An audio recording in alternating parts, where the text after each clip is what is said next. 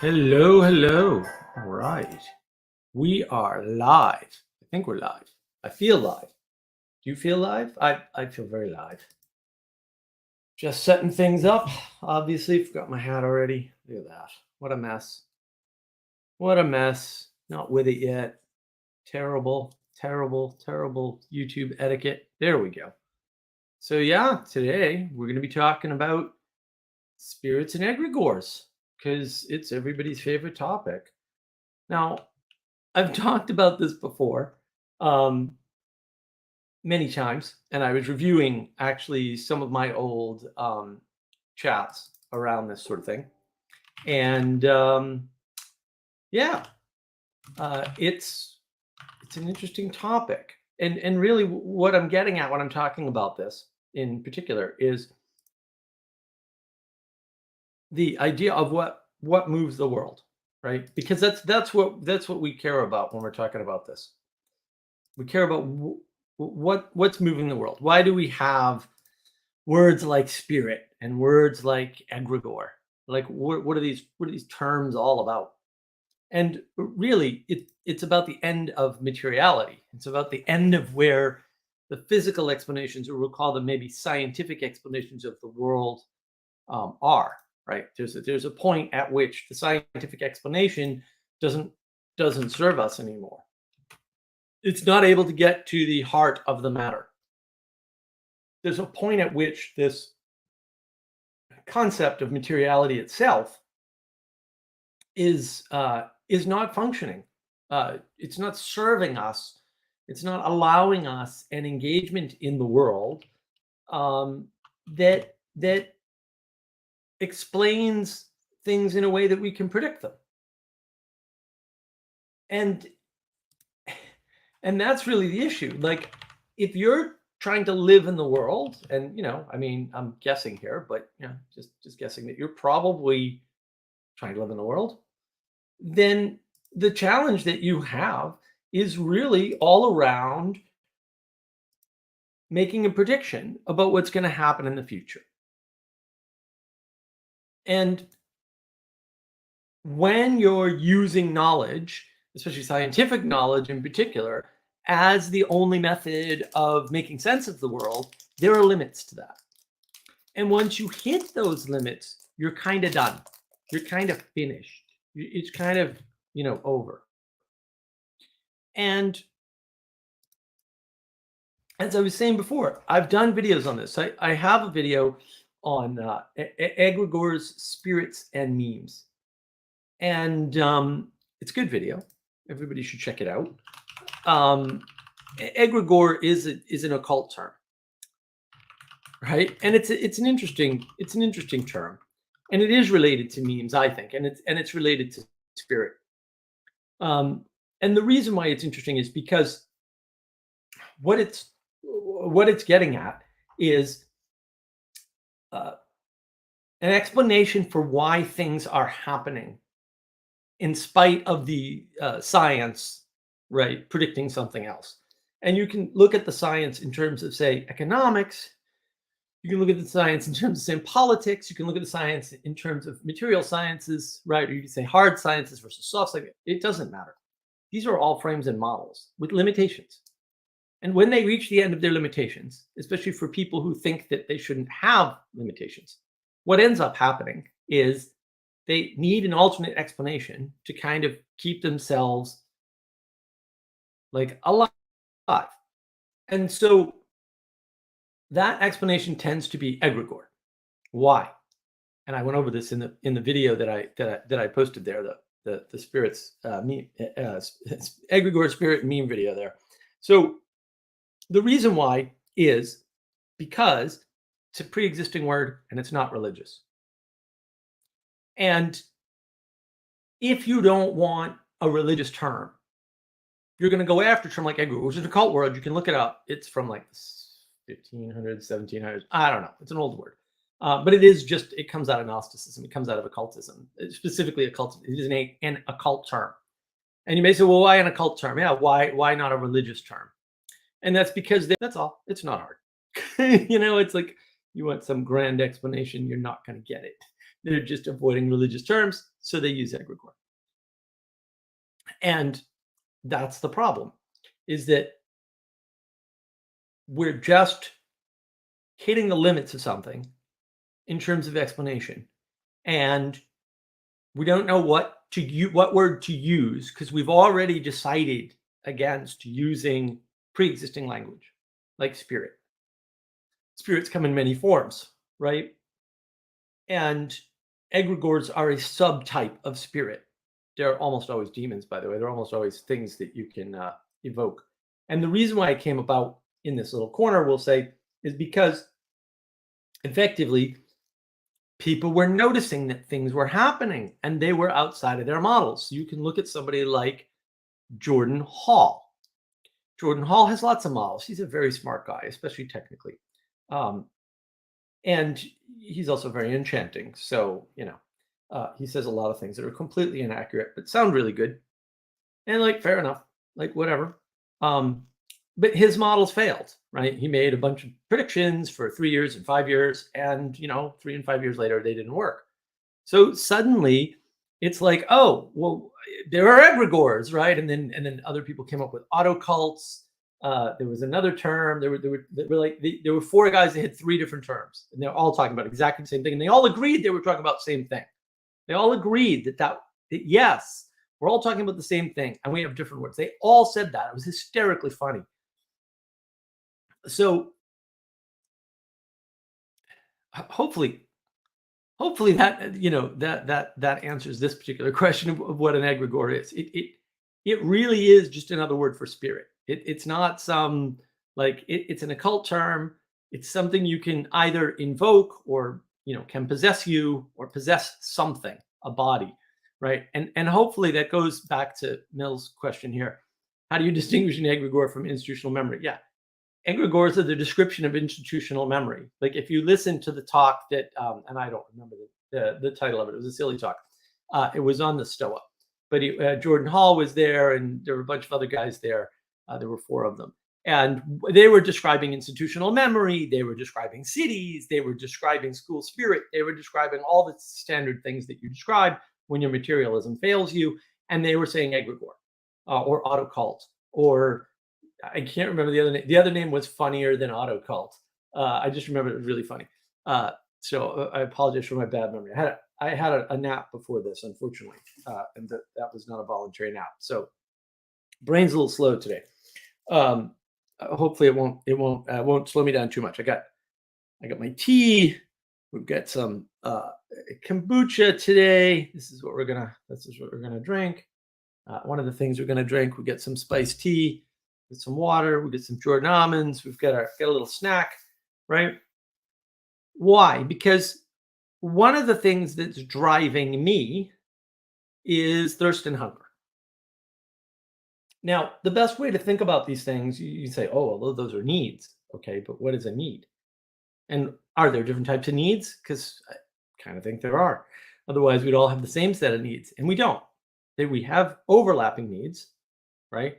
The best way to think about these things is the spirit of hunger, the spirit of thirst. There's a driver there. That's what drives us, right? That's what drives us. And it's what I'm pointing to when I'm talking about this. And I did a quick review of the channel. And basically, yeah, I talk about this in a ton of videos. I have some explicit videos and some less explicit videos. But I do mention things like spirit all the time. Why? Because when materialism fails to describe something, you need an alternative, and that alternative just turns out to be egregores or spirits or memes. Memes is another one. I mean, the reason why I mention memes is because memes are things that Dawkins is using to describe non-scientific ways of the world moving, right? Like, well, it would be rationality if the meme virus weren't infecting your brain and causing you to religion all over the place. Now, that's paraphrasing and maybe a little hyperbole, but actually not much. Not much. I'll stand by it. I'll go through and get the references if you'd like. That's basically Dawkins' thesis, right? These memes are the things that are viral upon your rationality and causing you to be irrational, illogical, and unreasonable. Why? Why would he have to make that move? Why would a scientist, a hardcore scientist, although I might even argue that point, have to make a move like that? We have to make a move like that because his idiotic science isn't explaining anything. All right. He's reached the limits of explanation within the science. And that's a problem. And that's why I talk about it. What drives us to do things? It's not the material around us. And this came up. There was a tweet by Catherine Brodsky, again, my favorite journalist. Mentioned her in that other video there that I pasted. About platforms and social media and what social media doing to us. Social media is bearing down on us. It's got claws, and it's making social media is not doing anything to us. We drive social media. We made social media. Like, we did that. It didn't pop out of nowhere and do something to us. It wasn't imposed upon us. You could say anything that people bring into being imposes upon all the other beings on the planet. Yeah, I agree. So does Jordan Peterson. What you do matters. Everything you do matters. Yeah, everything. Oops. That's a problem. I'm stuck on a planet with a bunch of people who are doing things that matter and they don't even know it. Yeah, there's a perennial problem if you want to grab some cool Vervaeke language. And it is a problem. It is the problem. We don't know what drives us. We're trying to use materialist frames like science to explain what drives us. And it can't do it. It cannot do it. It definitely cannot, absolutely cannot. Not will any day now. We're one more discovery away. It's just one more scientific experiment, and then we'll have the God particle. Oh, we did the scientific experiment. We found the God particle, and now we have 6 more particles to find. Oops. But now we're only 6 experiments away, guys. And once we get one, we'll only be 5 experiments. Do you know how many times that's happened? Do you think the boson was the first time they said, we have one more particle to find, and then the particle physics model will be, nope. It's not even the 4th time that's happened. You know how many times it's going to keep happening? An infinite number of times. You can't say that with any certainty. I can. The math has a failure point. We know what it is. It has been calculated because math is finite, and we know where the beginning and end of math is. It ain't going to work. It's that simple. It's a great map for a bunch of things. It's a terrible map for a bunch of things, right? And one of them is motivation of humans. Terrible map for motivation of humans. Materialism, particle physics, quantum, none of it explains any of that. Were you going to explain hunger using quantum theory? Good luck. I'll wait here. And that's why this is important. What is driving things? What is driving things? Why is it that we don't even talk about, what's really driving people? And we come up with these rationalizations and excuses. I mean, this is the problem with being stuck in materiality. And so I'll post you all another video of mine that I think is awesome about materiality. And these bad frames that we have are very pernicious. And they're weighing on our soul and preventing us from understanding how the world works. And when we try to carve the world up with the scientific tools, with the materialist tools, we're killing the world. This is the frog problem. I have frogs around my pond. I have a beautiful pond. Lovely frogs. Very noisy this time of year. I can know what frogs are like by watching them in their natural habitat, and I will know certain things about them. There are certain things I will not know about them by watching them in their natural habitat together. There's certain things I'm not going to learn about the frogs. There is another set of things. I can know a bunch more stuff about one frog if I dissect it. If I dissect the frog is dead. Now I don't know a bunch about it. I don't know what it would have done had it lived. That may seem banal and sort of obvious and trite, but it's not. It's actually super important. I also don't know what taking that frog out of that environment actually does to the environment. I have no idea. Don't know. There's the butterfly effect. Ooh, what about the dissected frog effect? Same effect, by the way. These things matter.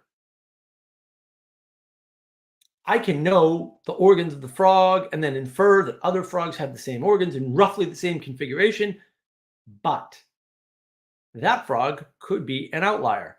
He could have his heart switched on the other side of his body, like some humans do. All animals have that quality. Or he could have other organs in the wrong place, or he could have all his organs in the wrong place, because that happens too, by the way. Materialism isn't very good at these things. If I take that one frog and infer what other frogs are like on the inside from it, it's already wrong. To what degree? I don't even know. I can start dissecting frogs and then get an average, and then evolution is going to change all that anyway. How'd that work out for you? Oops, we forgot about change in the world through time. It's quite possible. In fact, it's mathematically certain and has been proven. And there are multiple white papers about this. By the time you discover using scientific or materialistic means enough data about the thing, it's already changed. And there's a lot of evidence too, and people don't realize this, that that's true for physics. There's a whole thesis going around that one of the solutions to the difference in Newtonian dynamics, that there's a thing called modified Newtonian dynamics, and there's other solutions to that problem. But there seems to be a difference between Newtonian dynamics far out in space versus here on Earth and within our solar system. So there's like Newtonian dynamics on one scale and then another scale, and maybe two other scales. Who knows? We don't know. One solution to that is to say that the closer you get to the Big Bang in time, uh, the smaller there are small differences that occur, such that back then Newtonian dynamics actually worked differently, and as the universe expanded, Newtonian dynamics changed, and it will continue to change. There is a theory about that. So that would mean that knowing Newtonian dynamics now doesn't help you in 1,000 years, right? Because it's going to change, and so by the time you get the ability to know that, it's already different. How'd that help you? Did that help you? Are you sure that helped you? Sounds like a problem, not a solution. And I do want to address this, Mills, a little bit. So one thing that kind of helped me understand that everything matters is to eliminate the idea that there is space between things, like black and white paint poured side by side and stirred. Yeah, I mean that's a reasonable way to think about it. I think the problem is that when you look at something like Zeno's paradox, you can see that using a materialist frame has a limitation. A materialist frame cannot tell you how you can touch a wall, because in the materialist frame, you cannot do that. Actually, that's what Zeno's paradox says. And I know all kinds of people are going to pull out all kinds of science. They're all wrong. Every single one of them. They're wrong. Zeno's paradox is not incorrect. It is showing you a limit of science, a limit of measurement, a limit of quantity. And science is a measure of quantity. It's not a measure of quality. You can't measure quality. You feel quality. You don't measure it. You feel it. You intuit quality. You know quality by your interaction with it and by exactly zero other things. That's why the things that drive us are spirit. That's why they're spirit.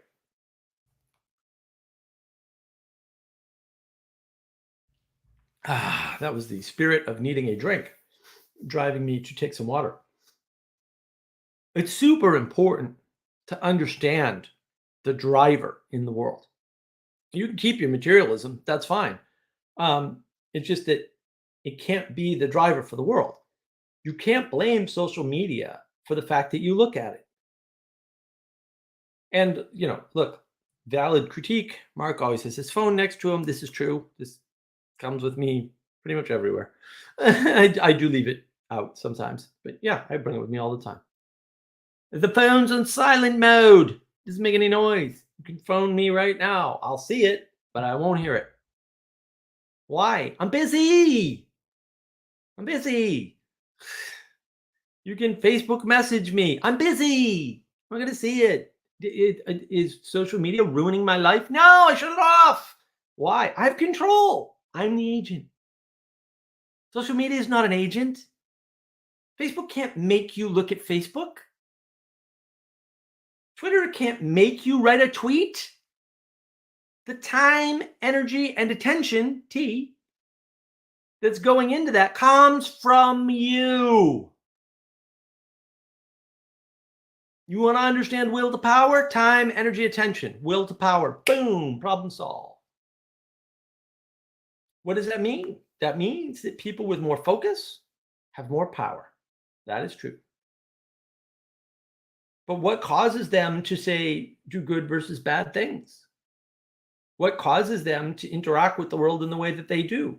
Can we measure these things? Let's try measuring. So what's a measure of people?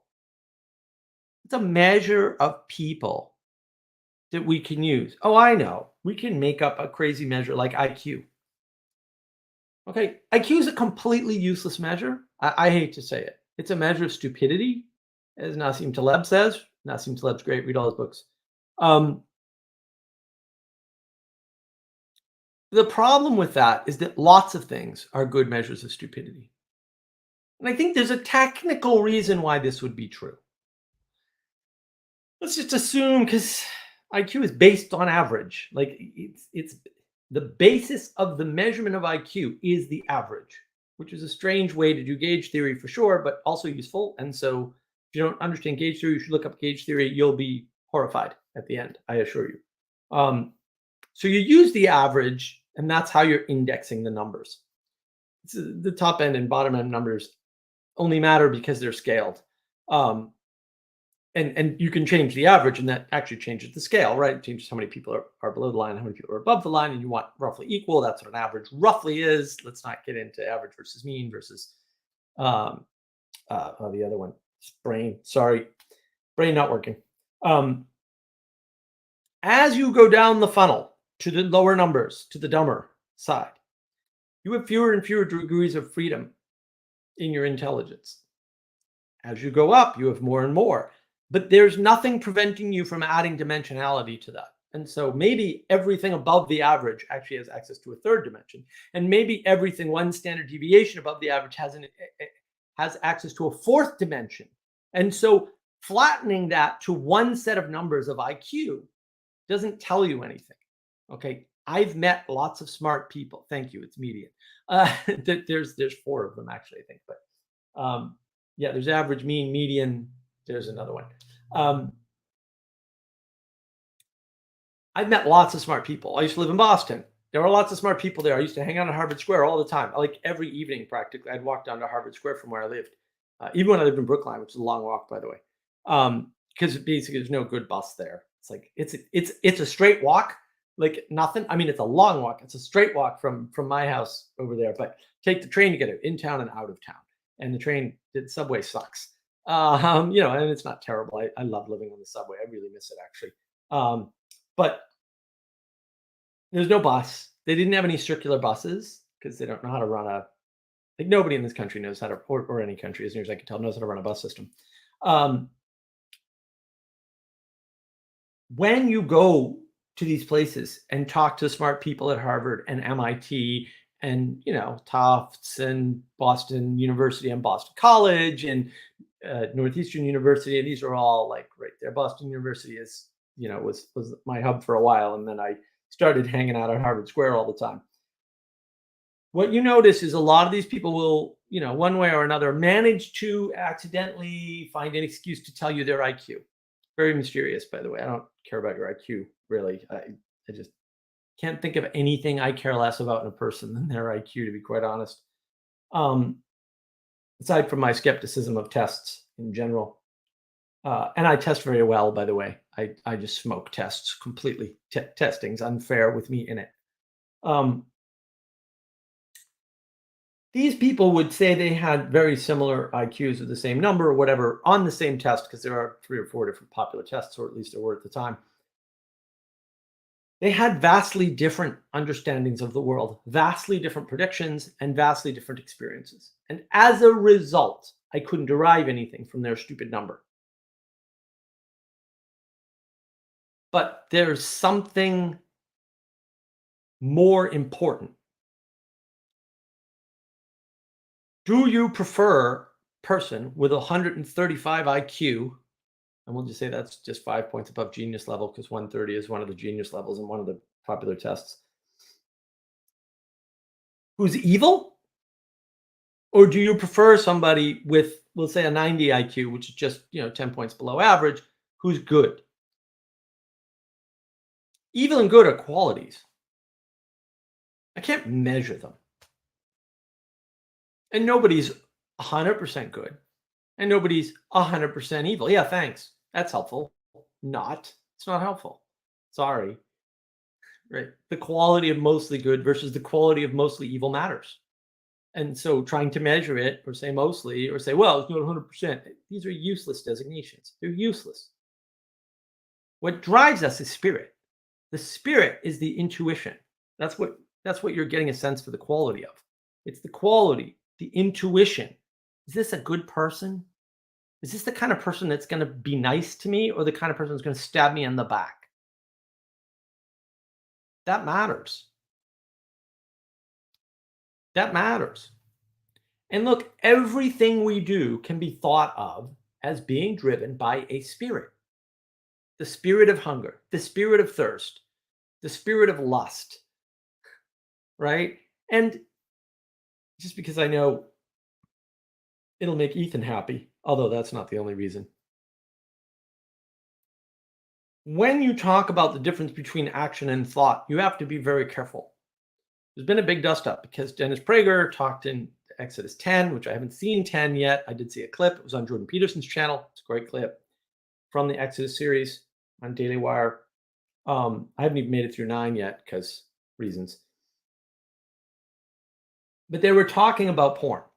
And Prager's view was, unless it's actual physical adultery, it's not a sin. It's fine.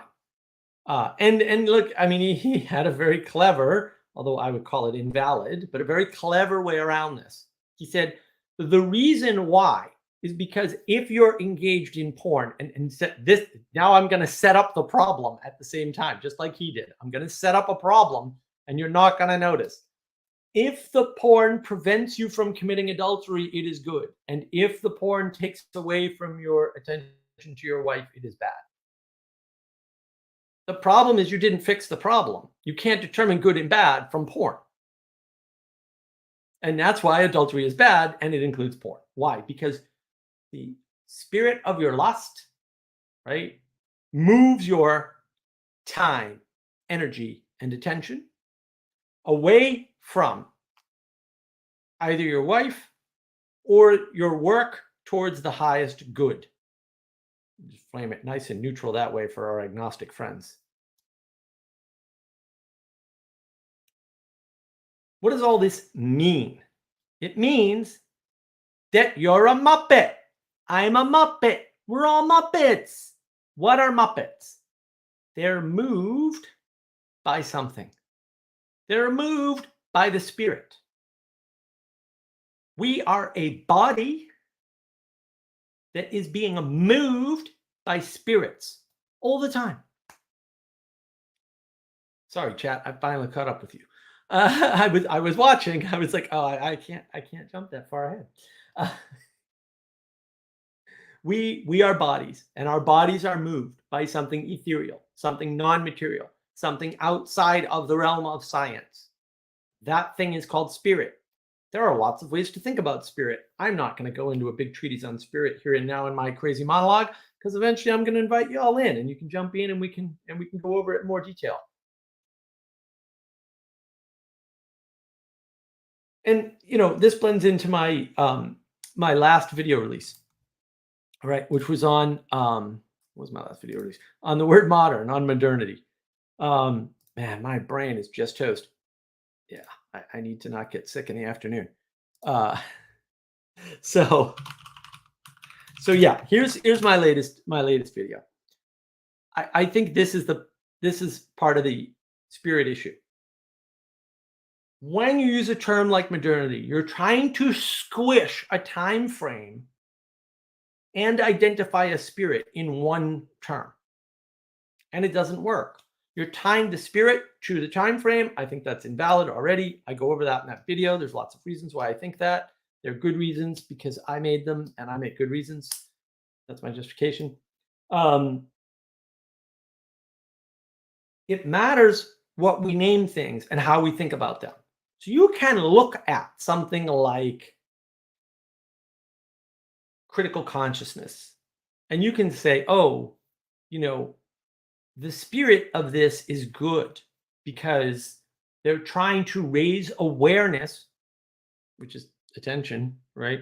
They're trying to raise awareness for a problem. And that problem is something that we should address. Now, the we should address is unspoken, right? When you raise a problem, people think you should address it. It's just, why else would you raise it?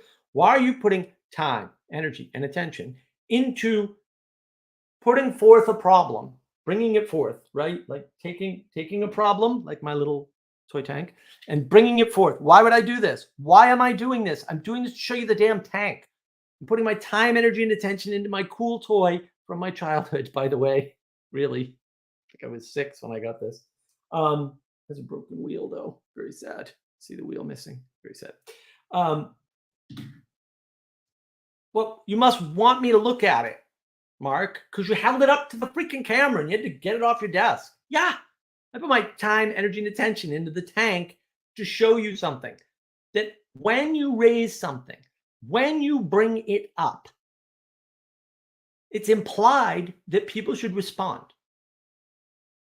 So you can say there's an element of Black Lives Matter that wants you to be aware of racism from the past. That's the spirit. And you can name Black Lives Matter and cast the spirit as good. The spirit's not good. Look at the results. Know them by their fruits, just to quote a famous book, I think. Don't know who wrote it, though, because there's no author. What kind of book is that? So you can't just name things random. And this actually came up recently. Paul Vanderklee did a video on this. You can't just name things like the intellectual dark web because you're clever and your IQ's 165 or whatever the hell it is, Eric Weinstein, and expect it to work. You can't just name things. The name of the material, of the stuff below, the physicality, has to match an emanation from above. If it doesn't match that emanation, it's not going to last. I'm not saying it can't be. Emergence is real. Emergence is also random. Things emerge all the time, and then they vanish, and then they emerge again, and then they vanish. The question is, how long do they last and why? And if enough people put time, energy, and attention into something, it will last longer. That is true. But how long? And is it good? And is it true? And is it beautiful? You can rewrite history, but then it's not true. I don't want to get too far into the weeds of true, but the spirit is part of what tells you if what you're doing is true in some sense. And at the same time, you can be untrue to the spirit, right? If the spirit of Christmas is there and you're Scrooge, you are untrue to the spirit of Christmas until you have a transformation, by the way, which is what that story is about, which I find very interesting. There are lots of stories about transformation. So this is a very good explanation, Mark. It helped me see a lot more from your perspective. Before I was confused. Well, I'm very happy to hear that. That actually pleases me to no end. And thank you for the feedback. I never know if people are understanding. I also wanted to highlight this because this is funny. Ethan, we are but Muppets of the angels and fallen the like. Indeed, indeed we are. There are Muppets. And I want to address this too. Justice. Oh, I saw you earlier on the PVK live stream. Would you say moral categories are the only thing that matters? No, I don't. You can't categorize morals. Like this categorization is science talk. Destroy the science heresy and burn the witches. No, really. Like I'm there. I've said this before. Like these crazy science people are like, it's science versus religion in cage match. No, it's not. Religion's not fighting you. Priests aren't shooting scientists on the street. Although, and I've said this before, I'm open to the possibility at this point because I'm getting a little tired of the science people pretending like they're under attack. Guys, I've met a lot of scientists. If you were under attack, you get wiped out in 5 seconds. I'm sorry. Newsflash. If somebody were attacking you, you'd lose. You'd be dead. I'm sorry. I apologize. That is true. Okay? Stop. Stop pretending you're under attack. Just cut it out. You might incite a war and you will lose that war instantly. No, don't do that. You all suck at fighting. You suck at tactics. Your strategies are terrible. No, you're all physically weak, pretty much. It's not going to work. Don't do it. Don't invoke the spirit of war. Just don't. Please stop. My problem with Ukraine. I have a video on Ukraine, by the way. It's very good. Very good video. I'll grab it for you. My problem with Ukraine. Same thing. Like, look, guys, if we all pull together, we can make World War III happen. We can do it. No, I don't want to do that, though. I would prefer that we not do that. Why? Do not raise the spirit of World War III. Because if enough people put their time, energy, and attention into that spirit, it will manifest. I don't want that. Maybe I'm crazy. You know, you don't say peace at any cost. No. You just stop paying attention to the war. You stop giving it time, energy, and attention, and it goes away. And that's the thing that people are missing. It goes away. Does it have the outcome that you want? No. You know why? Do you know why things don't have the outcome that you want? Because the spirits are driving things, not you. You're not driving the bus. And your ideas are stupid, by the way, because you're a Muppet. I'm a Muppet. We're all Muppets. We don't know what's driving us. The spirit drives us. We don't understand what's driving us. To quote Jordan Peterson, you don't know what you're up to. Yeah, you don't. You have no idea what you're up to. No idea. Uh-oh. IRL Politics is here. Welcome, my friend. It's good to see you. Hello, I'm here for the Boston accent. Kinda. The problem is I spent 4 years in Kansas when I was young, and so I don't say barrel correctly, apparently. I don't know. My uncle gets a kick out of it. He used to tell me to say barrel all the time and then laugh at me. I don't know. But I can do other accents. Like if you want, I can kind of get into some Southern drawlish sort of accent if that's more amusing to y'all, but it ain't very piratish. And I can't do my pirate accent, so I apologize because I'm out of it today, man. These naps, and I'm just going to blame my copy of the Republic, which I was reading outside before I suddenly realized I had to take a nap real fast. These naps kill me, so they just wipe out my brain. This is a good question. So, is ideology like fascism an egregore that manifests through culture and people? Yeah, I think it is. I think it is. Yeah, I don't believe in ideology. I just call them religion. Or cults is probably a better term. Ideology are just cults. Once you, and I think they're inevitable, right? Like it actually, it's embarrassing. It took me years to realize this. I could not figure out why in, let's say, the current age, that way I don't use the word modern, which I shouldn't use given my last video. When you think about the current age and all the things we know about, say, World War I and World War II and the atrocities of the 1900s that were enabled by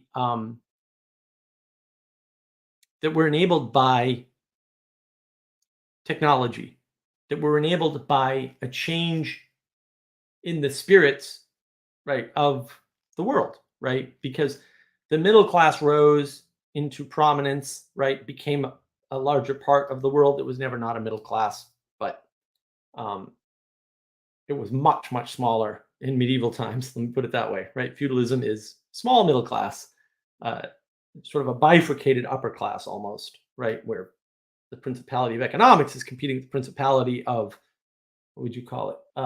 Rule through birth, right? Or rule through heritage. Um, when when you have the rise of the middle class and the increase in technology, which come together for some reason, I don't even want to speculate which came first, or did one come as a result of the other.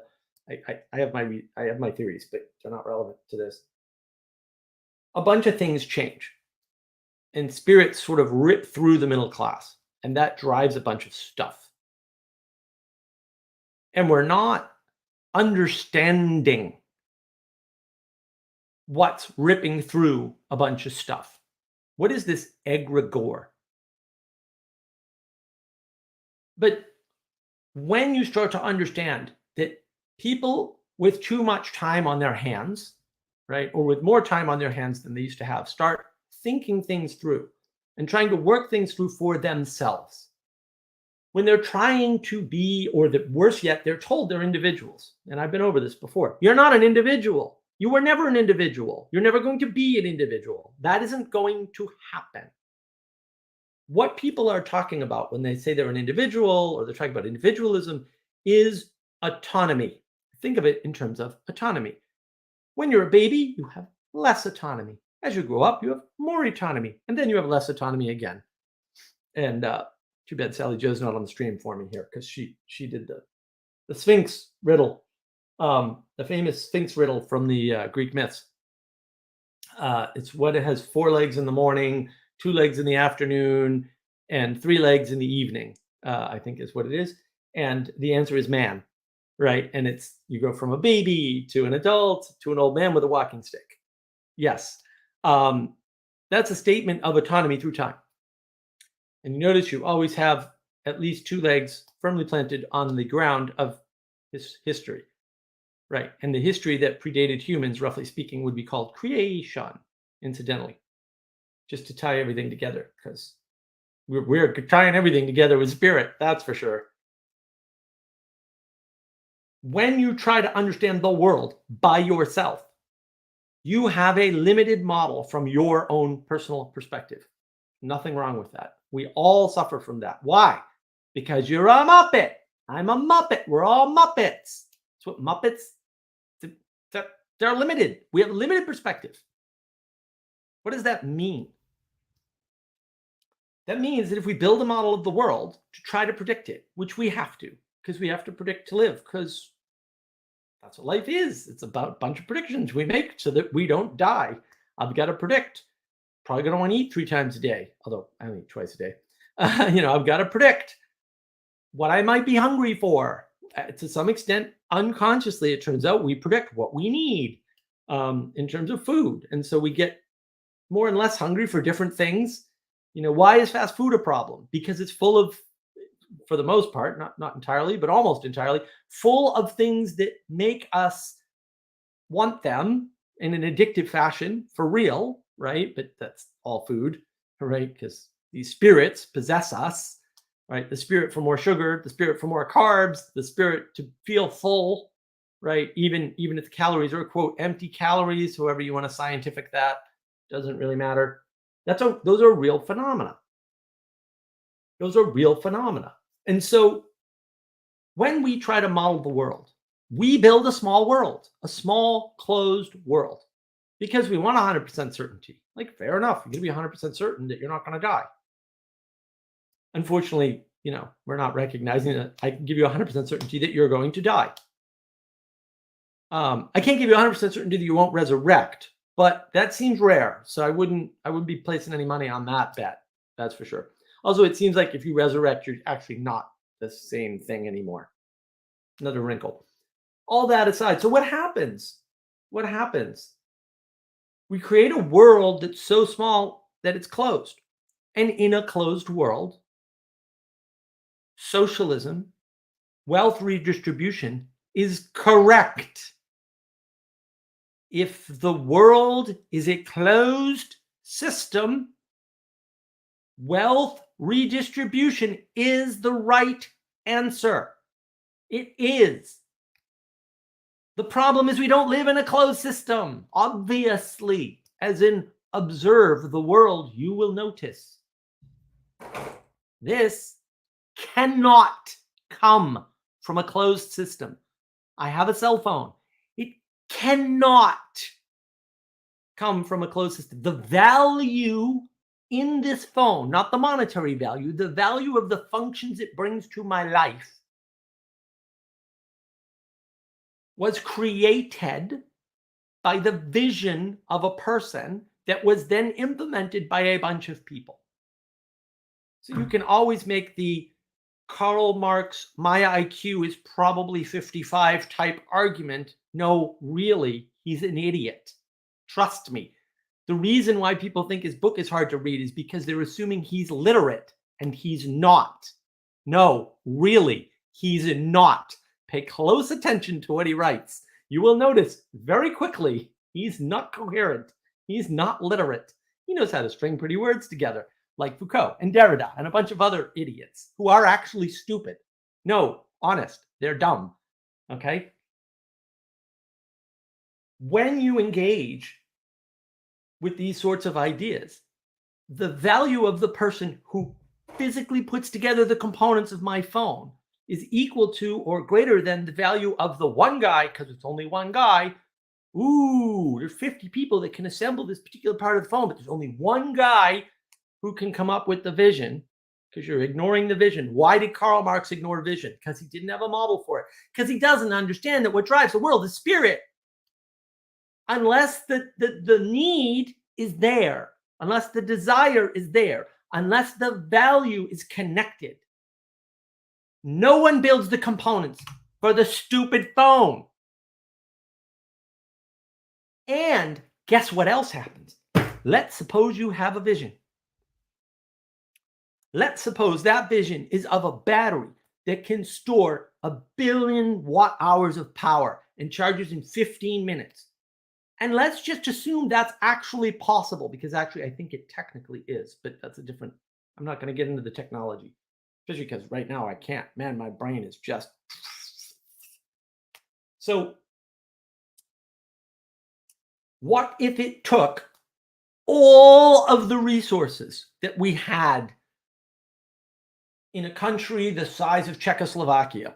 So we'd have to take all the material in Czechoslovakia, process all of it in a much larger area, presumably, or many smaller areas spread out, in order to get that energy density into one place. And what if at the end of that, we had a storage device that could store that much energy, but it took 10 times that amount of energy to build that storage device?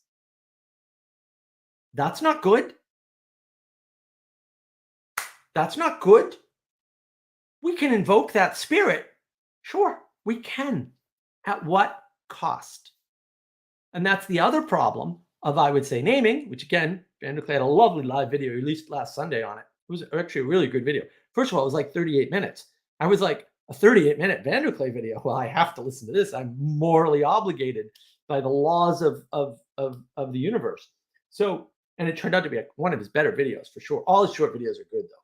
He only has like 10 of them, but they're all good. Poor guy. We'll get him down to 20 minutes someday, like mine are. Mine 10 to 25 minutes, right? The reason why this matters, this naming matters, is because you can name a spirit like BLM.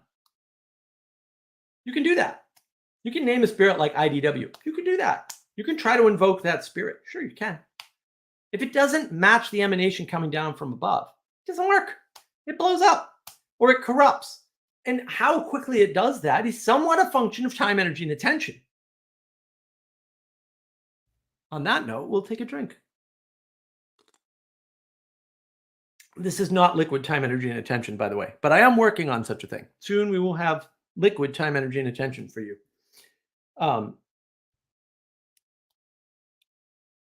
When you put your time, energy, and attention in, it'll last longer. You can do that one of two ways. You can say, I support BLM. I'm a member or I'm a supporter of the IDW. You can support all those guys. You can do that. That's one way to do it. The other way to do it, and this is my deep disagreement with Jordan Peterson's ARC project, is you can say, I see the organization you guys have formed around your spirit, and I resist. I identify against that. And this gets into Manuel Post's great point about do not identify against. And he would say, you cannot identify against. And I would correct him. No, you can. You just shouldn't. Don't do that. You can be evil, but I would prefer that you not. You can invoke World War III, but please don't. We can do a lot of things. We can do a lot of damage. That's why what we do matters. Are you putting your time, energy, and attention into a spirit that is for the good, the true, and the beautiful? And hopefully all three and not one of the three. Because one of the great problems is that we need to put our time, energy, and attention into something that is true, good, and beautiful, and not just more beauty, not just more truth. And the over-reliance on truth is just rampant today. That's the Gnosticism. Truth and knowledge are very slippery, and people confuse the two, and they slide into the to the knowledge as truth paradigm, and then you have to believe the science. That is technically correct. Don't believe the freaking science. Science is not an agent to be believed, and it is not a thing to be trusted.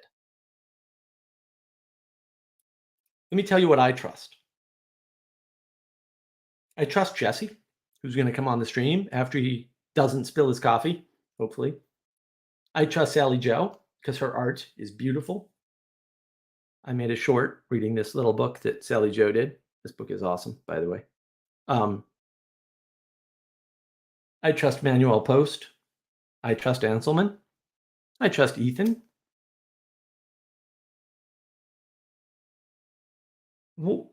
Why? Because I see their actions, their fruit in the world. I intuit the spirit that they have around goodness, not necessarily around truth and beauty. Have you seen Ethan? He's got this long hair. Ethan, please. Just reminds me of those stupid hippies I lived with. I love them all, but I could strangle all of them just as easily because, yeah, it's just hard. It's that spirit towards the goodness. It's that spirit that we intuit that matters. It matters in the naming because the spirit's coming down from above. And there's a deep confusion around this too that I figured out sort of recently, which is where some people just say, oh, well, it's coming from above, therefore it's heavenly, therefore it's good. No, that's a dangerous idea. That's a dangerous idea. And that is, well, did you do this on purpose, Jesse? Question, can people participate in the spirit unknowingly? If so, does that create an egregore? You participate in spirit. The spirit of hunger is not always knowing to you. Sometimes you just pick up something to eat, you never think about it. And knowingly, I think what you mean is consciously and unconsciously. Unknowingly is unconsciously. And I have a video on that, conscious versus the unconscious. And maybe that video needs some tweaking because maybe it wasn't clear enough. But look, and it's right, happens to be right here.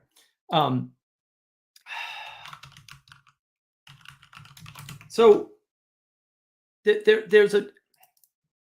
we are Muppets. I'm a Muppet. You're a Muppet. We're all Muppets. We're Muppets.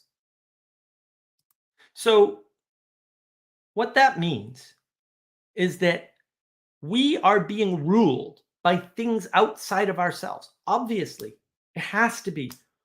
We were born into this world. When we were born into this world, not only are there a bunch of constraints, but there are a bunch of drivers that are driving us within those constraints and sometimes butting up against those constraints.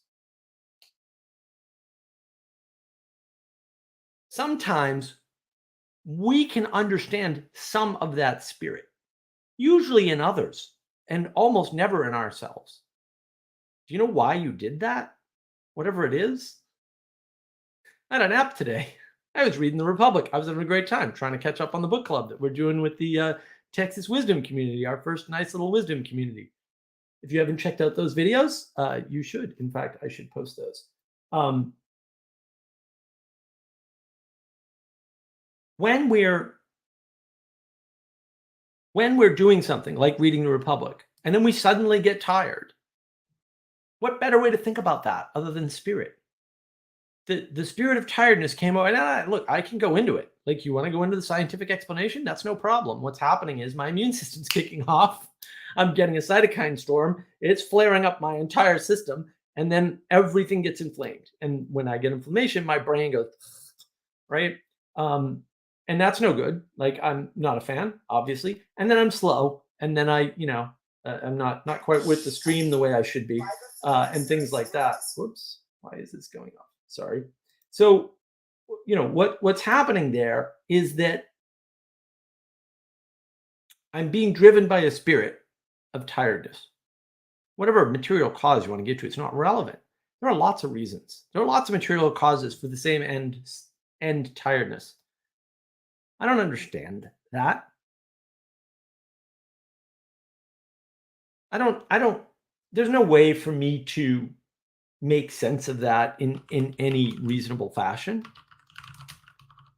right? It's not something that I can sort of grab a hold of and say, aha, right? That's happening to me, right? It's happening to me. And for that matter, when we're doing the book club for the Republic, which, tomorrow is going to be our third discussion. We're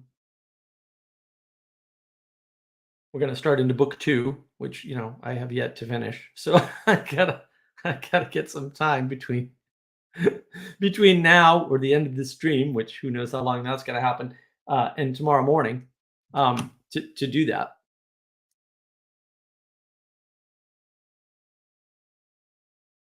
When you engage in that, what's driving you to engage in that? For me, it's the spirit of the wisdom community. It's the spirit of community. It's the spirit of wisdom. That's part of my project, is wisdom. Right? It's my big project. My YouTube channel is specifically cultural cognitive grammar. Naming. Why do names stick? Why do names not stick? What do they matter? Why do they matter? What does it matter that we use the word modernity? And should we? No, we shouldn't. Or metamodern.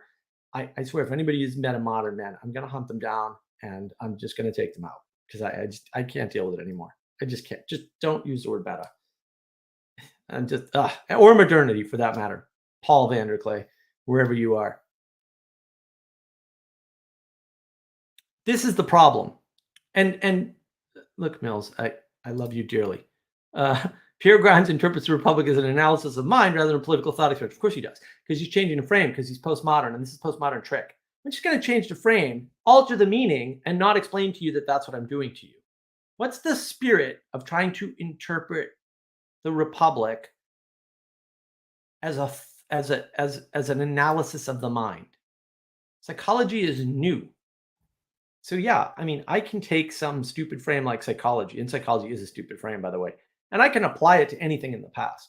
Or I can do the same with economics, or I could do the same with politics, or I could do the same with this cathedral model that Mencius Moldbug there, Curtis Yarvin uses. I could do that. I could cast everything that way. You know what I could do? I could say people in the past were religious. I could do that too. That's an error, by the way. The term religion is like 1530, something like that. It changed its use. We had the word, but we're using it in a completely different way. Ancients didn't think that way, right? That's anachronistic. So yeah, you can always use anachronisms to recast the past and destroy historical grounding. And you can manipulate people by destroying their historical grounding. Look, you could write the history of the US as the history of slavery very easily. You'd be wrong, by the way, in every way, shape, and possible form. But you can do it. You do whatever you want. And that's where we get confused. We have a great deal of freedom, far too much for our own good. Far too much for our own good. And because we have a great deal of freedom, and we're not paying time, energy, and attention to our freedom and where we're putting it, what ends up happening is we get possessed by spirits unconsciously. They move us. The spirit moves us. Facebook is not reaching out from my phone and saying, click on me. It doesn't do that. Look, I understand you have Twitter and you can't help yourself. I got addictions too, baby. I get it. Look, some retard went to the grocery store and bought Jordan almonds. I can't not eat Jordan almonds. That's not a possible configuration of reality. Especially not the pink ones, which are all that's left. Because, of course, you eat these last. Otherwise, the world ends, by the way. You're welcome. I saved the world. No one cared. I saved the world by saving all the pink ones for last. They're also the most delicious because everybody knows that pink and red things are yummier than other things. I can't. If I have candy in the house, it's going to get eaten. It's very hard for me not to eat it all at one sitting because I'm a glutton. And so I spend a lot of time, energy, and attention on myself not being a glutton. And like some things I can't do. So there are certain types of food packaged in a certain way that I cannot buy because they're packaged in a certain way, right? So, for example, like spaghetti was always a problem for me. I was like, oh, spaghetti. Okay, well, you take half the spaghetti out of the box. Half a box of spaghetti is a lot of spaghetti. I would eat that in one sitting, like that. Was that good for me? Probably didn't matter when I was younger. Totally not good for me now. Package size matters, you know. Ooh, bacon double cheeseburger. Oh yeah, you had me at bacon. Is it good for me to eat bacon double cheeseburger? No. Do I go near the Wendy's? No, I don't go near the Wendy's. Every once in a while I do. I haven't been to Wendy's in months. You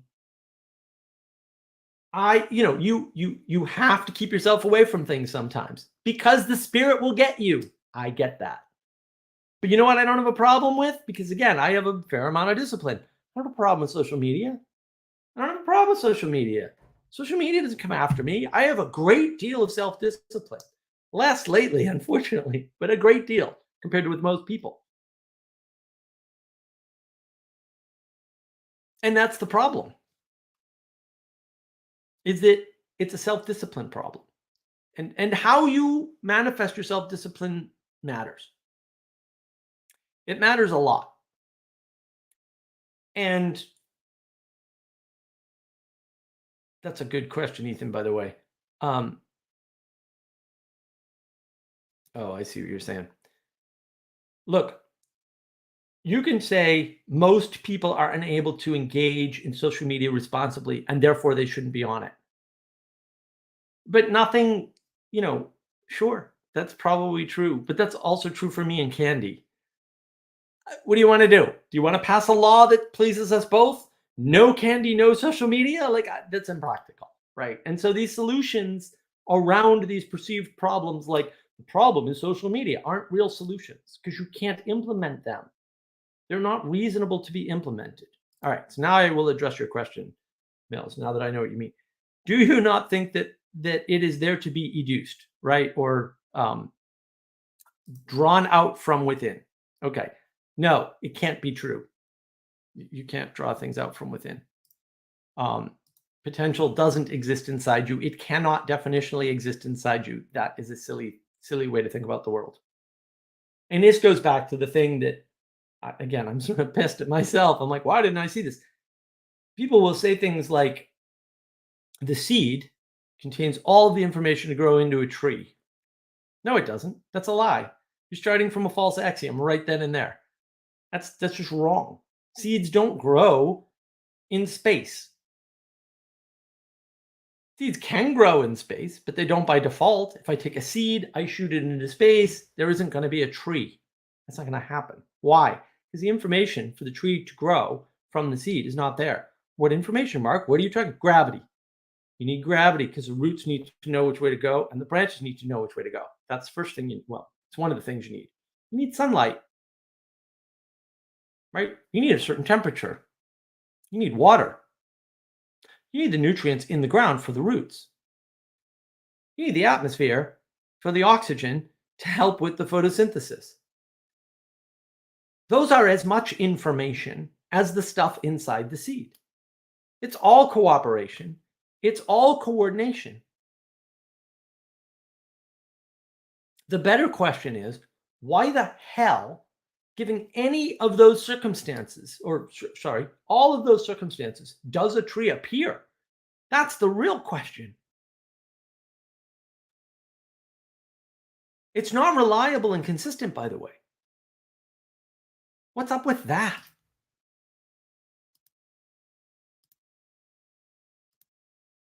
It's not reliable and consistent. And you're not going to get the same tree every time either. Well, that's weird. If all the information is inside the seed, can you look inside the seed and tell how big the tree is going to be and how thick the bark? You can't. All of those things are actually determined by the external information, like how much wind it's subject to, how much sun it gets, what the temperature is, how much water, and what year. That's why tree rings work. You can use tree rings to date things. I forget the name of that.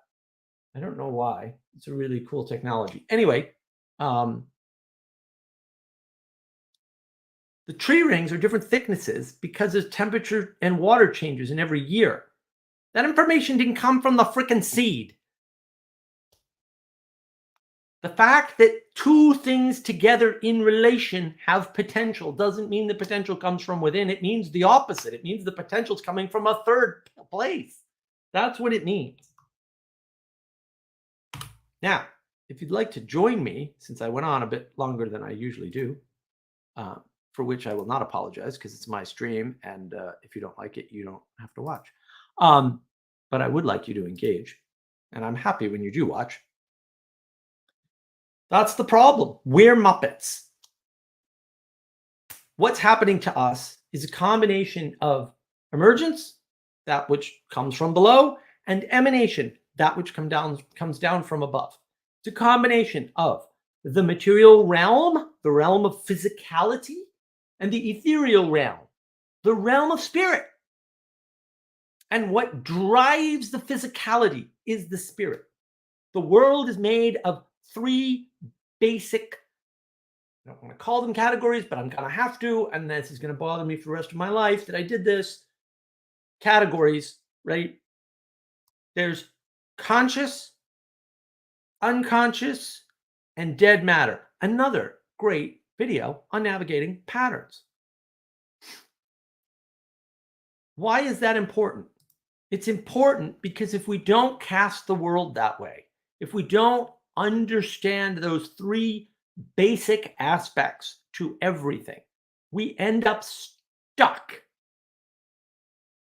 We end up stuck in a terrible place.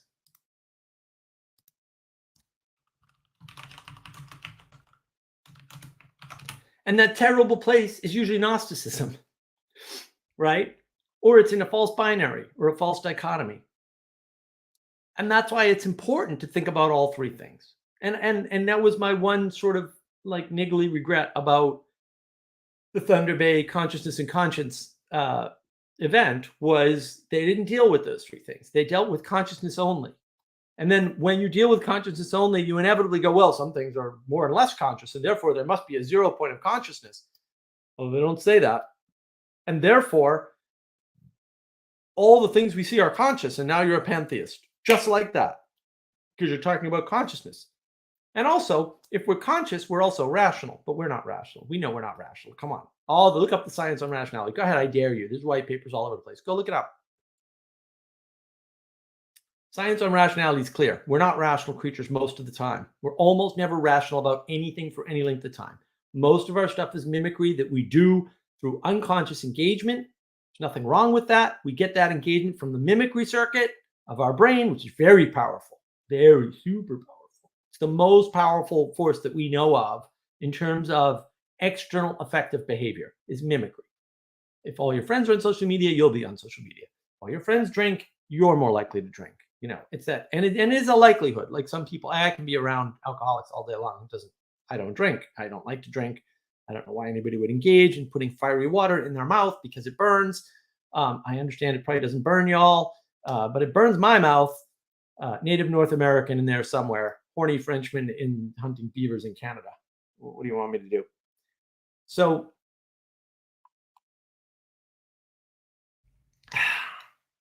we're driven by these forces.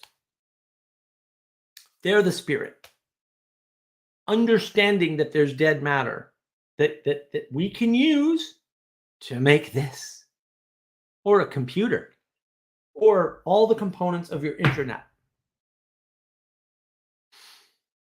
or a kid's toy, or an adult's toy in this case, because you can pry that out of my cold, dead hands. But I'm keeping it. I love my tank. I've loved my tank ever since I got it.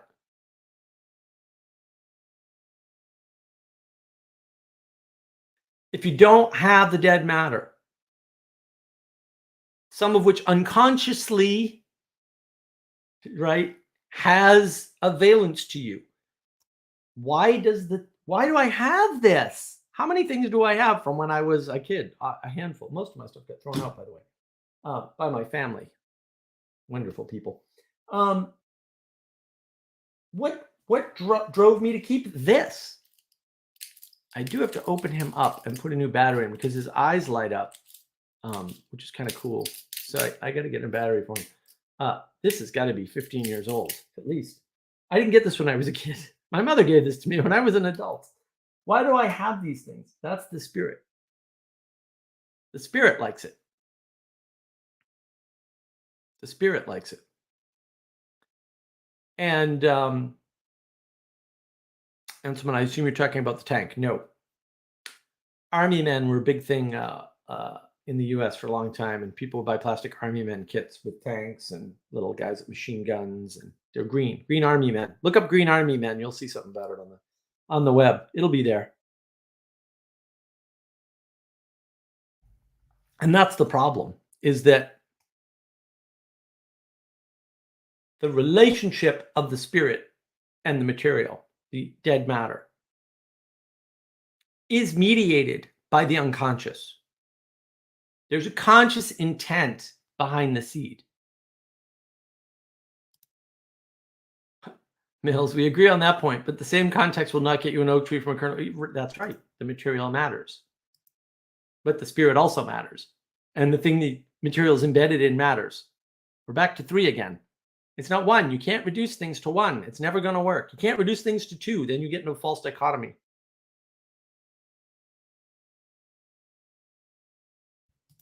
Do we have Airfix modeling kits? I don't know. I have a couple model kits. I don't do models because there's a thing called patience. I'm told. I don't know anything about that. Sounds like a terrible hell to me. A great PC game. Army Men is based on the Green Army Men, actually, Jesse. So it's the same thing.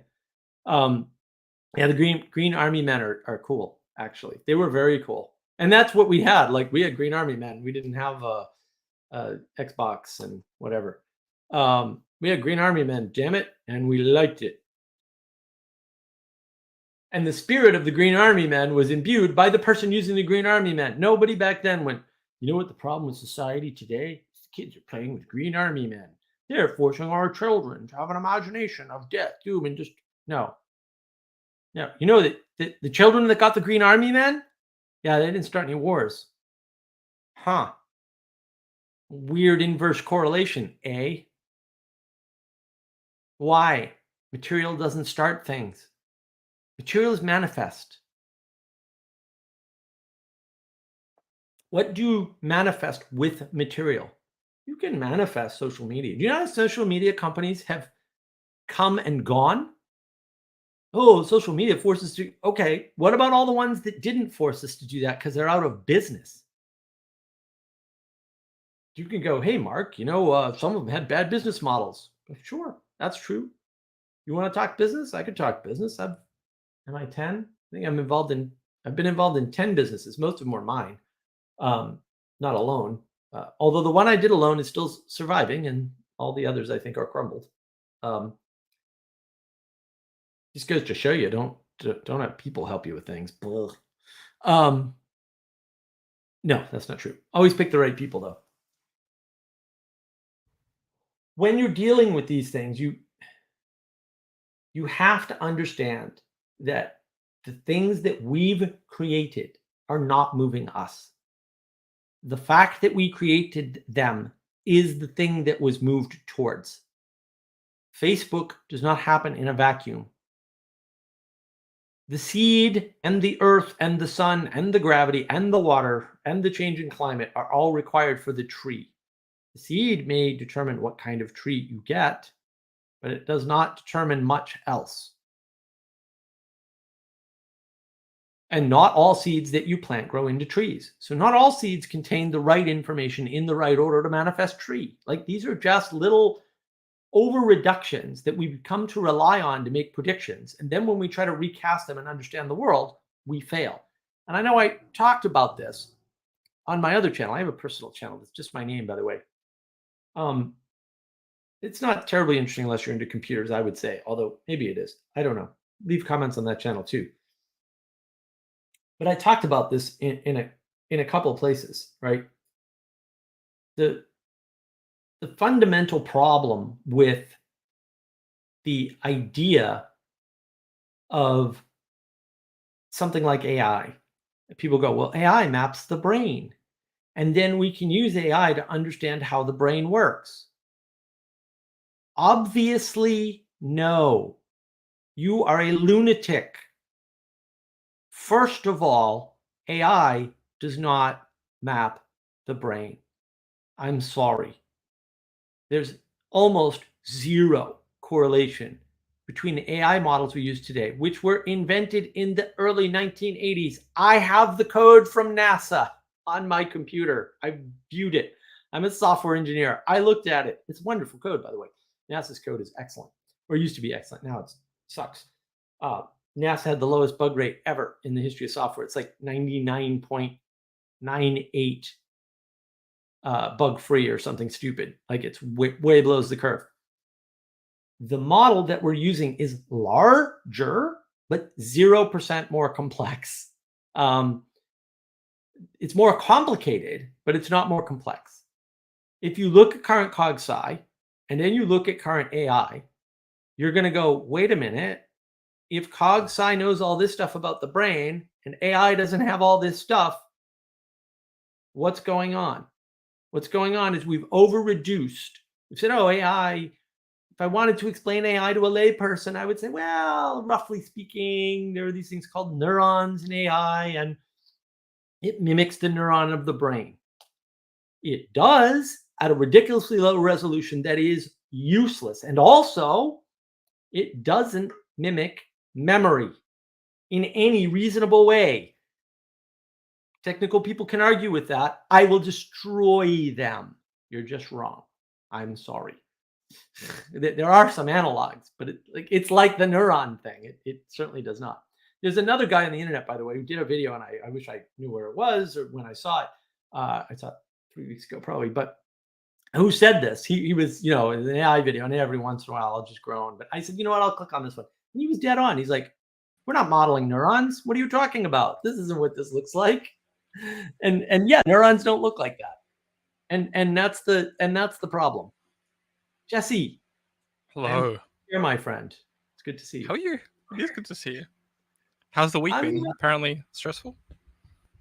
Well, no, there's been a lot of good stuff this week. I have no idea why I got conked out this afternoon just before my stream, which is very inconvenient because I need my brain to do this, and my brain gets hit the hardest. So, to navigate the patterns. It's hard to do live pattern navigation when your brain is, you need orientation. You need all the navigational skills of a sailor, which I have. But yeah, it's a lot harder. And I did want to address this. So Mills says, I'm very confused as to where we depart. Maybe I'm coming across as an essentialist. I'll just listen. I don't think you're coming across as an essentialist. I think you're just over-reducing, dude. Like, this is the problem. That's Everybody's over-reducing every... Well... That's the idea of essentialism is to I would say... Yeah, well... that's the idea of existentialism, and that's the idea of every philosophy. We're going to reduce this down to a set of categories that we prefer over other categories. Understanding, as Viveki would say. Yeah, exactly. Yeah, you would. Oh, well spotted. I did watch Vanilla Sky. Oh, it was interesting. Great. It is a good movie in some ways, and I'm beginning. Come on! It's great. It's a good movie. What didn't you like about it? Let's start there. Well, look. I hate movies that do what I would call subversion, and I figured it out. Thanks for watching this movie. In fact. Well, first of all, I didn't know it was a Cameron Crowe film, so I was like, "Ooh." I was going to mention that, but no, I was like, "No." Strike against Mark because Cameron Crowe does really good work. I love Cameron Crowe stuff. Almost Famous. Anything William Hurt's in, gotta watch it. And I haven't been. Like, I just never go. I tell myself these things. I never go back because I don't watch a lot of movies. Well, thank you. I don't like these subversion of reality stuff. Like anything that has subversion of reality, I mean, except The Matrix, which is still one of my favorite movies for, whatever. We're going to go into that. That's going to be great. I don't like that. That's very dangerous. And I resist that because I'm a very grounded person, right? And so I'm like, no, the grounded reality is definitely here. And I can show it to you 6 different ways to Sunday. And don't subvert that. That's super, you need that. And so that's what I didn't like about the movie. And then it took me a while to figure that out. What is it that you don't like about this movie? It's a Cameron Crowe film. It's got some of your favorite people in it, right? Like I love Tom Cruise. Great soundtrack, awesome. Great cinematography. Soundtrack's only good in the beginning. At the end, they do away with the. Yeah, it's very well. See, that's one of those things. It's like that's directing. That's like next level. It's like Ex Machina. Everyone goes, "Oh, Ex Machina is a good movie." And I'm like, "What'd you like about it?" But Ex Machina is subversive. Yes. It doesn't subvert reality. It just divides it into 3 parts, but really just 2, right? So and this is the thing people miss about Ex Machina. The thing that makes Ex Machina a fantastic film, the thing that puts it over the top is that all the scenes, except for like a handful that are in Waterfall, I think is the name of the house, right? All the scenes are either in full-on nature with nothing around but more nature, or they're in full-on basement, no windows, lab. Floors and lights, yeah. It's great. It's like that. It's so like I saw that movie and I was entranced by it. I was like, ooh, look at and I noticed it right away. I was like, look at these scenes. Oh, this is great. Because that's my life, right? I mean, not really. I don't live that way. I've got my windows right here. The garden's right there, right? The roses come up right over there. On purpose, right? I got a pond. I look out the other window. There's a pond. The Canadian geese are visiting, by the way. Oh, they're still there? Yeah. I don't know why. I scared them today, but I had to read the Republic. Feed them some breadcrumbs. You had to read the Republic. Sorry, you need some Greek philosophy today. Not them. I wasn't going to read it to them. I was reading it for me. I got a book club, damn it, to attend. It's not my book club. I know. It's book club. I know. I've got to attend these book clubs. Manuel's book club. Well, no, it's Danny's book club, but Manuel's facilitating. Oh, okay. Yeah. Okay. And he's using all the tricks we learned from the Awakening server to do facilitation. It's wonderful, by the way. Manuel's an excellent facilitator, so I'm very happy with his facilitation skills. Well, and we've cultivated that over 3 years, so it's not it's hard-earned experience on how to do these things. How was your week, sir? What's going on? I wanted to keep talking about Vanilla Sky. You subverted the conversation, Mark. You're the one who likes subversion, buddy. How do you like it now? No, I never said that. No, come on. No ad hominems yet. I wanted you to watch it, because there's a lot of movies around The Matrix that have the same themes that try to explore it in different ways with different implications. That one in particular is very, very important to The Matrix, particularly the ending. So the ending of The Matrix is Neo types in the code, apparently, and it triggers system failure. We don't know what that means because it never happens for the rest of the films. But he types in. I haven't even rewatched the film yet, but I did remember that the other day. I was like, doesn't he type in system failure? Mate, that's an interesting little unexplored gem there in that film. But Neo says he's going to free everyone. He never does. Other than Neo and Trinity, no one else gets saved from the Matrix. It's a fact. You can look it up. To use Mark's little verbatim phrase. Neo flies to the sky at the end of the film. Flies to the sky, right? He puts Yep. on the glasses. He becomes the agent of the Matrix now, like the supreme Yep. agent of the Matrix. He flies up. Vanilla Sky, Yep. Tom Cruise character, realizes he's in some sort of a simulation. He doesn't know if people are lying to him or not. There's a system failure in his mind of making sense of reality. And what does he choose to do? He chooses to descend down. He jumps off the building. Mm. The reason he does that is because one person tells him this is the only way to get free of the Yes. simulation, is you have to Yes. exit out some way. Very like it's Yeah. almost complete yin yang sort of like subversion. That's why that. It's No, also, I saw it. Yeah. I saw it right away with your selection of movies and my limited knowledge of roughly what they're about, and I was like, aha! I see what he's so you're identifying the shift that is roughly 15 years before a bunch of weird stuff happens in 2014, we'll say. Yeah. Yeah. Where does Occupy Wall Street come from? You're right. Where does all this stuff come from? Right. Occupy Wall Street is a protest without a telos. Protest without a telos. Where right? And Well, BLM. So according to Tim Pool, whatever. I love Tim Pool, so I don't. He's fine.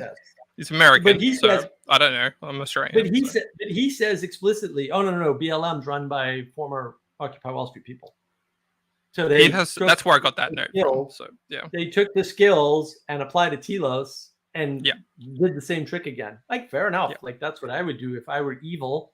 I'd do the same thing. I just object to the evil part. I did want to address this. So I imagine you really dislike the movie Schenectady, New York. Then I have heard of that movie. I don't know who told me about it or how long ago it was.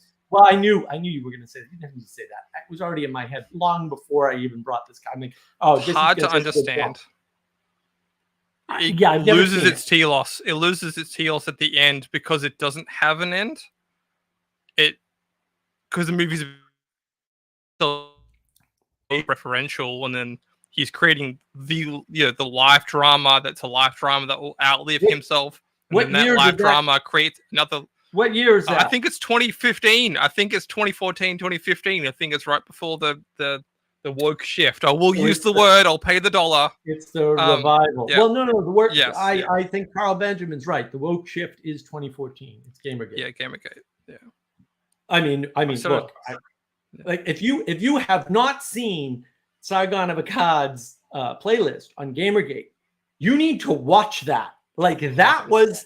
If you want the nuclear weapon of prediction and prophecy, there it is. Like that's the gem right there. I mean, why is the guy worth millions of dollars and able to start a business on his own money in the UK, one of the most expensive places in the world to start a business, much less a media business, most competitive and cutthroat.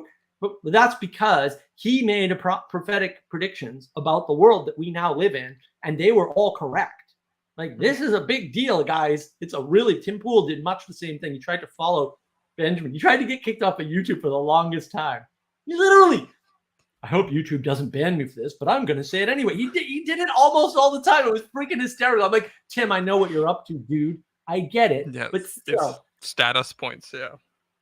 No, he was following a pattern. It wouldn't have worked. Yeah. It actually wouldn't have worked. It would have backfired on him, but it did work. Because you can't control an egregore.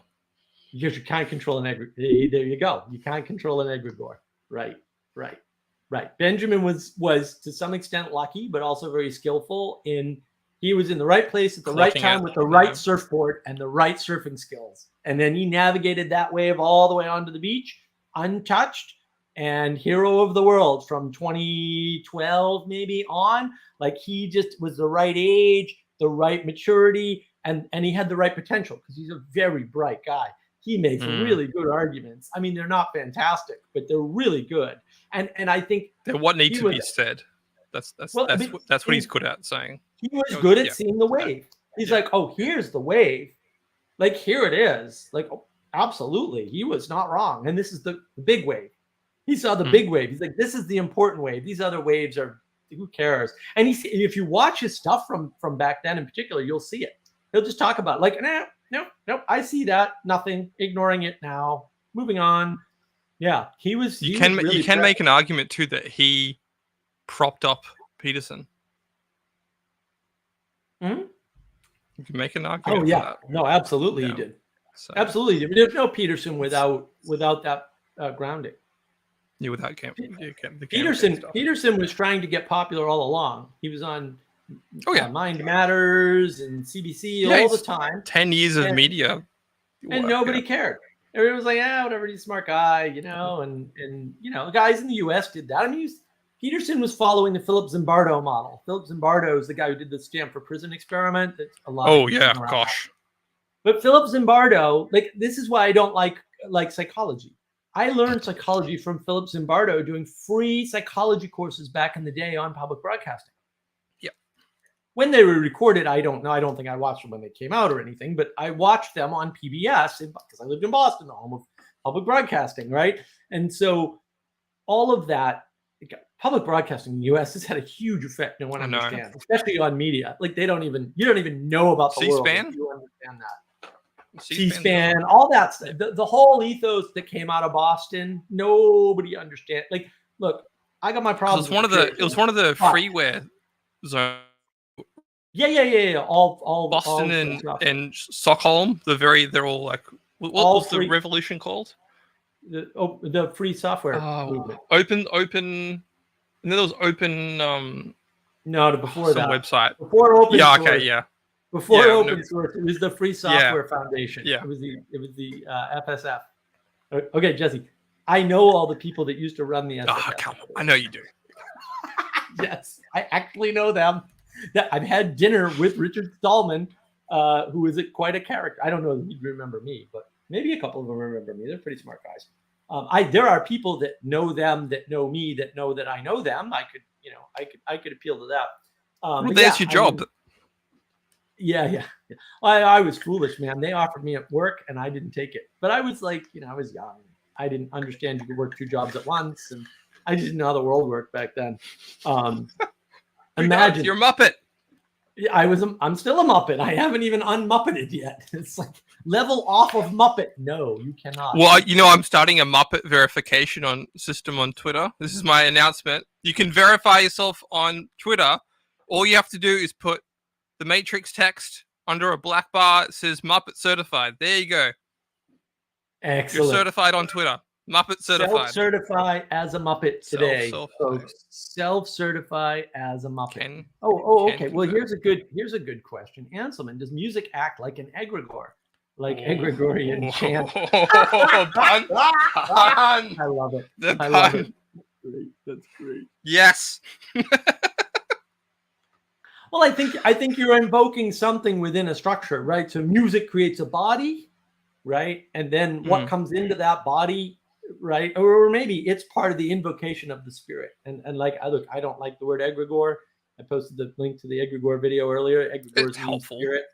But it can be helpful to talk to moronic secularists who should probably be burned at the stake. But it's important to tell them you're just talking about spirit. Stop being a dumbass and revolting against religious language when it's much, much better language to use, because you'll understand the world. That it's harder because it's enchanted, right? It's much harder to understand in some sense because spirits aren't good or bad, right? Spirits aren't here or there, right? It's just difficult, but you need that difficulty. Actually, that's the issue. What did I say here? Disembodied spirits, and this is Gregorian chant. Is there such a thing as egregorian chant? I love it. Gregorian chant is what he means, but yeah. No, egregorian chant. He wrote egregorian. I know, but that's what he's. That's the pun. Great. Yeah, I know. I love it. I love it. Well, this gets back to my Twitter little poll about what's the purpose of music, and I can bring it up. Yeah, that was a good poll. Thank you. It actually got 400 views, which I was very excited about. It. 13 votes, but only 400 views. Worked that out. So statistic. But so the categories were: the purpose of music is to express yourself. The purpose of music is to communicate to others. The purpose of music is to create harmonies. And the winning vote was the purpose of music is to resonate with tradition. Now, I probably was always leaning towards communicate to others because I think it's the simplest way of music is a language, right? Like code is a language. music and code have a lot in common. Same with writing. They're all applying a principle, a pattern, navigating that pattern to an interesting effect. Right. Can you have an egregorian chant? Yes, because your music can be the resounding result is music. The best purpose of music is to resonate with tradition. If you have a musical style that's not resonating with tradition, it will produce a spirit that's disembodied from the tellers that it should serve. Did I? Ooh, I like that. Yeah. Yeah. Okay. That sounds correct. Yeah. So, would you have secular choirs, right? Like the secular gospel choirs. That's one example of that pattern playing out, where they're not there to praise God, they're just singing the song, but a spirit will resonate and a resonance will happen. I like to use the word resonance a lot than spirit because, again, distinctions do matter for argumentation, especially if you want to be kind to, say, the Orthodox folk who like to say there's angels everywhere. I think there is something to that. Bring back the fairies in some aspects. There are different levels of spiritual engagement or different phenomenon is another word I've been trying to hammer through. Things that you find remarkable in the world, things that when you notice a pattern, that is a phenomenon in itself, as well as you're observing phenomena in the world. So that's what I forgot, Jesse. I forgot to add phenomena into this in my rant. So, which you did request, by the way. So I apologize. Yeah, I mean, I think, yeah. What is phenomena? Well, phenomena is the thing that draws our time, energy, and attention, right? Through attention. Everything starts sort of through attention. Jonathan Peugeot, the world is attention. Yes, it is. Jonathan Peugeot is correct. The world is attention. And so phenomena is the thing that we're drawn to through that process, right? So there's a process. Phenomena it is the, we'll say, our ability to be drawn towards, right? It gives us a body to give our time, energy, and attention towards. But it's neutral fundamentally, right? Because you can have the phenomena of serial killing, and right, you can have, you can have. Well, and they do, like, copycat crime is a thing. Well, what do you think? Copycat crime is? It's a phenomena, right? And people are like, if you want to talk about an egregore, that's one there. Yeah, let's do it. Yeah. At least this is dark, but at least the first serial killer had a telos. The second ones are just copying, back to your metaphor of mimicry. Yeah. Wow. Gosh, things can get dark fast, can't they? Yeah, well, and that's why what you do matters. Everything you do matters. Like, that's the scary people thing. Yeah. You're doing things, there's spirits either in there or that will get in there. And I think that's usually what happens is, and I did a video on my personal channel there, that's just my name, right? Where I was saying, effectively, come on over there, Jesse. My goodness. They found you, dude. They're coming to get you. On my personal channel, I did this whole thing around, what people do when they engaged with Netflix. Like, they're copying. That was a great talk. Netflix does. They're wrong, and then they're invoking a spirit, and that's basically a destructive spirit upon their company. Disney streaming service is failing because they're following Netflix without understanding the Netflix model. They're not implementing the technical part of the Netflix model. And that's part of the problem, is that they think they're following Netflix, but they're actually not, and they're not successful because they don't understand the spirit of Netflix, and that spirit only works in that body of that type that Netflix created. And I can argue that it doesn't work because Netflix is ultimately going to fail. And you can counter reasonably with, well, that's because they made a mistake when they released the movie Cuties. And if you don't think that's true, that was before. No.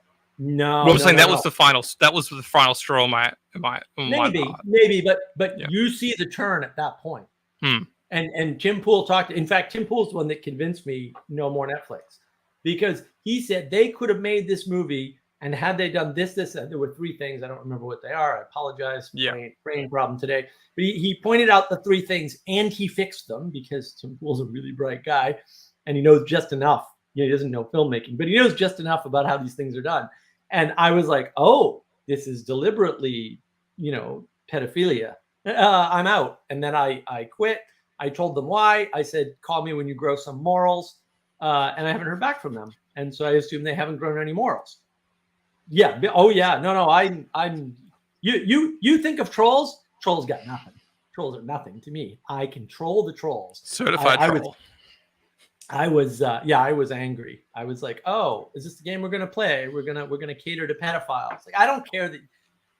I care in some sense less that they put it out, and in some sense more that they let pedophiles get off on making the film, right? Like that's a big enough deal for me. But also, they did release The Spirit, and that's not good. It's a bad that's released into the world. That's what's worth talking about there. Because they at least courted our Spirit. They invited the possibility. They also, again, how metaphysical, or how Christian, or how religious do we want to get here? But when you court a spirit, you are you're opening yourself up to participating in phenomena, and that phenomena you don't have control of because it's in an open system. It's like, to go back to what you said, there are 2 fundamental systems: circles and squares, open and closed. And so when you do something like Netflix did, you're opening yourself up to possibilities which at least you haven't aimed at. You don't have, well, people argue, they wanted to do X or they didn't want to do X. You don't. It doesn't matter, actually. Right. Because you've opened yourself up to it. Yeah, I want to address this. I gather they lost a lot of customers over that. Glad you boycotted. Yeah, answer. For how long? Look at the numbers. Yeah. If you look at the numbers for the company, what happened is subscription growth at that point went negative in the US in that month of that release. That was the first time their subscription growth in the US had gone negative. It didn't just stop, it went negative. So they lost a ton of customers. They made slightly more customers, actually, I believe almost entirely in Russia, which is ironic. And that's why until the Ukraine war, which was having all these knock-on effects that nobody understands, they seemed to be doing okay. And then when they said, you know what we're going to do? Because they're with the spirit of World War III, right? Everybody's now with the spirit of World War III. We're going to have a World War III, whether you like it or not. We're going to cause this war. They said, and Netflix participated. They said, we're going to cut off all the Russian customers from Netflix as punishment for them participating in a war that we don't agree with. And immediately their stock dives because they lose basically their only growth subscription base, right? So they're losing faster than they're gaining now. And they instantly lose a huge number, like big number, plus all the growth, which is, people often get stuck at like $1 trillion. Yes, but is it going up or down? Like that actually matters. And that's part of this spirit and phenomena. So if you look at something like Cuties, you can say, oh, well, the phenomena is the movie. Fair enough. It is the movie. You can cast the spirit in 2 ways. Tim Pool cast the spirit as negative. He says, no, it's openly pedophilia. And he doesn't deal with the release of the movie so much as how it's filmed. Fair enough. I might go further because I'm a bit of an extremist in that aspect, right? I might say the real problem with Cuties is that it was released because regardless of how it's filmed, the topics it's dealing with are not topics that are reasonable for discussion in those age ranges. And therefore, you're exposing children to something they're not ready to handle on average. And a lot of this battle that we're having is around the middle space. So the phenomena can be interpreted as, oh, no, we're bringing conscious awareness to the sexuality of children at a certain age, and that's a good thing. Or you can look at the real spirit, which I think is just pedophilia. And it's not entirely pedophilia, but the battleground seems to be around phenomena and where the line is for phenomena, right? Like, do you send 12-year-olds to beauty queen contests? Like, is that appropriate? Like this battle, and so that's a left and a right issue if you wanted to put it in a stupid political frame that's useless that you should never use. This is why political frame doesn't work, right? Because you can't divide that left and right, because the left has its own problems with the equivalent of sexualizing children, and the right has the same problem. That's because that frame is bad. It's a stupid frame. Don't use it. There are better frames. I go over this. I have videos on this. Check out Navigating Patterns. Lots of videos. They're all good. Jesse can tell you the best ones because he knows up the top. So he's been keeping notes, right, Jesse? Best ones are the ones I haven't watched yet. There you go. Now we need a list. Which ones haven't you seen? Yeah. We talk. I messaged you about that. The middle ground is always where the battle lies. The middle ground is what caused the French Revolution. The middle ground is what's causing another French pseudo revolution. Well, the French Revolution didn't end. Your buddy Adam said that, and you like Adam, so you must believe him. I do like Adam a lot. Wish he was here. Well, then you have to believe his framing, and therefore, see, look at that. Well, yeah, it's like the okay. I'm not going to go there. Sorry. They're on their fifth republic. There's always yes. I love it when he says exactly. Every time that's one of his things. The other thing he says is Belgium. The republic hasn't ended. It's just another iteration. Yeah. Right, version 4, version 5. It's still the same software. Adam's got these little things. Ethan's got these little things. Manuel has a ton of them, right? Like they've got these little things, and every time I'm just tickled pink. Like Belgium's not a country. That's another Adamism that I have, and he'll die on that hill. He'll die on that hill, and everybody coming on that hill will die with him. He's not going anywhere on that. It's hysterically funny. He's got all these little things. Yeah, if you're on your fifth republic, it's like, really? Did the revolution end? Are you sure? Because it's bad over there now. Holy crap. I read an article today briefly. I didn't read the whole thing. I was like, oh boy, France is like ripping itself apart at the seams. This isn't good. Yeah. Did you see the video going around of people? Did you see the video going around with the people eating in the restaurant? And in the window of the restaurant behind them is just flaming streets and people riding. And they're just there casually just eating, Let's see this. It's the easiest way to find that video. But yeah, I was like literally this is fine meme. This is fine meme with the the little dog creature, and he's in the house. It's all burning. He's like, this is fine. That's that's good. Well, but we started that right with the CNN anchor sitting there, in front of a riot with a building literally on fire. Not small flames, peaceful protest. 10-foot flames. Right. Well, no. He's basically saying it's mostly peaceful. It's like there's a fire behind. You're live on TV. There's a 10-foot flame behind you. There's a building on fire. When you say peaceful, what are you even talking about? Are you a lunatic? Are you okay? I don't know if you've noticed, Jesse. I'm taking on Twitter to asking people if they're okay when they say completely out of bounds stuff. I just go, are you okay? Yeah, that's actually great. That's great. I do like the other thing I noticed this little group has started to do is every time you watch something, I've had to join on this. If you watch something or see a tweet, leave a little comment, even if it's can confirm. It helps the other person to know that they've been heard, at least participating in things. That's very, very helpful. That's a very, very important community note, especially when everyone's has their own little projects. Yeah. Well, you want a way of keeping the good things. Yes, that's it. That's exactly it. Thank you for getting that quicker than I did. Look. Sally Joe can confirm. Okay? There you go. Very important. Well, and that's one of the things I've been saying. It's something I'm not particularly good at, we'll say, but I try to do is when somebody makes a good point, say that. Echo the point. Then can confirm is an echoing of the point, right? But say, oh, that's a good way to think about it, right? Or that's a good framing, or that's, and if it's not good framing, say, well, I see your frame, I understand it, and it might be useful, but, right? Like, so you want to give people as much credit as you can, because that's what we're missing. We're missing giving people credit. Like, look. Yes. I mean, encouragement. Obviously, I've been flamethrowing the Protestants. I've been flamethrowing the Protestants for 2 weeks, maybe 3 weeks, pretty heavily lately. And they need it.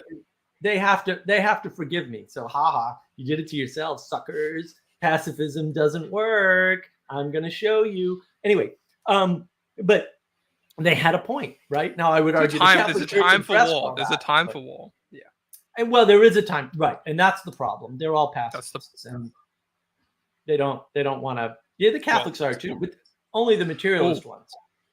Oh, I was talking to Christina a couple of nights ago about. Now, I don't know my American history, so let's put it this way: when the British come and they come to America, the land of America, they encounter savages. Traditionally speaking, Indians, whatever you want, Native Americans. It's not called America at that point, right? At a certain point, they do when they go to the Midwest, right? So they're coming with their British traditions and customs. Am I wrong? No, not the Brits. No, you need, how does this work? Colin Woodard, American Nations. That's all. The Midwest is Germans, Scandinavians, and something. Yeah, the Midwest is a very different part of the United States. So Ohio and most of Illinois is Yankee territory. It's New England. It's Puritan. Those are Brits. Okay. Right. Upstate New York is not. Upstate New York, even though you have to go there to get there, is not. Okay. But the relationship with the natives is interesting. Yeah. Right. So the European people, let's say it that way, come to the land of America with their customs of warfare. That's why I want to use that word, savages. I know it's not a great word these days. Good right? Lord. But they come with. Please go on. Yeah. Yeah. You're going from civilization to uncivilization. There you go. It's just saying the different thing. No, that's going to reverse what you just said. But yeah. But PC culture. No, it's not PC culture. It matters a lot, and I'll tell you why. I know. But so they come with the European customs of honor and tradition in warfare, and they meet a people that don't have that tradition, right? True. Yes. Right. Okay. That's what the point we're trying to get to. They experience the unknown, people that are outside of this tradition of warfare and being fair. What happens when the British want to retake? When the British want to retake America, the Americans now at that point can't fight in that same way. They have to reincorporate that experience of savagery in order to fight America. They change the rules of dueling, essentially. Well, who does, the Brits or the Americans? Because they don't have the manpower to fight in that same way of tradition and honor. They have to go to the guerrilla warfare. I partially agree. So see what I'm trying to map? It's very dangerous, but it's a very interesting thing. So you have to understand. So there's a town in South Carolina on the border. It's on the North Carolina border. It might as well be in Charlotte. It's so close to Charlotte because Charlotte's 10 miles from the border. And there's a town called, right out of the brain, Fort Mill. So if you go to Fort Mill, I've been there. You drive to Fort Mill, had the convertible top down. It's a beautiful day. It was like 90 degrees. Oh, it's awesome. Anyway, you drive there, and they got a little train car in the downtown, and they talk about the founding of the town. So how did Fort Mill, South Carolina, come to be? Some guy, I forget his name, apologize to the guy's family. He helped the Indians fight the other Indians, and so they gave him that land. When the settlers got here, there was a hell of a lot of war going on, and it was between tribes. And so you can make up all this stuff about, well, they had all these treaties. They did. But if they had treaties, that means they had land boundaries, because treaties don't work without land boundaries. I hate to explain that to people because it seems kind of obvious, and yet we live in a world of stupid Muppets instead of a world of Muppets who are humble and understand that they're dumb. Don't understand things and say dumb things. Because they're possessed by spirits that they're not paying attention to with their time, energy, and attention. Yeah. So when we get here, so for example, Plymouth, we'll just talk about Boston because that's what I know the best. The Indians welcome them in and give them Plymouth. and say, here's a village that was wiped out by smallpox. And we can blame Anselman and the Scots for that, because they were trading with the New World long before Columbus. There's a lot of evidence that Columbus went to Scotland precisely to find out where the hell they were trading and getting stuff from, because, yeah, they had these secret trading routes nobody knew about. So what ends up happening is there's a very synergistic relationship. And then there's King Philip's War, which I think is the name of the first American Indian War, which is per capita the deadliest war in North American history. Per capita, it's deadlier than the Civil War. Nobody knows this. And who broke the treaties? Hint, not the white people. Oops. The whole narrative gets flipped on its head. The natives are actually the ones, and it's not the natives, because people don't understand this battle on this land in North America where I live had nothing to do with the colony at all. It was a much longer war that had been going on for years. The reason why it's called King Philip's War is because the people in the other country that were fighting England, that country would be France, were the ones stirring up the natives to get the colonies to revolt or to get wiped out. They didn't care which, right? France has got people. They want to put people over here. They want to populate the region. France is, and if you read Colin Woodard's Spanish American there Nation, too. Yeah. well, you could so Woodard goes over this in his book, right? The French attitude towards the natives is integration. I mean, it's still a class system because France, right? They still suck. They're still France. But it's integration. They intermarry. They don't really care. They invite them to the feasts, right? It's very different from the British relationship. You know, I would say, yes, the Revolutionary War, which I think is actually should be called the Rebellion War or something, because it was a rebellion, not a revolution. 1776 something. Well, yeah, it It was depends. right there. Starting point, finishing point doesn't Right. really Yeah. matter. Right. Yeah. Exactly. Yeah. The finishing point's allegedly 1776 or something, right? Right. Whatever. Okay. Yeah. When that war starts, the North lost almost every battle. Those were all the big battles, people-wise. The South won almost all their battles, but they were much smaller battles, right? Much smaller groups of people. And yeah, you can look in Camden, South Carolina. I'm right outside of Camden. I'm not far at all from Camden, so I've been there a few times. They do reenactments and Revolutionary War reenactments. They're cool. That's more my stuff. I don't. Civil War is too much of a mess. I can't deal with it. But Revolutionary War stuff, I'm all into. But yeah, you move down here, you learn all this stuff. There's another place called Brattonsville, which is up by Charlotte again. It's in that corner of the state. They had a war up there. That's what started the whole thing. So if you've seen, what is it, The Patriot with Mel Gibson, that movie, that's the amalgamation of 2 or 3 characters. And it's actually fairly historically accurate. If you wanted to compress the story into a movie, that is what you would do to be accurate historically to what happened. Basically, if you go to Bratton's, I think it's Brattonville, is it Brattonsburg? Something like that. Anyway, if you go there, they'll talk about that. Like, everything was fine until, I think it's Tarleton or something was the commander, gave one of the existing colonists, right, because they all consider themselves British at this point, permission. And instead of doing anything reasonable, he was like, you know what? I want that farm. I'm going to take it from that guy. And so he used the powers that Tarleton gave him, including troops, to steal land. And the minute the other farmers said, wait a minute, you just took Joe's farm. What the hell's wrong? No. Wait, the British are sanctioning this? All right, that's it. We don't want the British here anymore, because down here, too, it's all Scots-Irish.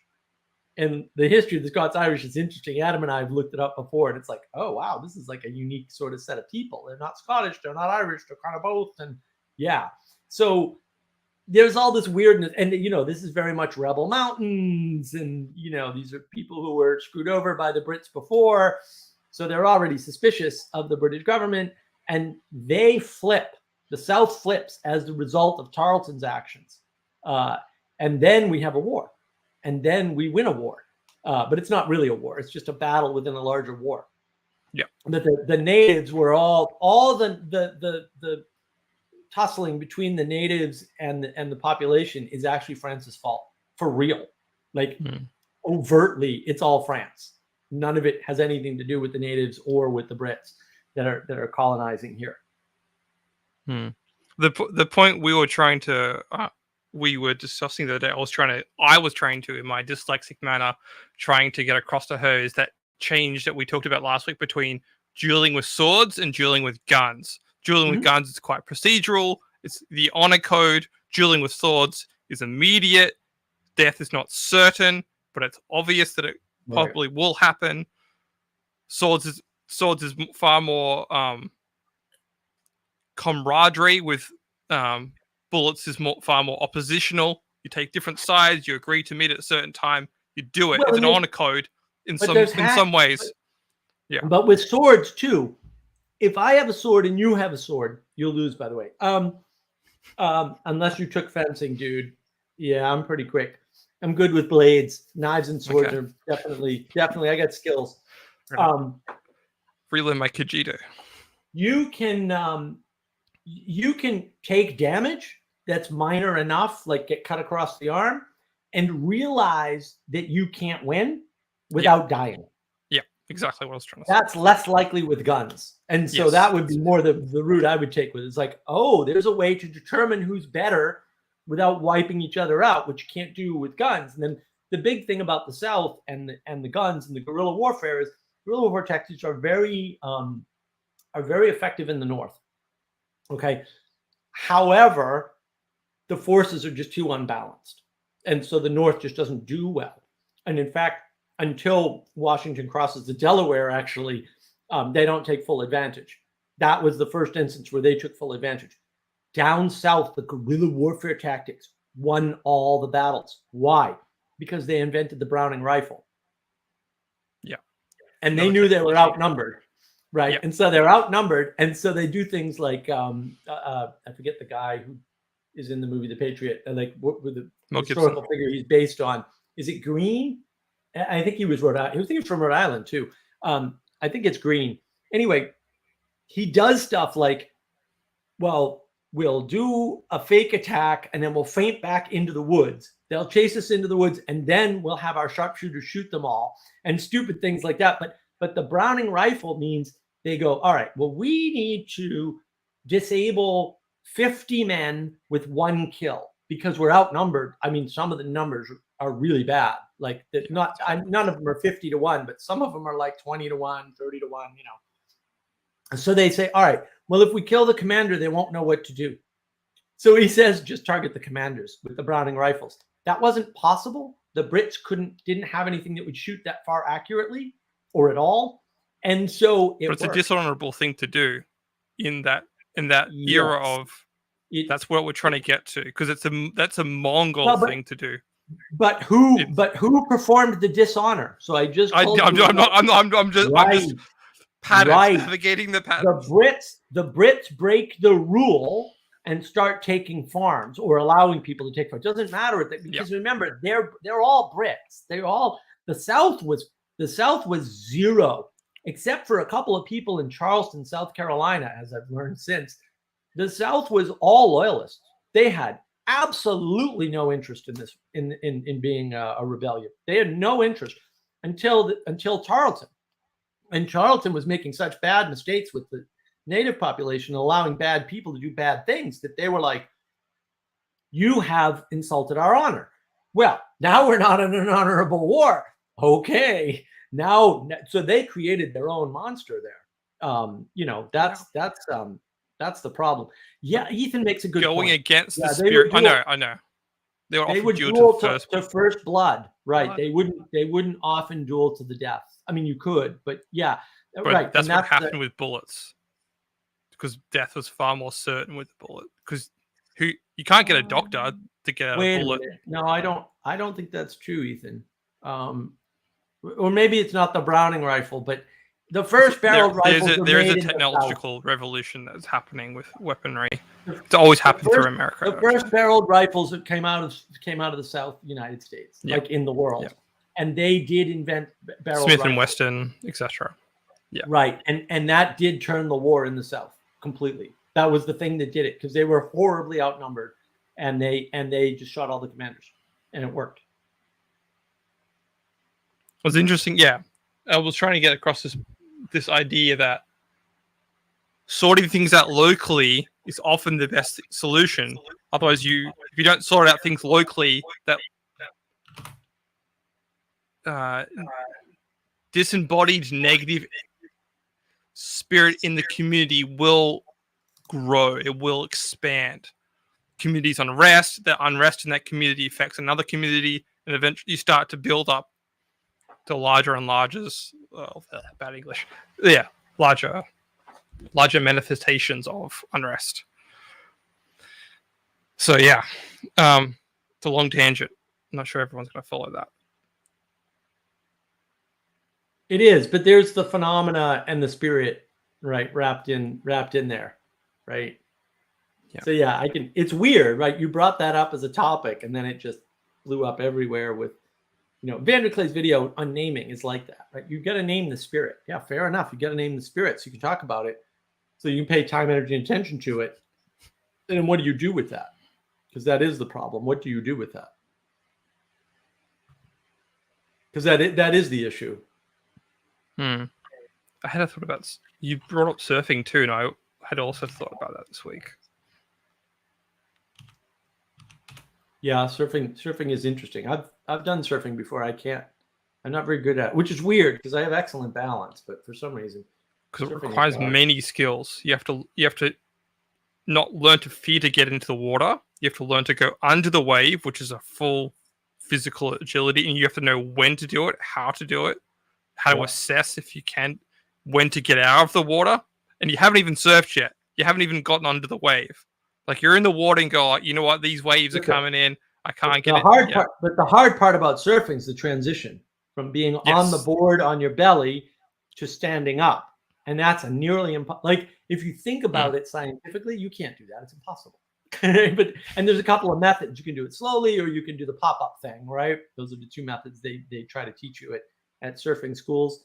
Advantages to going to Hawaii every once in a while. I'll probably never see Hawaii again the way my finances are.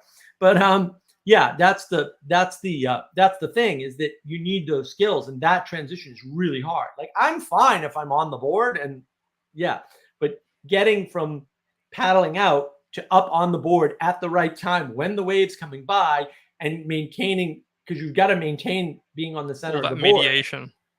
Oh yeah, you're going to mediate all these different steps. The craft of its own, which people don't realize what that takes to participate in surfing. It's just an under reduction of surfing around. It looks cool. He's like, yeah. It'll probably kill you if you're not aware. Like honestly, come to Australia, you'll die. We have riptides here that like kill people every year because they just don't know what it means to get in the water. They don't know how to read the room, would be another way to say it. Read the ocean. Yeah. You're like, this is out of hand. Right. Sally Joe's quote is great. Do you want to read it? Oh yeah.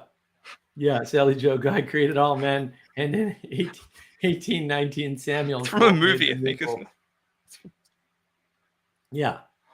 Well, and Anselman, right? Equally deadly. Exactly. That's true equality. Yeah, everything else is not. In case you were confused. Well, look, I mean, that's, Nietzsche's got a point, even though Nietzsche's a retard. He's got a point when he talks about will to power. It's not wrong. It's just dumb. It's like, okay, maybe, but what is power? It's time, energy, and attention. That's what it is. You know what else is power? Nothing. That's it. Unless you're a Christian, you can say, oh, the power of God, whatever. It's not interesting. We don't have control of that. Let's not try to figure that one out. Okay. Like, let's leave that alone. This is where people get confused. They want to reduce and get everything. Well, it's materialism. It's the crazy material. Well, and then so Sally Joe claims that was Samuel Colt's sales pitch. I can believe it. He was quite a character. It's great branding. It is. Sorting things out. That was another great quote, Ethan. I'll give you that. Yeah, sorting things out. Yeah, even sorting things out. That's dueling with swords. Sorting things out.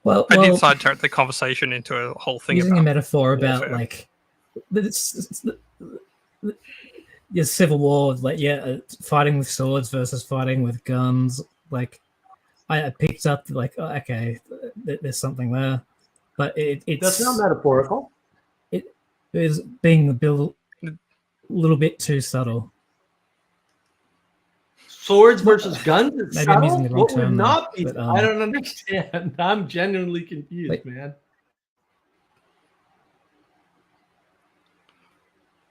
It was an analogy for participation, the levels to which we participate Anyway. and sort out conflicts. Y- And we got historical. yes. Well, I wouldn't that's say it's an a better analogy. way of putting It's it. a historical example. being granted, It's not yeah. an analogy. It's like this change happened in the world. That's not an analogy. An analogy would be, we're dueling right now over the term analogy. That would be an analogy. That no, there was dueling with swords, and then there's dueling with guns, and they actually work differently. And this all happened. That's not analogical at all. That's literal. Yeah. Okay. Fair enough. But I Android, do you believe in ghosts? to my mind, like I don't. No, Can I don't spirits personally embody believe locations? in ghosts. I do believe in spirits. Locations. So that's what That's maybe a classical interesting definition one. of a I'm not ghost would be: is that the spirit is embodied in a haunted house. The house has got a ghost in it. Yeah, I feel like there's like an awe to churches. Like when he went, where's that? Where it was a famous pastor that you visited, Mark. I can't remember his name. You said the Billy Graham Library. Like visited there and were like overcome with wonder. Yes, yeah, exactly. Like I believe like there's a spirit in there that you were beholden to. So I think those things can exist. In terms of ghosts, I'm not sure, but okay. yeah. Well, let me say a word, but first let me answer Anselman. So, but dueling is different than waging war. So I was confused as Revolutionary War being talked about in that regard. So I think what we were pointing to is the change in the limits of participation, right? And so when you change dueling from a sword on sword thing where first blood is sufficient to determine a winner to gun versus gun, the nature and the lines and the amount of space in between changes, right? There's less space with guns. And so it's harder to determine winners and losers.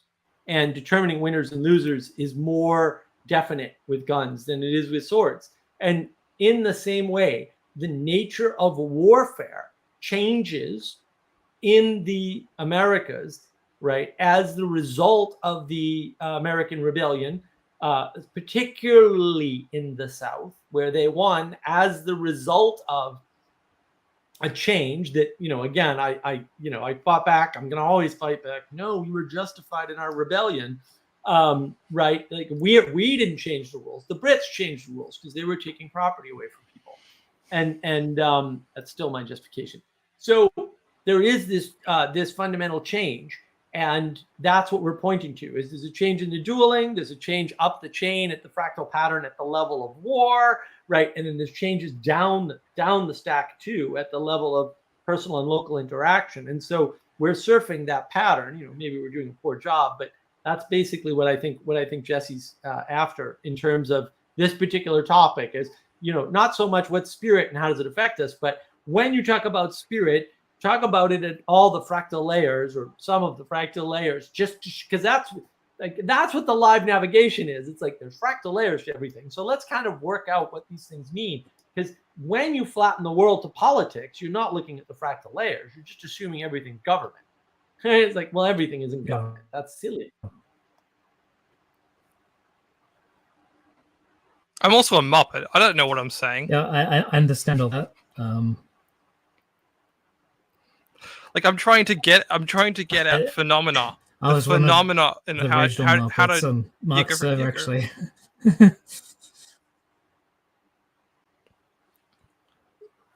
And what you See, go. to me, I don't feel like I'm in a warfare. The like these explanations sort of have confused me. I also realized that like there is no hostility that was trying. I'm a point of peace and resolution. So is perhaps the wording of like the first blood, or like who's getting the first hit, which sort of has thrown me aside a bit. Okay, but hopefully you can see there is a spirit of warfare around Ukraine. I mean, we had a U.S. official say that there should be no ceasefire. Like, what you other than the spirit of Mars, what do you attribute such a statement to? Like, this guy's, you could say it's not the spirit of Mars. He's actually just channeling Lucifer at that point. Oh, fair enough. I'd go with either explanation. You know what explanations I wouldn't go with? Any others. There's no other possible. I'm going to state this categorically. There's no other possible explanation for making an evil statement like that, because that statement is evil. That a ceasefire is unacceptable. A ceasefire is the way of peace, and so there's a spirit of warfare in the winds. And I would say, well, how does that manifest? At the local level. Well, the thing that everyone's identifying is tribalism. Tribalism ends in war. It can't end any other way. And so that's the pattern that's playing out at, we'll say, all the fractal layers of reality, or hopefully not. Hopefully doesn't play out any further. And that's sort of what we're pointing to, I think. And that's what Jesse was on about, I think, when he brought up spirits and egregores and phenomena as the topic. And so you can look at the phenomena as the fruits. And some fruits, and this goes back to, is emergence good, right? Some fruits are good and are the result of a spirit, and other fruits are bad, are the result of bad spirit, right? Or the result of pure emergence or pure chaos. And discerning those two things is very, very difficult. That's why when Eric Weinstein labels the IDW, it doesn't stick, because he's wrong. They don't actually have anything in common. The fact that they're able to talk to each other is not a commonality. Like, we all have the ability to converse. Congratulations. Like, who cares? Like, that's just not what's important. So he was trying to identify something that isn't really out there. And yeah, I want to just agree. Yes. Oops, sorry. I think lots of powerful people want to destroy Ukraine. Yeah, they do. Explicitly. Some of them want to build the digital utopia. They've said this publicly on Twitter with a video, or either that or they want to start World War III. They're the same ethos at some point, right? They're not good people. We also tried to point to the fact that the spirit of France has been in conflict with itself since the 18th century. Like, it's in conflict. And end of the 17th century, as far as I'm aware of, is when dueling is faded out. Right. So we're witnessing a phenomena, and that phenomena, that way of changing, resolving conflicts at the local level, then stacks up, masses up, and then you get to the brutality of World War I and trench warfare, a prolonged war. Yeah, right. Yeah. So that's something, and then like the machinery and technology changes to a horrific degree. But that's something like the statement that when you can't do many little battles, many little losses, those losses that you're not having build up over time, maybe 50 years, even maybe longer. But those conflicts are left unresolved and unaccepted. And then they come spilling out. And that's why war happens. And I think actually that's correct. Like, I just look at the world and I see evidence for it all throughout history. It's like every other movie is that phenomenon. These superheroes and action guys being the man of the moment, you could say. John Wick, the entire, I love the John Wick movies, but it's him trying to. He's not the army commander. That era of storytelling has ended. Now we're in this superhero phenomenon. It's just John Wick's just a different version of it, but he's still a superhero and he's still Batman in some degree. He's the individual hero. That's the other thing. Yeah. Right. You look at something like the Odyssey, right, and you realize it's not a story of one man. Oh yeah. Like there's not one hero. There's a bunch of heroes. And some of them get more heroic and some of them get less heroic. And that's likely. Oh, here, Hanselman. I've heard some Christians reckoning it's the devil trying to destroy as many people as possible in a short time. Of course it is. That's what Ukraine is. But that's and you can put it. You could say that at any time frame. in history, and that would be true. Though that's the problem with that statement. If you Right, follow the Christian story, hey, you brought up phenomena. It's the phenomena, which is the manifestation of that ethos. That's the spirit's manifesting in a phenomena. I think that's what Anselman's on about, whether you realize it or not. I don't know. But he's right up your alley with phenomena. So you see these phenomena, and then you have to derive the spirit. So you see the phenomena of Jordan Peterson having this, debate with Sam Harris, which A, I would argue is not a debate, and B, Peterson didn't bring his best, and I would have wiped the floor with that half-wit Harris. But, you see that phenomenon, you go, that's the intellectual dark web. First of all, it's a bad name. There's nothing dark about it. You're trying to bring things to light, you muppet. This is why enlightenment is important, because there was a dark ages. We're trying to emerge from the dark ages there, Eric Weinstein, you muppet. And so you try to name it, but it's not a proper spirit, right? And so you're seeing something emerge. Absolutely, something emerged. You're trying to bring down the emanation, right, to give it the label, and you can't do that because that's not a thing that you can do. You're supposed to match the two together, right? And that's the problem. Is he didn't do that? Perhaps Peterson's more of a Christian than we understand too, because perhaps it was better to have Sam Harris slowly expose himself. Just let the guy, I know this is a very weak thing to do, which is say to let the person air out their grievances. I know. I'm just saying that's what's happened, or that's a phenomena that happened. Oh yeah, has happened. I'm not saying either way, but that's the route most people have taken with that character. Is like let him talk it out, because and eventually he will say something outrageous like the many things he said in the interview. The dead babies in the basement. Yeah, I don't even want to say it. If only COVID had killed more children, right? Yeah. He'll sacrifice as many children as he needs to be right about something. Didn't he write a book about morality or something called Logic? I don't know. He did. He wrote a couple. And so the end of faith in himself? Right. Well, and that's this was my argument from the beginning when I first saw him back when he first got popular. I said, he's not capable of being a moral agent in the world. And people were like, what in the world are you talking about, Mark? And I'm like, you wait, he's going to blow up. It may take a while, but he's going to blow up because he thinks he has a framework and he clearly does not have that framework. Now, why I'm able to see these things and y'all are blind, I got no idea, but maybe it's the eye patch. Is the eye patch? Could it be it's the wheel. The wheel gives me the extra power. That's what it is. So I can see these things. Maybe it's some Hawaiian shirts. It could be. Could be. All but one of them actually came from Hawaii. Thank you very much. Ooh, to detect which one wasn't. Yeah, you'll know right away if I ever wear it, which I almost never do. I wore it in one of my videos. Okay. It's got a label on it. That's how you know. I was like, oh, it might have actually been from Hawaii, but I didn't get it from Hawaii. I think ghosts exist. I think there are. You can definitely say that certain spirits possess objects. It's very hard to say if or when. Or I don't like the framing of it when you see it, because it's not helpful. It doesn't give people, it doesn't give you even yourself a way to understand the phenomena. You know it when you experience encounter it. Yeah.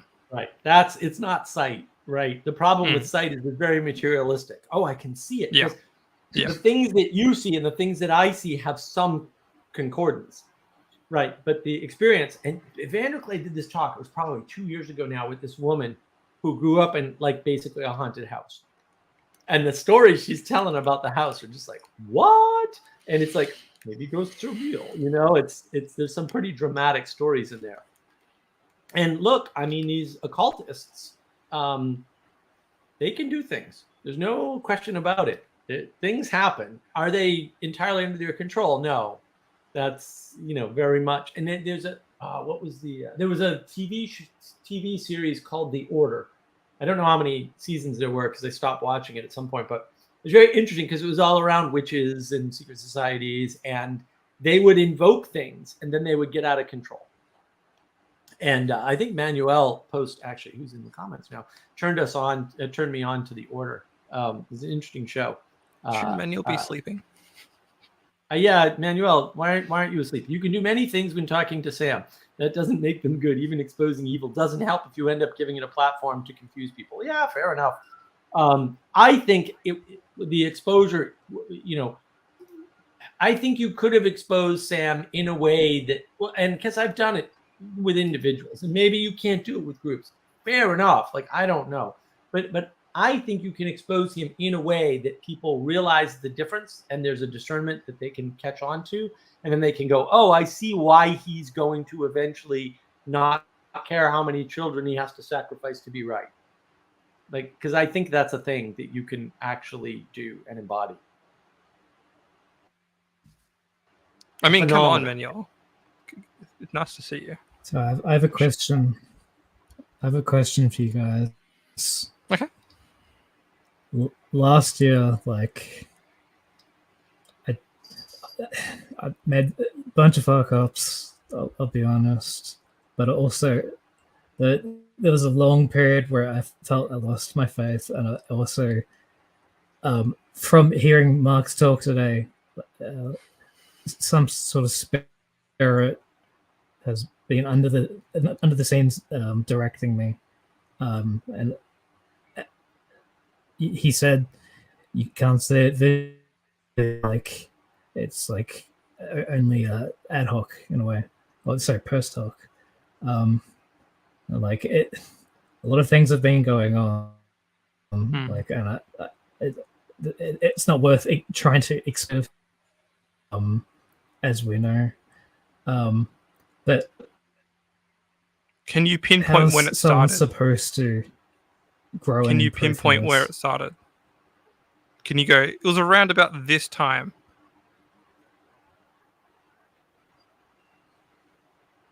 Because that's helpful.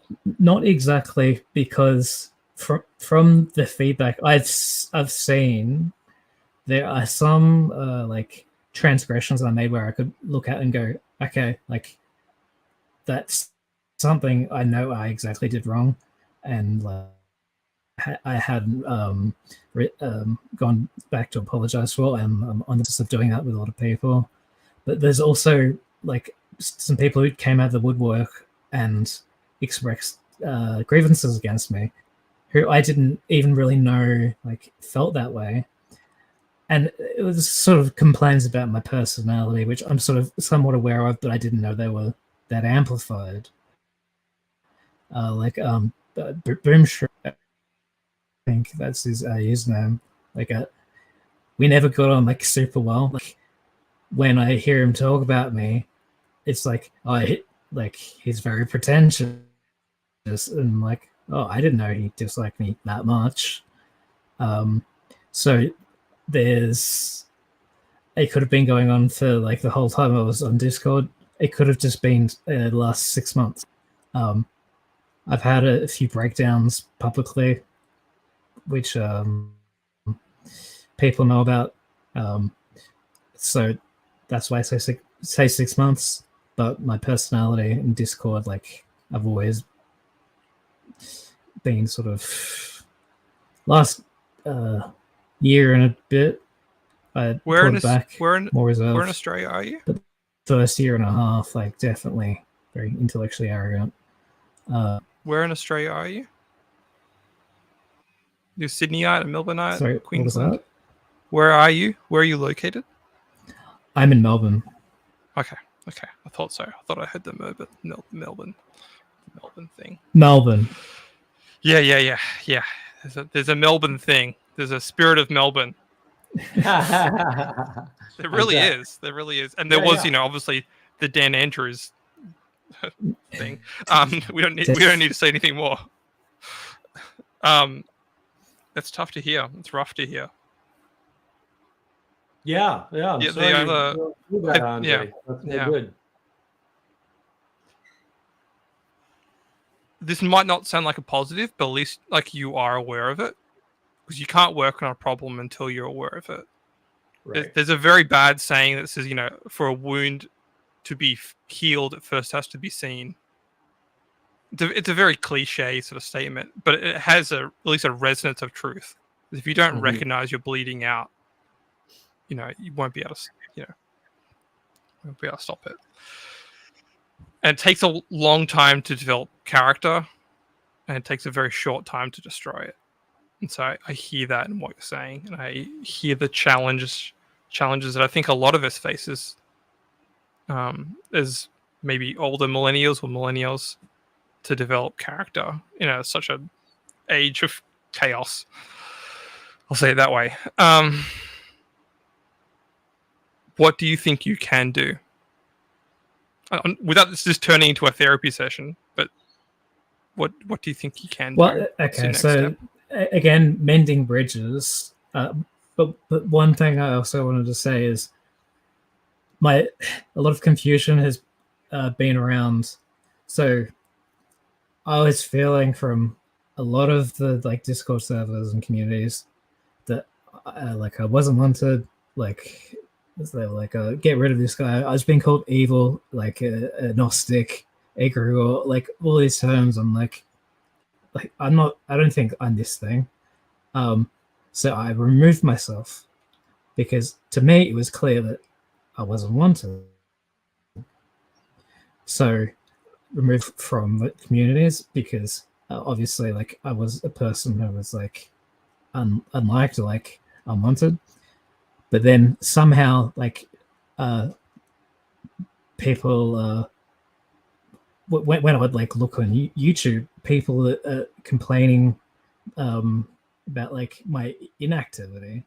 So I was in this spot where I can't sort of go away from these people who don't like me, but I can't also engage with them because they were very hostile and they just say oh, this guy's so terrible. So the last couple of months has been confusion because how do you engage with these people who were he did this and that and blah blah blah blah and then there was this event but then when you try and go away from that, they go, oh no, come back because we want to engage with you. And I won't say shame, but it's a form of you have to get in this conflict. But to me, that conflict doesn't resolve anything. It's sort of wanting of a fight. So it was a very delicate and confusing. Is there any one of those people that? Yeah. Is there any one of those people that have welcomed a conversation? You could say it like that you believe might be in good faith. I believe many people are in good faith, but just perhaps because it's important. It's important that you believe that they're in good faith. You don't know if they actually are. Yeah. Yeah. Correct. Because your intentionality matters. Part of that has been because there had been discussion on with everybody else and not one word from me. So what was going on my side was a question. So if people say, well, he's evil, has done this, there's nothing there to disprove that. And also, there have been a lot of other things going on. Plus, I have to apologize for some breakdowns I've had. I blew up at a few people, and that had been lingering in the air. So it was just sort of snowballing a bit. So I think like mob outrage isn't the right term, but sort of feel what I'm saying there. And then when I go to it, I don't think people necessarily are in bad faith. I think they're in good faith because they're expressing things like that have over time. I would define that differently, so on. but I see where you'd go with that. I would find it very differently.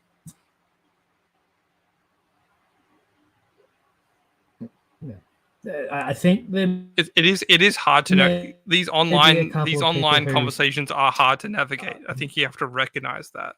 And when you make mistakes, they're very amplified. Like I won't point out the mistake again, but I made a language mistake, which was the right word, but probably shouldn't have said it online, even though it's the right word and the right phrase.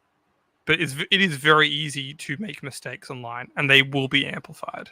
And I am actually hectically aware of that with my new job. But we'll come to that. We'll come to that hill if it ever comes. But so maybe that's another thing to recognize too, is that whatever mistakes you make online, they will be amplified. Like I can only talk in generalities right now to try and at least give you a sense of a frame to rebuild from. How about that? Because it seems like your frame has kind of been your frame and your ability to sense make within that frame has been torn apart. And so perhaps that's the first project to undergo, is to not to not necessarily engage with others, but just to rebuild the frame from which you perceive phenomena and reality. Because if I asked you, do you believe some people are in good faith here? You gave a vague answer. And so the intentionality of your engagement to them matters. Because you can't control how these people will or won't react to you. You won't know if they could just trick you into a conversation.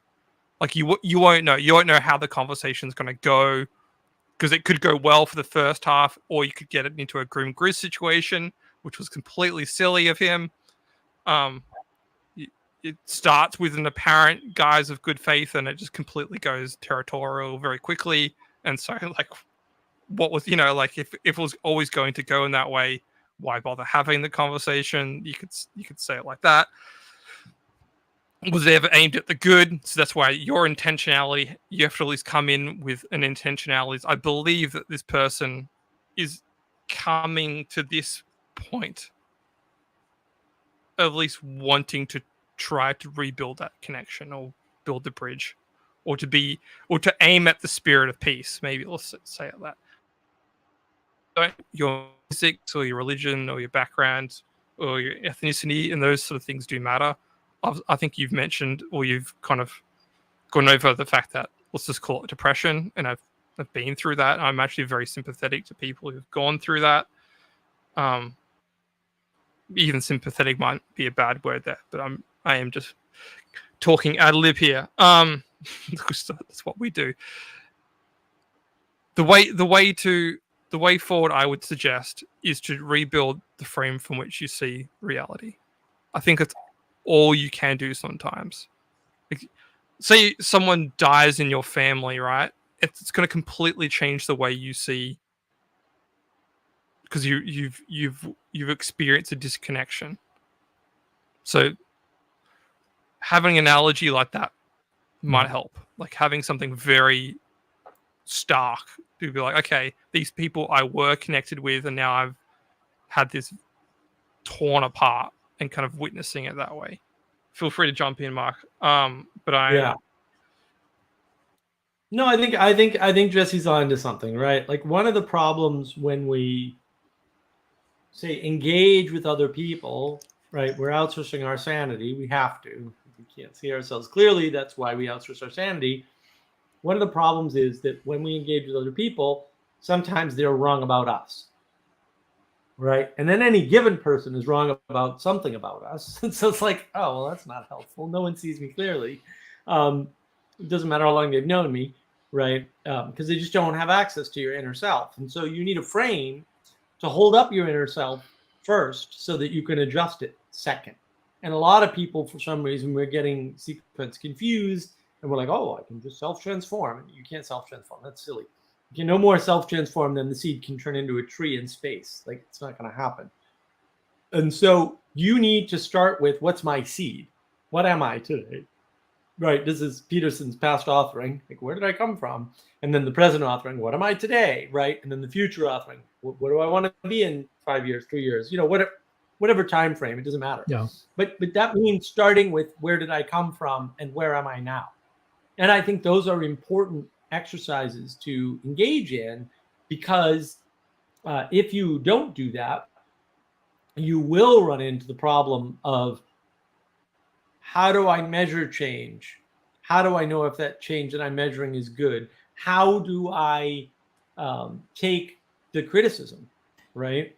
So, and Grim Grizz is a good example, right? I went in because I thought Grim Grizz was in good faith, and it turned out he wasn't. And then he admitted that later. So it was like, well, fair enough. Like, but I never assumed that, because why would I engage in conversation if I think the person's not in good faith?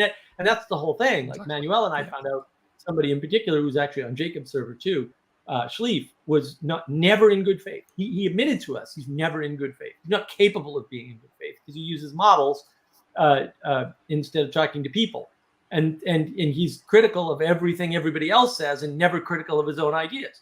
Fair enough. Like, you can do what you want. I don't care. But if that's your attitude, I'm not going to talk to you, because I don't want to be criticized every time I make a point and have you uncritical of your own points, because then we're not having a conversation, right? We're having a tyranny of critique. And I'm not, I'm not opposed to critique, but like, there's such a thing as, if all you've got is critique, we're never going to make any progress. Time and place. An amount. Like, it can't be all critique. That's the postmodern problem. The postmodern is all I agree. critique. Working.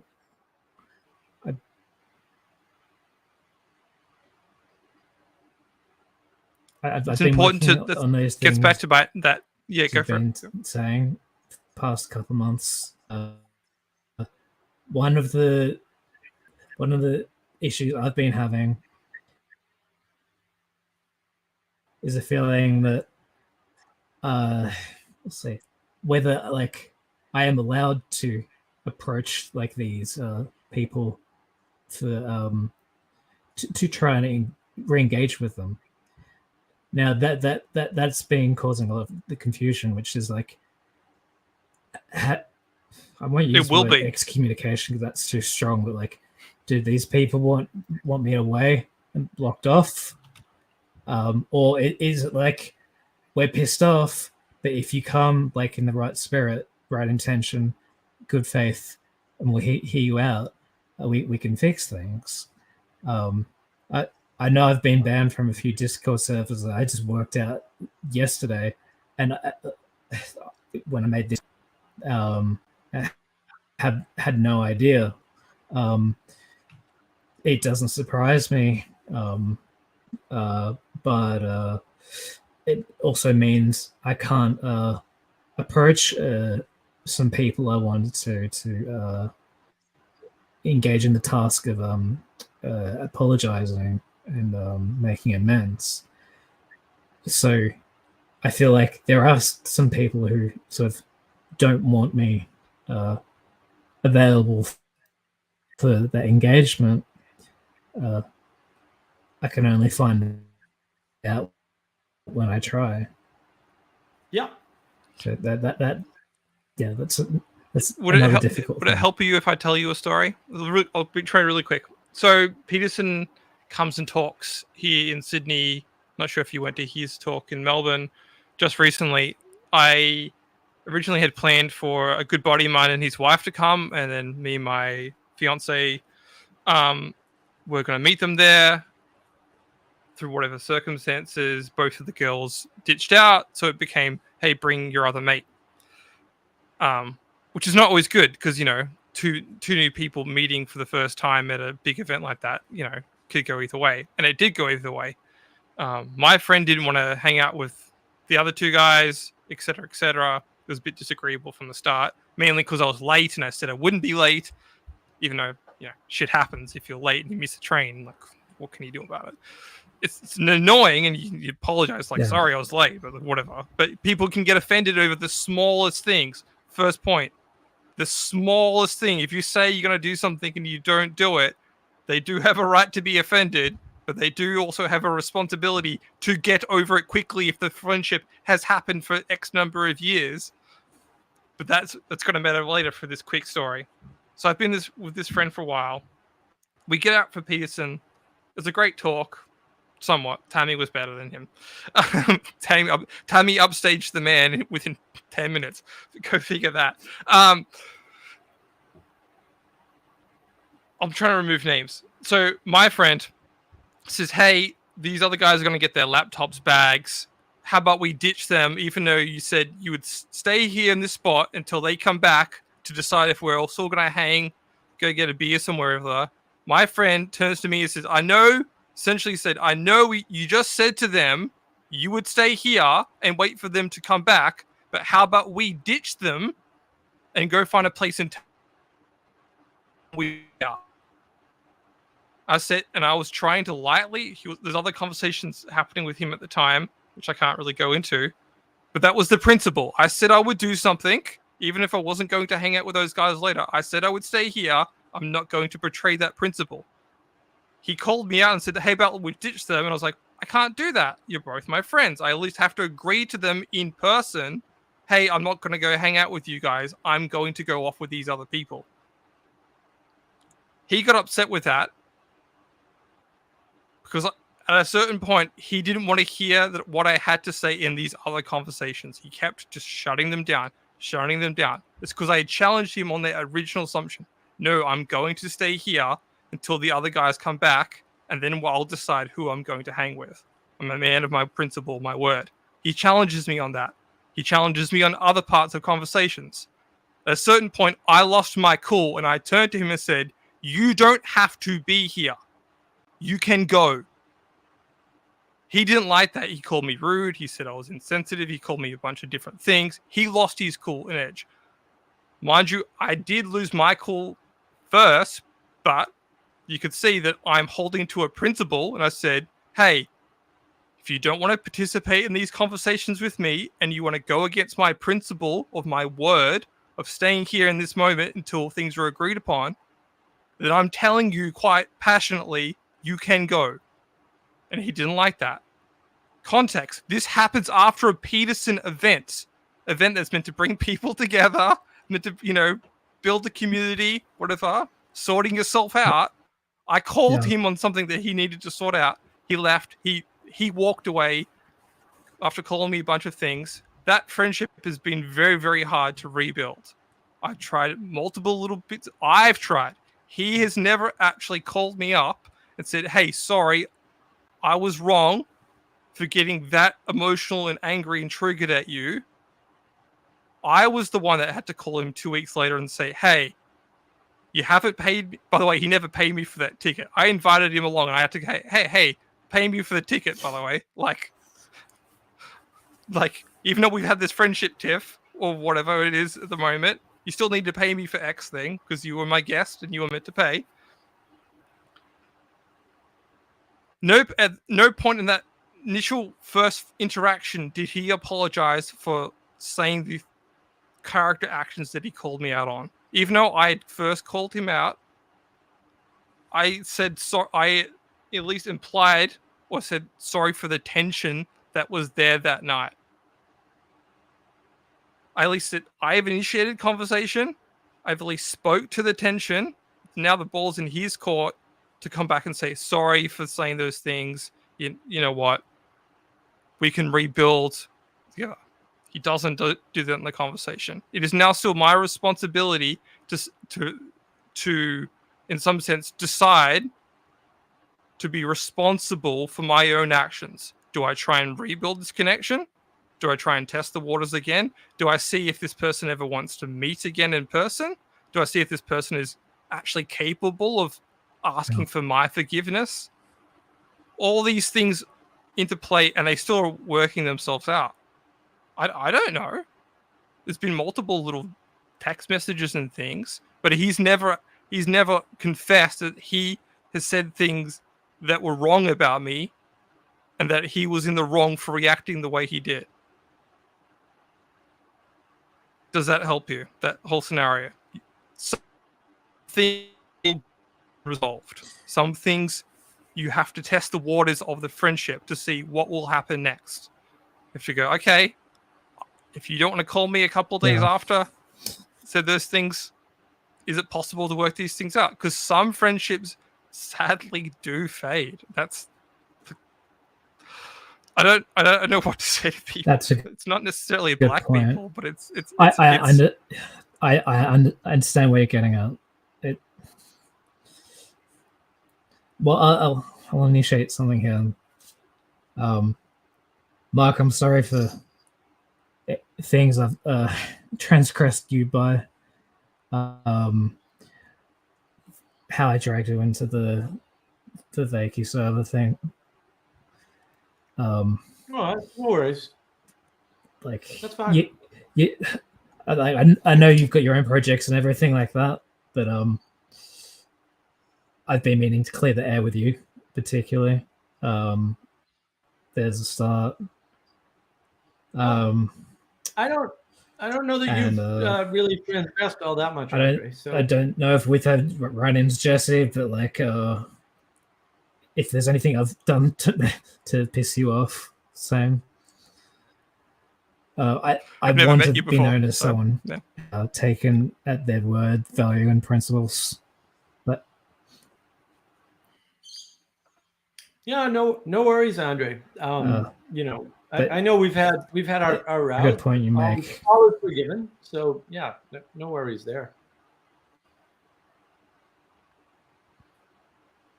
You're always welcome back on any project you wanna participate on. We still got stuff going on, so a little bit different stuff, but it's still going on. So yeah. That's one of the also reasons I wanted to make amends with you, Marcus, because even like I felt sort of quite hurt at your live stream, the 9-hour one. Now, with all interpretation, whatever, like put that aside. When I sort of heard what I heard, wow. But even after that, I was like, you know what, like, if this is like, I still think Mark is a good guy because he believes in what he's doing, and the project you've been doing with you navigating patterns, it's intentional, it's direct, and you're trying to help people at the end. Admirable. So it's whether or not we like, I still wanted to as you say, point out good in the world. So I think that's good. Good work, and well, thank you. Helping people find meaning in life is very important. I don't know what I said in the I'm assuming you're talking about the 8 hours and 44-minute live stream or whatever it was. That was my longest. I don't know what I said in there that you took issue with, but I apologize if I transgressed, because they are live and we're just kind of navigating patterns. It was more so the delivery. I won't know if I've said anything dumb until it wasn't so much what was said. Okay. I'll have to say this directly. It wasn't what was exactly said. It was the way in which it was said. Because to me, it came off directly as gaslighting.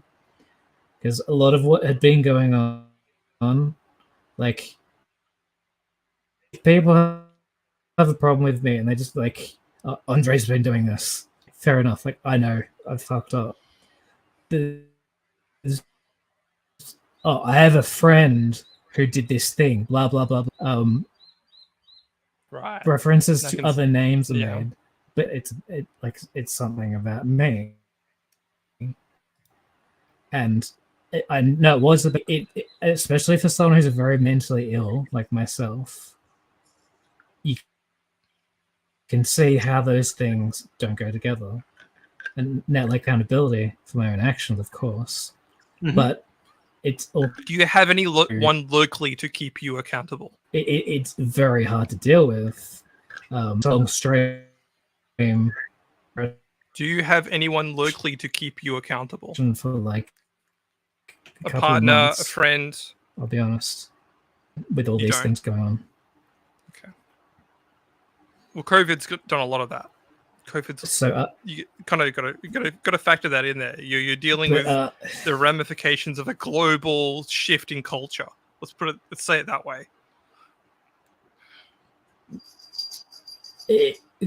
So that's the thing to aim. That's the thing to aim at. Is to aim at someone.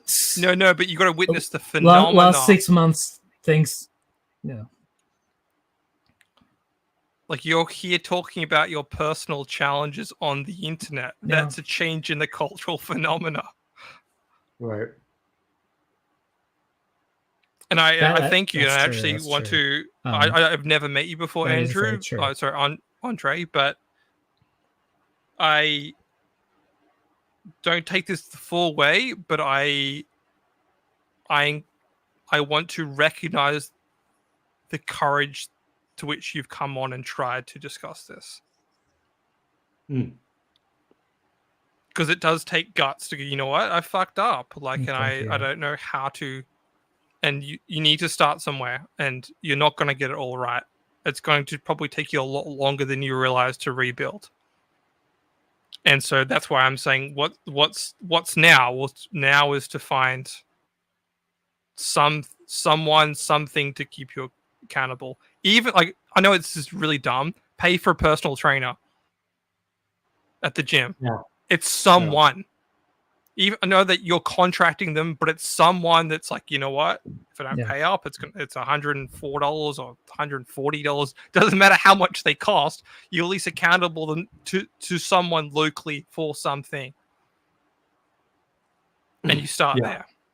Yeah, you got to rebuild the intimacy that was lost as a result of. I am making those changes, applying for jobs, exercising daily, like.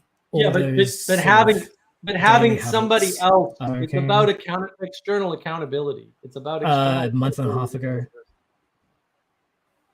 What happened? Yeah, that's true. I'm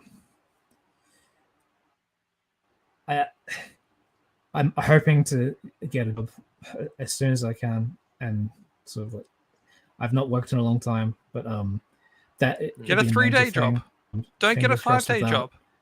Get a 3-day job if you can afford it. Just get something for 3 days. Go work in a cafe. Literally, just go serve people cappuccinos. I need a job. At least gets you out there. Any job. Yeah. You can get a cafe job. Trust me. There are plenty of cafes that just will pay you. They'll pay you 2009. Yeah, but you just need to start somewhere, even if it's 3 days. You start somewhere, and anyone can deliver a cappuccino and take someone's order. Yeah. Like I know it's a degrading job, and Peterson talks about this in his experience of working as a short order cook. You probably don't even need to work 5 days. I've got the job applications out there. Yeah, but just start somewhere. Like job, especially in this country and in this environment, like it could take you months to get something through. The only reason I've got my new role is because I basically stuck out with this current company and somehow navigated up the stream. Like the networking effect is quite real, particularly in this country. Sorry for everyone at America, but I'm assuming it's essentially the same in most Western countries. Like you've just got to network, and so often it's just if you need a job, just take the thing that's around the corner. Honestly, like it's gonna do you more good than like Yeah. But that's the rebuilding of intimacy, right? So Yeah, we that's what I'm lost trying to- yeah. intimacy as the result of the global fake news virus scam, and now we have a problem. And now it's like, okay, we've all lost the skill of being around strangers and getting along. We don't have that skill anymore. And it's the perfect time to start World War III, right? And a perfect way to make World War III happen, right? You know, could be coincidence, doesn't really matter. The point is, where there's a phenomena that happened, and that phenomena, in my opinion, is best understood as a loss of skills of intimacy. And now we don't know how to be intimate, right? I still hark. I have this clip. I got to post it. I think I have the clip done even. Peugeot said on a Q&A on the Awakening server a couple of years ago now, he said like that basically you go to church to do something you don't want to necessarily do with people you don't want to be with. I thought that was a brilliant description of the problem we have today. We don't have the skill of doing something that we don't want to do with people we don't want to be around and getting it done anyway. We need that skill back. That's a skill of deep intimacy. It requires intimacy. So what Jesse's talking about is rebuilding that intimacy and saying, look, 3 days a week, it's a start. That's true, because we just try and remove ourselves from that position whenever possible. It's like, oh, I don't want to. Yeah, oh, there's like a escape hatch. I'll go through that. Right. And so the intimacy is gone, even at this level. Because I think a lot when people hear intimacy, they mean sex. It's like no, it's several layers of intimacy. But that's a good point. Like I Centrelink is welfare for not monthly job applications. Hopefully, open invite. If you're ever in Sydney, hit me up. I'm quite seriously. If you're ever in Sydney, hit me up. I definitely will. Why not? You got to start somewhere. Like this is the thing. It's very, very hard to make I don't have like any an in-person sort friendship. Of like, about my interviewing skills. Oh gosh! But just recognize that they suck. Everyone sucks at interviews. Everyone is a muppet. And this is the thing we're not recognizing. We'll say as a culture, even though I don't necessarily like that frame. It's a close enough analog. We've lost interviewing skills on both sides. People do not interview. People did not interview before. Now they really don't know how to run an interview because they lost the skill because they weren't doing it. And intimacy, I cast as the quality of a relationship, right? So there's different qualities. Some are physically intimate, right? Some are not, right? Some are new friendships. They have a different quality of intimacy. It's not less, right? They don't have less. It's just a different type, a different quality.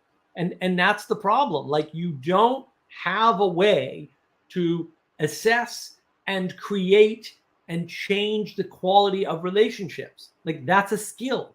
And we've lost that skill. And I do want to address this question. Benjamin Franklin, but I don't think is the actual Benjamin Franklin, but I'm up in the air. It could be a ghost.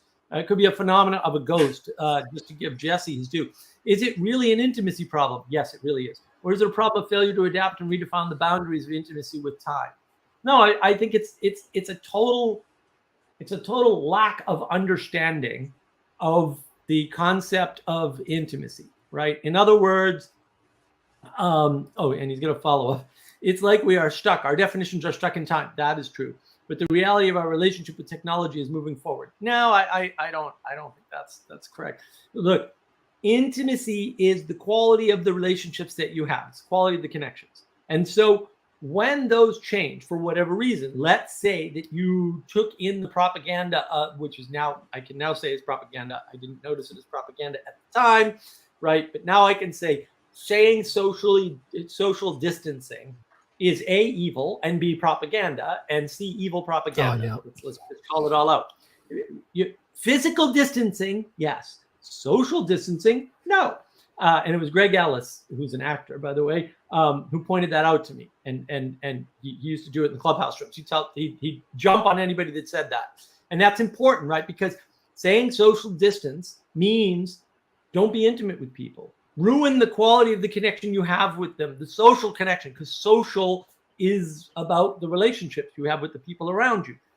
So we've lost all that. And when we don't use a skill, we lose it.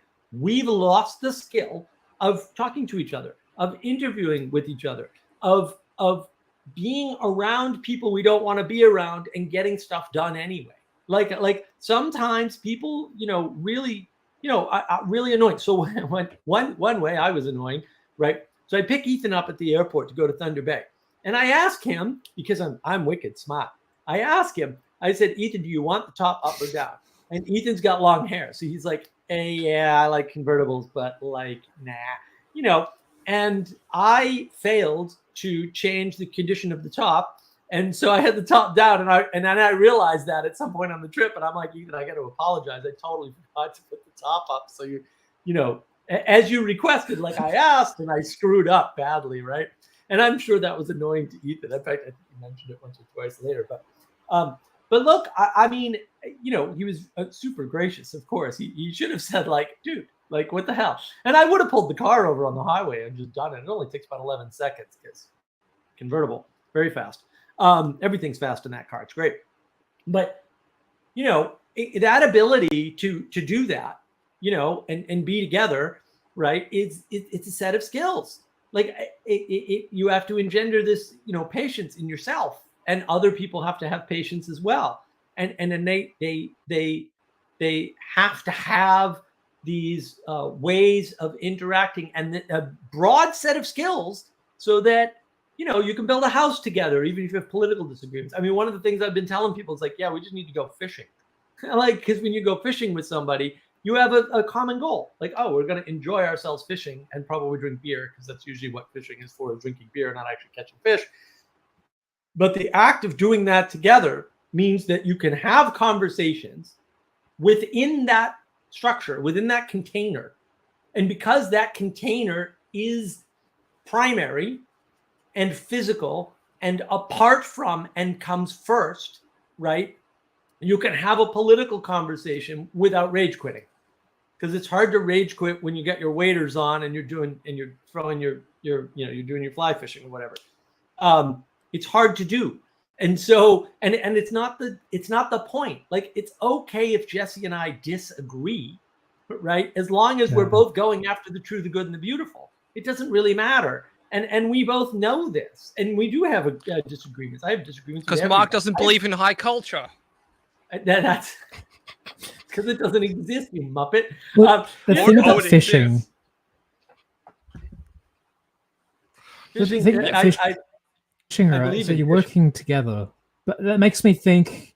So when people like say bricklayers are building a wall, like blue collar workers, I find often the conversation is a lot more based in like intimacy, talking about like relationships and their wives, dating, things like that.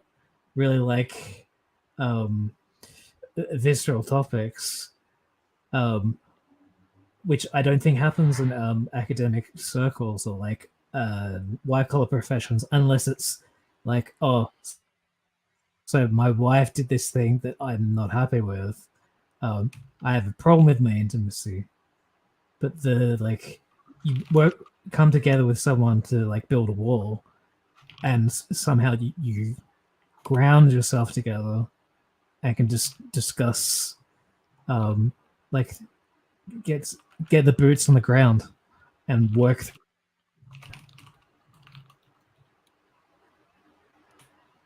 Got to start local.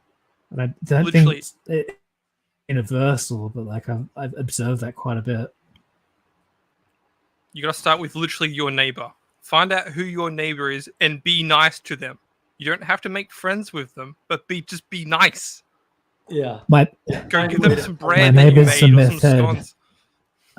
Unfortunately. Perfect person to be nice to. That person is the ultimate muppet. Unfortunately, they're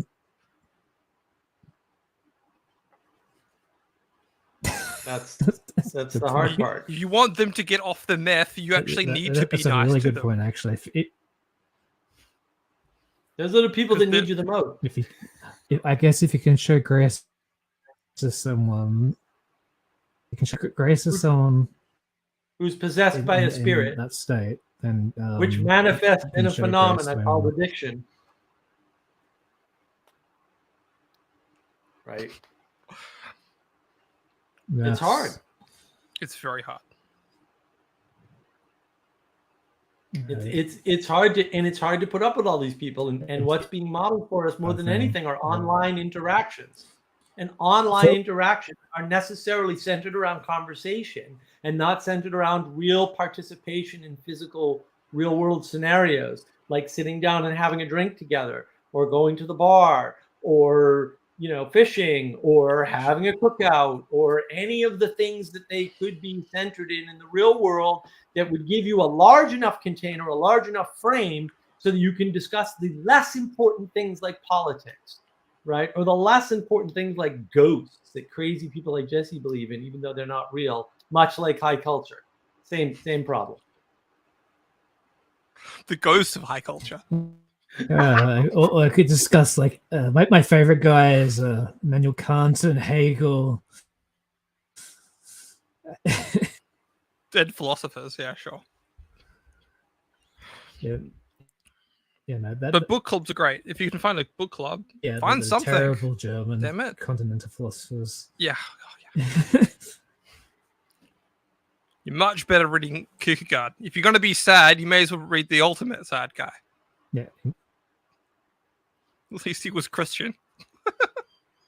I've got but all yeah. Kierkegaard. Yeah, but it'll make you sad. Just realize that it will. His job is to make you sad, to point out the clown world. Right. Well, because he was facing social tyranny. If you want, depends on how you want to see it. But people around here were clowns. They were actively just disregarding tradition, and so he, in his Protestant way, just rebelled against that. Yeah. That's my summary. It's very loose, but yeah. Everybody despairs. Does have despair because they just.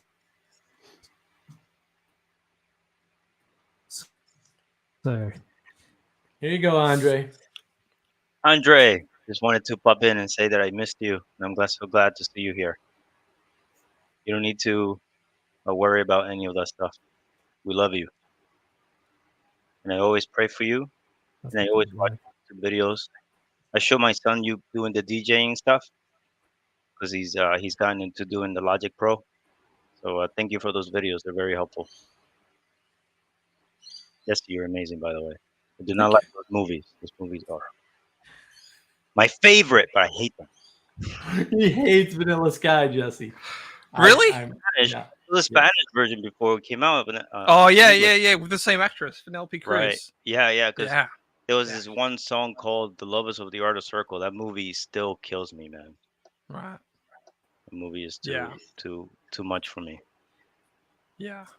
Well, sometimes the good movies are the ones that they're like a rock in a shoe. You're like, oh, just it's like, you just can't. You can't. Arlington Road is another one. If you want a film to be a rock in your shoe, I mentioned this last week.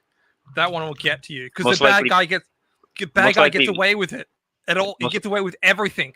Most likely, most likely I already watched it because I see you and I have the same taste of level of nihilism. Like we just want it. We want it so bad. You want it. You want to feel the deepness and the darkness of this. No, like, I don't want to be a sewer rat. You don't want the hope at all because there is hope in there, Jess. There is because you know it. Yeah. Well. But that brings it up. I mean, Andre kind of brought this up in a way, right? The Dead Poets Society. Ooh. There's a movie.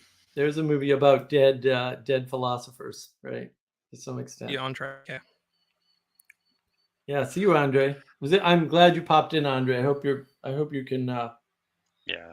Pull up from your. Yeah, we're here for you, man. Yeah. We're here for you when you need us. Sincerely. Yeah. Yeah, we're still here. We haven't gone Oh, anywhere, Andre. he's back. We're always welcome back. Yeah, I'm glad he's back. Welcome back. See, you're participating already. How do we? It's good. Internet failure. He's Is got it, bad ha- wallaby is it internet. Macau? How do I pronounce? How do Michele. I? Jen. Michelle. I didn't get anything in the last It's not minute. my real name, It's but good it to is see the you, name. Michelle. I Yeah. haven't talked in a while. No, he misses you. You know. Yeah, I ask for you all the time. I was He worried does. when you changed your name, and I was trying to talk to you originally when you changed your name, but I'm glad you're here, talking to us anyway. No, But the reason I bring up Vanilla Sky is because Vanilla Sky is very important to so. understand that whole late 90s, early 2000s art well, house the shift, commercial. in Yeah, the shift. Yeah, but the shift in but it. you notice the Spanish people already had it. That's what Mark was Yes. talking about. Like Yeah. we've been, and then something I realized, like one of my favorite songs, and my favorite, because I grew up listening to their music, was like I like a lot of poetic reading, and then I grew up in a culture that we were very oral. Like reading and writing is something I learned more here in the U.S. than I did in where I came from, Dominican Nice. Republic. Yeah. Right. But all we did was listen to music, and a lot of the music we listened to were a lot of that romantic ballads, and they were all about love and sacrificing yourself for love and the spirit of love. And it was beautiful. Like I just found it so hopeful. Like there was so much hope. Like yes, I'm gonna like they were they used courtship as a way of replacing the good, the beautiful, like the whole idea of the Trinity. They replaced it with uh, falling in love with materialistically with the other person, and like, they will be the one that will bring me up from this death, right? Like, and the way they wrote about it was beautiful. that's I think that's one of the reasons why people find Don Quixote so appealing, because there is that there, but they're missing the point of Don Quixote, and that's what pisses me off. So a lot of the Spanish writers that are extremely popular, and people borrow a lot of that stuff, like poets, they all were inspired by Saint John of the Cross. Like his influence in the Spanish writing, it's everywhere. Yeah. In every Yeah. song that people sing, it's just really amazing. And they're missing the point. Like he's a religious person. You're removing why he wrote what he wrote. Like you're removing the true spirit.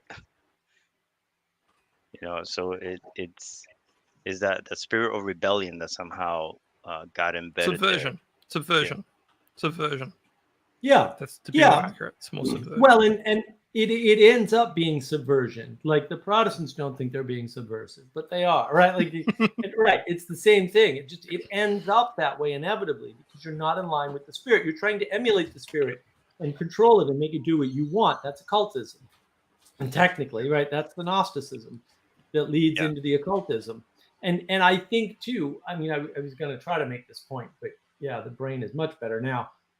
Look, one of the problems when we talk about spirits is that we're not accounting for the fact that we're trying to emulate the spirit of Netflix by looking materially at what we can see and then implementing that and expecting the same result, even though, as I point out in my video on my personal channel, nobody even knows what Netflix does. They keep saying Netflix works this way, and I'm like, well, the people at Netflix said they didn't work that way. Just to let you know, right? It's the same thing. I made this similar point in another video on my personal channel, right? Like the whole idea of outsourcing was done by IBM, and IBM did it for 6 months, decided, nah, this is a terrible idea, and then stopped doing it. And then everybody copied them. I was like, why are you copying a failed idea? And which is not to say we didn't make it work later on. We kind of did. I mean, I'm still not a fan of outsourcing, but that started a revolution in tech in particular, but in other industries too, where they were outsourcing things to other countries as a way of saving money, right? Note the word revolution. Yeah. Well, it was. It was a revolution. And some of it was good, but most of it was bad. In the early days of outsourcing, man, forget about it. It was just a disaster. I mean, one of the first Fortune 500 companies I worked for, they had me call the Indian development office to let them know their software was not getting in the release because they used their own tools and we didn't have their tools. They needed to use our tools and they didn't. And so all the work that they did was getting thrown out. And you may say, oh, well, they got paid anyway. What do they care? No, they were very proud people. They really cared. They were really upset. They were really upset. They had, it's not quite it's the same kind of honor culture as the Far East, but it is an honor culture over there in India. And they were quite upset that their software was not going to be in the release. They were proud to be in the release. So, and people are that's the thing too. Like the spirit was corrupted. We had the spirit of cooperation going with the Indian Development Office, and they weren't in the spirit. Like, and maybe it was an accident. It wasn't, on purpose or anything, but they weren't able to participate in the spirit in the way they expected to. And that upset them. And when Disney does a streaming service, they expect to be able to participate in the spirit that Netflix has raised. And then they look at it and they go, oh, we know how this works. No, you don't. You have no idea what they're doing. And you're not doing the same thing as they are. You're not even close to doing the same thing as they are. They had a very clever technical solution to a very clever technical hurdle. And they had a very clever way of designing as a result of that. I can make the same, and maybe I'll do this on my channel at some point, on my personal channel. People don't know. Google started with good hardware, not software. The software is irrelevant to Google. It's actually the hardware that makes the company work entirely. It's not the software. The first Google box is amazing. And they did clever things like they used car batteries instead of expensive UPS batteries for their battery backup systems. Like they did all kinds of really clever things with the hardware. And then when they wrote they had the software running at the same time. The software was more efficient because of the hardware. Their competitors were running Windows servers, which were horribly inefficient, especially back in the day. They were running Linux, much more efficient. They developed their own technologies from scratch using the latest data science stuff. They weren't running crappy databases and silly things like that because they knew it couldn't do the work. And so they were able to collect more data. Because your algorithm is only as good as your data. When people complain about the algorithm, it pisses me off. I'm like, all right, you know nothing about algorithms. Nothing. The algorithm with no data can't do a thing. The data matters, and how the data is pre-processed and fed to the algorithm matters, right? And then the algorithm matters. It's the third thing in the chain. And if people participate, like I've said this before, if Twitter's bad, it's because the people on Twitter are being bad. It's not because Twitter makes people bad. If everybody posts nothing but smiley faces on Twitter, the algorithm will only give you smiley faces. I promise you. And maybe not exclusively, because maybe they'll add in ads or whatever. But if the inputs are smiley faces, the outputs will also be largely smiley faces. That's just how everything works. It's garbage in, garbage out. So you can't blame the algorithm. You can't blame the platform. You can't blame the system. That doesn't work.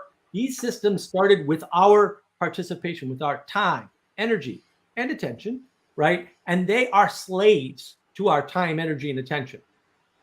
And our time, energy, and attention can become slaves to them, but only if we let it, because it's ours first.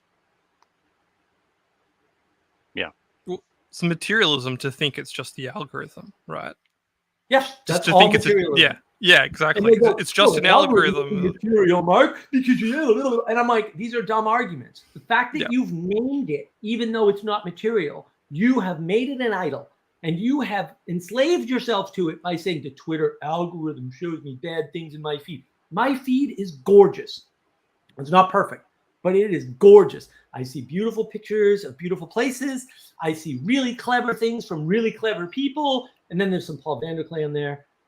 Just to poke Paul a bit, and I have wonderful conversations on Twitter. Every once in a while, I see something, I go, oh my God, that's terrible. But that's rare. And I did that because I know how these algorithms work, because I can write algorithms. I've written many. Not that hard. I know how they work. I'm read up. I read the Tenenbaum book and all that stuff. So, like, sorry, I've done my research. And I've built many algorithms over the years. Like this isn't, I'm not saying it's trivial, but it's also not the most difficult thing in the world. The algorithm is beholden to the data you give it, though. And if you give it the right data, you'll get in my Facebook feeds the same way. My Facebook feed's awesome. It's full of jokes. It's full of pretty things. It's full of a little bit of social stuff, so I can monitor the zeitgeist on Facebook because that's a good thing to do. But by and large, I've curated it. I'm not a slave to the algorithm. The algorithm works for me on all these platforms, except Instagram. Instagram is just basically ads now. Hey, let me make my point. People use Instagram like branding. Like... They've changed the nature of Instagram to be about ads. I agree. It's personal ads, and then there's the corporate ads. So the nature of Instagram, the phenomena of Instagram has shifted over time from just a medium of exchange of information, sharing pictures, into now personal branding, personal. That's fair. So it's actually become an ad platform. You just, people have that bad association behind them going, oh, Instagram is just about pictures. Like, no, the whole thing has shifted now, the whole function. And that's what people were complaining about when Elon bought Twitter. They weren't complaining about Elon buying Twitter. They were proactively complaining about Elon buying Twitter will change the nature of Twitter. And no wonder it has. Yeah, spirit. Sorry, spirit. Nature. But yeah, spirit. Nature, the way people react, which is interact, which is the spirit. So, yeah. Go ahead, Andre. Equivocating. I was going to say. Oh, so just so you know, I don't know what equivocating is. So I'm gonna rely on the spirit of the materialism. Could you? Sorry, equivocate. It is saying something that's like. No, you don't have to give me the definition. It's okay. Same or equal to, or similar to. So. What are you asking? Do you say that's very similar to like an algorithm being in Hollywood and Hollywood movies with materialism? So the fact that like movie, this thing like it's the Hollywood algorithm that's doing so, but in fact it's our interaction. There's no Hollywood algorithm. It's us or the consumers who want it. I'm saying as like an analogy. There's in-group preferences, and those in-group preferences combine to a spirit, and that spirit makes itself manifest in different ways. So different people come together, right? Like a church, like a book club. They all have a preference. They all have a theology and emphasis that they're trying to get out into the world, right? That culminates in a spirit over time. Could take 5 minutes, could take 5 years, right? There's a time span of that spirit bubbling up, emanation. It does happen when people meet together. An emphasis does come about. In some ways, it could be an argumentative emphasis. Doesn't matter. Something will eventually come together when people come together. It's bad English. Anyway, what I'm trying to say is those people interconnecting, right, will materialize different things in the world. It's only natural for them to do things. Like a movie is made of multiple different teams of people, all networking to bring about the thing you see on the screen, which is the spirit of all the people that interacted with which is why people say, oh, the set design for that was good, but the rest of it's bad. It's like, well, the thing is not in a harmonious spirit. Because most likely you find out later, all those people weren't interacting correctly. The studio wanted this, people wanted this. But you see that phenomena of people not working together, and it comes together in a material object. And then that's what people project onto and say, oh, you see enough of these objects in a row, you say, oh, it's woke. You're like, okay, cool. You just calling a category of something that's actually a whole bunch of people down the bottom holding a behavior set. Right. categorizing Hollywood as woke is a materialist move, right? Yes. Rather than saying something like the spirit of Hollywood has tended towards wokeness, and that spirit is not woke because woke isn't a valid way of thinking about it, right? The spirit is one of chaos and destruction, right? Because that's what all that stuff is. James Lindsay's right about this stuff. All that stuff is the same sort of Gnosticism.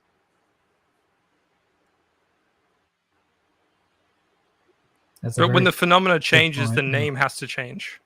Yes. Like that's what that's what you know. That's what maybe people are not noticing. Is that what you're picking up, Andre? Like you're picking up the changes or something like that? I was trying to draw comparisons, which were completely wrong, and Jesse was way more right. Well, but he's trying to point that you're for seeing me, the change. Making you're it seeing again the change myself. I actually understood something like wait. No, I'm saying what he said was. I didn't see the change. He pointed it out to me, and I think it's a really good analysis. You notice when people also, started talking about COVID differently. My connection's lagging quite a lot. Yeah. And also my dad's about to head off for the night.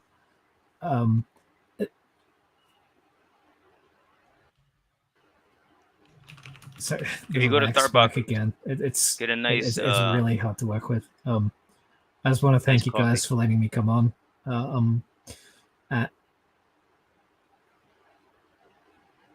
Anytime, Andre. Good to see you. And, I hope you feel better soon. I'm glad we could sort of have this talk. Hey, do everything to protect your sleep. It's good to see you guys too, and also do everything to protect. Do everything to protect your sleep. Get a good month of sleep. Can. Yeah. Everything. No coffee, no alcohol, anything that would take anything. If you get a month of good sleep, you will feel differently about the world. I've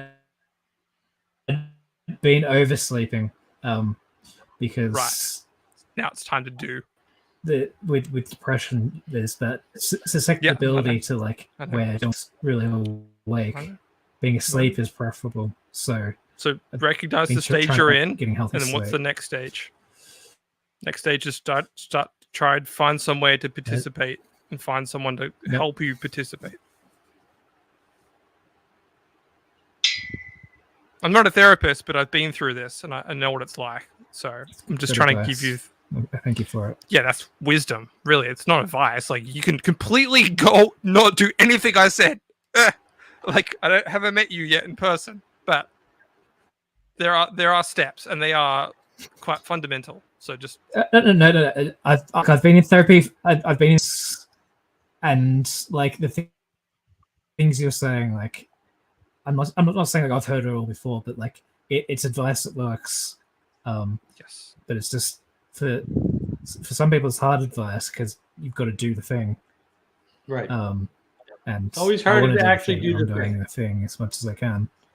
Yeah, it's easy to talk about. I thank you for you need to be in person. Yeah, I hope you guys have a really good day, and take care. Talk again. You too. See you. I love you, Andre. Yeah, it's see, this is the problem with the Australian Wallaby packet network. They're just sometimes there's lag in those wallabies. They just don't move. I'm on dial-up at the moment. I probably lag as well. You're not on dial-up, are you? How is this possible? You on? I'm on a mobile phone connection essentially. No, you have DSL. There's no way you do video on a dial-up connection. There's no. I know it's on. Sorry, what I interpret as dial-up. I don't not on a.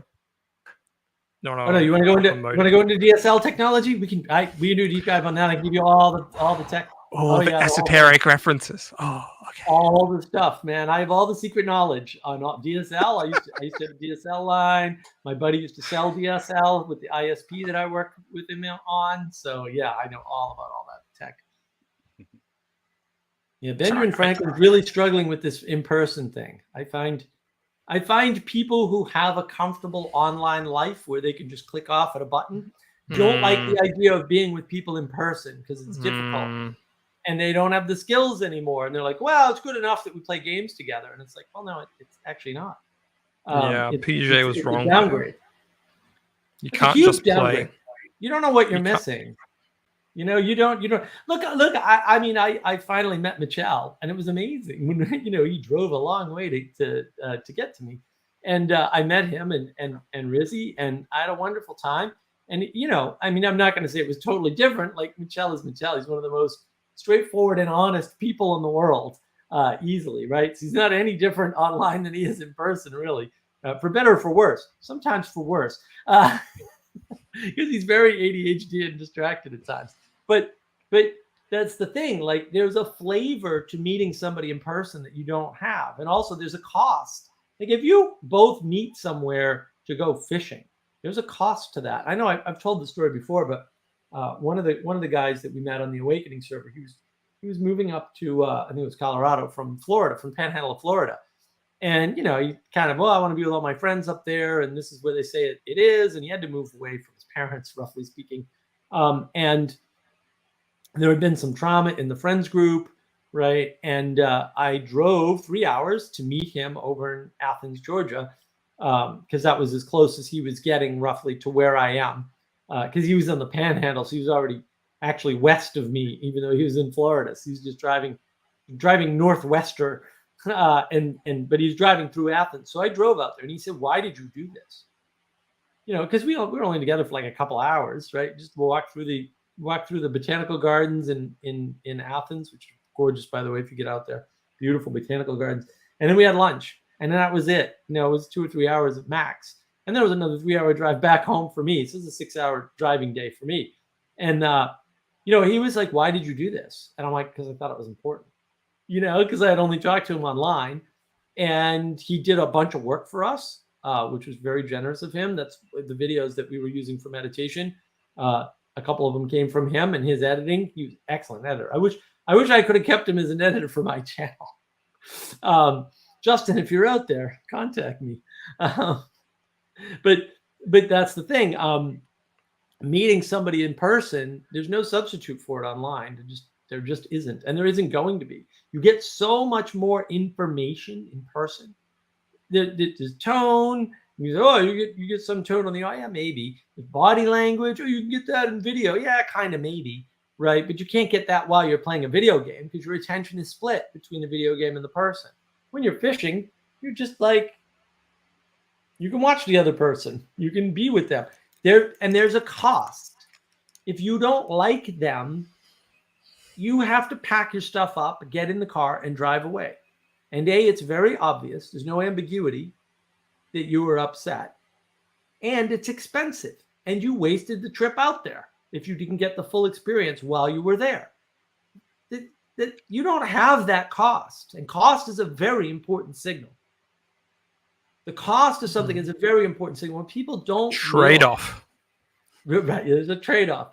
But what people don't realize about life, 90% of life is rote, boring BS.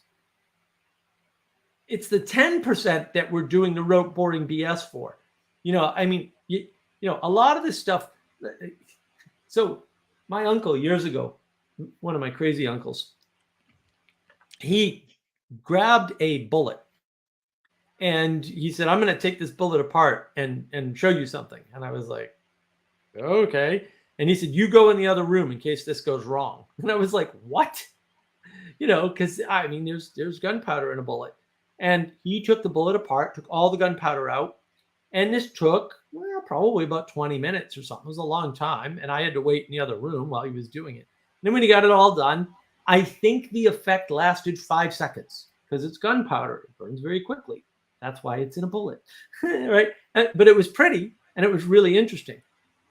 It's 20 minutes, 5 seconds, and probably 5 minutes of cleanup because now you've got ashes and, whatever it was that you were burning it in is burned, and now you got to wash it, and you got to clean up after the mess you just made, spending 20 minutes taking a bullet apart carefully so you don't blow anything up.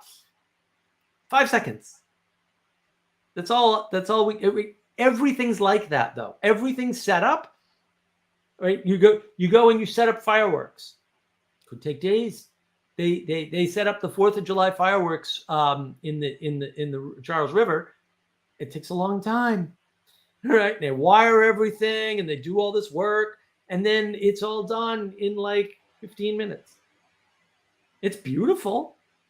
It's awesome. It's amazing. It's wonderful. It gives you a mystical experience, right? But that's the thing. I mean, and it doesn't have to be fishing, right? The fact of being in person makes a big difference to your experience, to the phenomenological experience or the phenomena that you experience. The phenomena of playing Diablo 4 or, which, I'd actually engage in Diablo 4 or World of Tanks or World of Warcraft, right? Or whatever, or better yet, Quake World, which I was really good at back in the day, with your friends is different from being there in person. And look, I mean, before I left New England, we were doing Fridays. That was our thing. So every Friday we'd go out, usually to a fancy restaurant. We'd compete, see who would spend more money on dinner. I usually won because I was single. So, and I made a lot of money. So no expenses, lots of money. So I'd usually be able to throw down the most cash. A couple times I lost, but these things happen. And we'd go to a very expensive restaurant and we were brutal to each other, man. It was war. It was war. Like we were just like, we were just knocking each other down left, right, and center. It was fun and lighthearted and there was a lot of laughter. But it was very much a one-upmanship game, right? It's men do the thing. No, I'm taller. No, I'm better. No, I can beat you up. No, I can. No, anything we find to compete on, we'll go with that. And it was a lot of fun. But there's no substitute for that in playing Quake World together, which we also did, or World of Tanks, which we also did. Right? The two just have no equivalent. Sitting down and having a meal with somebody is amazing. Even just going to the movies and watching a movie with them and then coming out and talking about it, amazing. And you just can't substitute these things. It's a very low barrier to entry with video games, and it's a very low barrier to exit. And barriers to entry and exit, this is the equality doctrine trying to destroy the world and flatten it, right? And that's bad. All of that is bad. You want things that are expensive because then people are serious. And this is, this may seem unrelated. This goes back to the dueling. When you can get hurt in an argument, the nature of the argumentation changes. People are more polite in states with lots of gun ownership because there's more at stake. This is well documented, by the way. This is all over and it's always been there. Always. It was true from the minute that it happened, and it's still true, and it will remain true forever. There's a pattern you can rely on. When the stakes are high, even potentially and theoretically, he doesn't have a gun. He might have one in his truck. You don't know. You're going to be more careful. Unconsciously. Rationalization. Rationalization doesn't get you anywhere. You're not rational. That ain't happening. Give it up. Okay? And don't worry about it. Almost everything you do is subconscious or unconscious. And it's a function of risk. Read Nassim Taleb. Almost all of our decisions start with a risk calculation. That's how they start. And the risk calculations are different online from in person. They're different. Let's call it intuition. Well, you don't even have to call it. Don't have to call it a risk calculation. You don't have to use. Well, no. Intuition is the method by which we make the risk calculation. But the risk calculation is there. Trade-offs. Well, and the difference is your intuition online is terrible and it can't be good because you're lacking most communicative information. Right? Most of our communication is nonverbal. Most of it. And not by a little bit either. It's by a lot. It's like 70 or 80% of communication is nonverbal. If you're not in person with somebody, you're losing most of the communication data. And you're not understanding how to navigate that. And now you get worse and worse at those skills of being in person with somebody. And that's why I said, like Peugeot's quote was very prescient. You go to church to do something that on any given day you might not want to do, to do that thing around people you might not want to be around. That is a skill that you need to have because you live in a world where you have to do things you don't want to do. and there's a bunch of people you don't want to be around, and you have to do those things with those people. And if you don't have that skill, you're in trouble. This is a silly question. Is real world and real death better than combat in a game? Yes, of course they are. They don't both fill a need. It's not a need. It's a signal. It's not a need. It's a signal.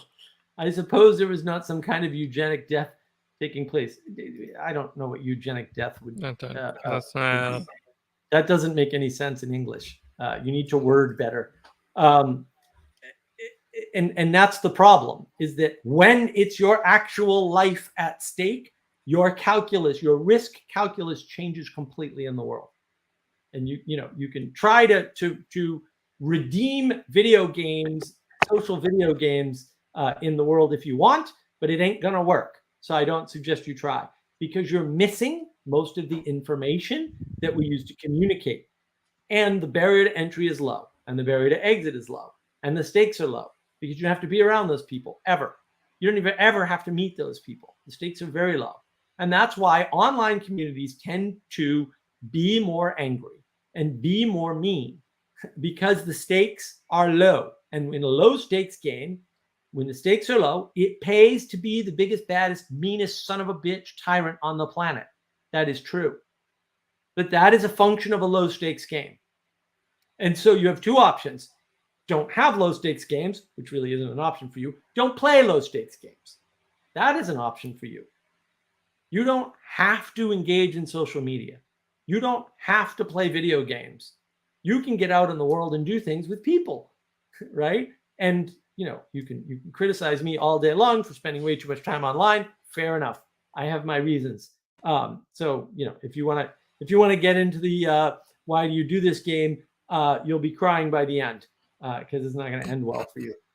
I have my reasons, but it's very consequential what you do and what's at stake, and what you've put in. Like when you invest work in something, everything changes, right?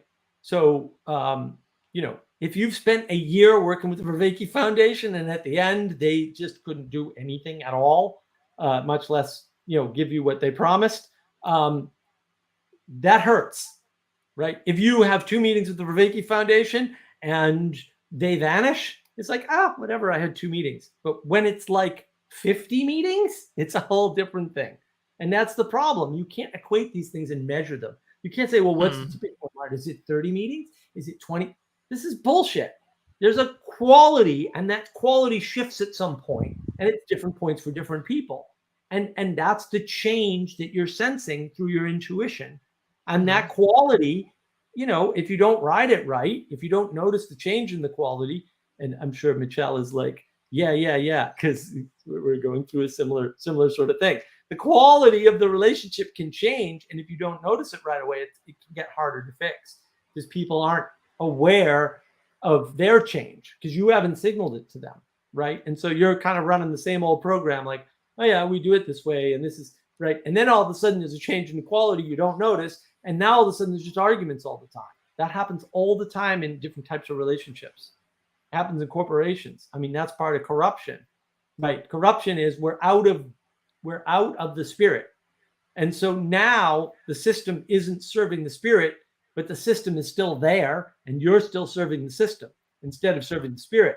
But the solution to that is not to bring down the system. It's to get people back in who can sense the spirit and change the system back to serving the spirit. That's the only solution.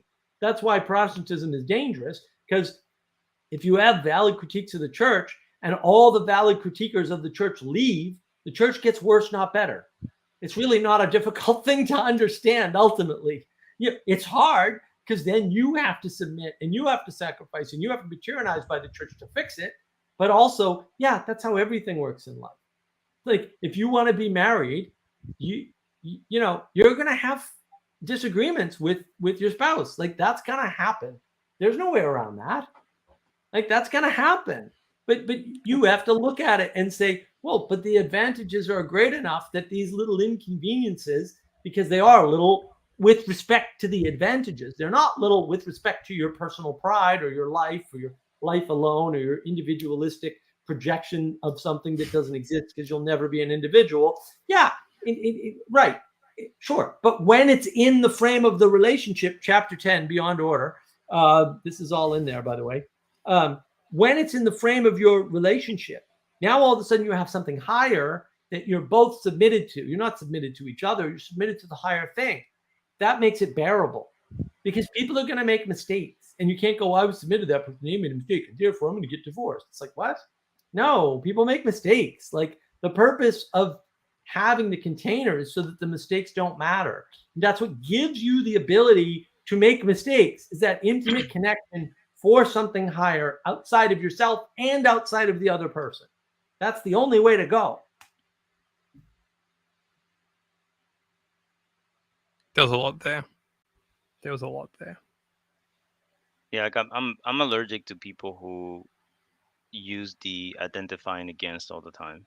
Like you could be skeptical if you are interested in helping, make a cathedral, right? But don't be skeptical in a way that the cathedral is not going to be built, right? Like, and that has always been my like I was I was born with that curse where I see people just constantly identifying against and always criticizing the person who's trying to do something. And sometimes they do it really well, like Mark says, and the person doesn't want to do anything. Yeah, and then 5 years down the road, they haven't done anything, and their life is miserable. Why? Because someone just was showing them a different way that doesn't build anything, Right. right? Or they're not willing to put the skin in the game. Like, yeah, uh, uh yeah, yes, there may be multiple ways that I can solve this problem. Like there may be multiple ways that I may be able to talk to my son or my wife, or my boss, or deal with my own emotions. But if you're gonna give me a seventh way or a 10th way, then come with me. Right? Don't just drop it there. Right? And a lot of times that's what I always see people doing that. Oh, this is new knowledge. Did you hear about this? Did you hear about this new word? And did you hear about this new tone? And this new phrasing? And then they just drop it there. And and and, and yet it's okay. Like I'm not, Mark says it all the time. Yeah, you could do that, but are you gonna be responsible for picking the pieces up? No, you're not. Right. Right. That's what basically was happening. Well, and you look, you can go look. Elon Musk is really smart, but I'm really smart too. Fair enough. Maybe you are. Maybe you're smarter than Elon Musk. That's one of my favorite ones. It's fine. It's fine. I'm fine. Look, I will grant you. Maybe you're as smart as Elon Musk. Maybe you're 10 times smarter than Elon Musk. That's fine. And I've said this to many, many people. Have you slept under your desk at work? Because if you haven't, you can go to hell. Because it's not the intelligence that gets you there. And all the intelligence of the world is no substitute for sleeping under your desk at work. Like, and most of these people have never worked more than 40 hours in a week. I'm like, well, if you haven't worked more than 40 hours in a week ever, what makes you think you should have the money that Elon Musk has? What are you, high? Come on. Like, you only have to work like 10% more than the average person to earn like 50% more than the average person. Right. People don't get that, unless you're in Europe, where you can't, by the way. Well, yeah. Lots of different Europeans. But I mean, that matters. Like, so like, there was a famous investor. I don't know if he's still alive. Jim Rogers is his name. And he was saying the whole time, he was saying like, oh, China's going to eat our lunch. China's going to eat America's lunch. And he was heavily invested in China. I don't think he made anywhere near as much money as he could have invested in U.S. stocks, but whatever. He was famous for coming on CNBC and Bloomberg and all these places and just pushing China. They're hungry. They don't have a government that enables what our government enables. They had the free trade zones. I get that. But they don't have the other pieces, the other aspects of liberty that really free up anybody in the country to build. And so the fact that they're hungry doesn't help because they're constrained by their government in a way that means they can't compete. And that's the problem, is that they can't compete because of the constraints they have of their government. You can't look at one piece of the puzzle and say, oh, it's the American hunger that makes America work. No, it isn't. That's a lie. That's a lie. You can take hungry people in Germany who really want to succeed, and they can't because they throw you out of the building at 5 o'clock when they close the building. They literally will not let you stay at work past whatever hours it is. It's 8 hours a day, 7 hours. I have no idea. They will not let you work. You have to leave. Even if you want to work, you're not allowed to. It's insane. That constrains your people. So now your people can be as hungry. Like, everything's connected. It's not one piece. And so, where's Benjamin Franklin? I've been thinking about whether video games are more equal or flattened. They're flattened. They're very flat, right? They're simulations of a small part of the real world. I'm inclined to agree in certain ways, but also there's selection out, the selected out, self-select out. They just don't play. Yeah, but the Benjamin has nothing to do with it, right? And then, Benjamin Franklin, you cannot rebel against a narrative video game. You have to be within the narrative of that video game. You cannot say, hey, I'm going to be the bad guy now in this narrative. It's like, no, it's a narrative video game. It's locked. You might be able to explore different parts of the map, but the map is not the territory. Well, you cannot rebel against the narrative. And you don't know that because postmodernism removes the framing question from your mind. So we've all lost the ability to question the frame. Like, who am I to question Fauci? Oh, well, I read the damn papers. And you know who didn't read the papers? Fauci. So I'm me. That's who I am because I'm the guy who read the papers. And meanwhile, everybody has to play the real world to a minimum level to keep their body alive. So what? But they're not actually playing, right? Death is a selection. Yeah, death is the ultimate selection process. But this is the problem. You can't equate video games with the real world because it is a map for territory error. It's a very common one. And also, you've been stuck in a postmodern lie that framing isn't a real thing or doesn't matter or whatever. And it does matter. It matters a lot. Again, you can take the hunger of the U.S. and you can take the economic freedom zones of the U.S. and you can put them in China, and China doesn't become the U.S. because that's not enough pieces and the spirit's not there. And the government constraints won't allow that spirit of entrepreneurship to emerge. They won't allow it. It will not manifest because it is constrained by the government. It just is what it is. And you can look at small exceptions in China and say, this company and that, whatever. But it's not like here, anybody from any walk of life, because we have the most economic mobility in the world by far. There isn't even a number 2 to the United States for economic mobility. People come here routinely with nothing and become millionaires in a year. And if you live here and you didn't do that, shame on you. Like that's your own fault. People come here without even speaking the language and they become millionaires in a year. So it's not a language problem. It's not a money problem. It's not a growth problem. There's opportunity here that you're not taking. That's on you. And people don't appreciate that. That's still true, by the way. It hasn't gone away. And that's the problem, is that people want to stay trapped in their video games and then make excuses for why they're not successful. I know why. You know why? Because what matters about the world is where you put your time, energy, and attention. And if you're putting it into video games, you're not putting it into things that can improve your life, make you money, help out your neighbors, right? Like there's all kinds of things you could be doing. Sharpening your skills at participation in person, et cetera, et cetera. And that's the issue. That what Mark is saying right now about helping your neighbor. Sometimes I walk to the church, and it happens that I found someone who scavenges garbage.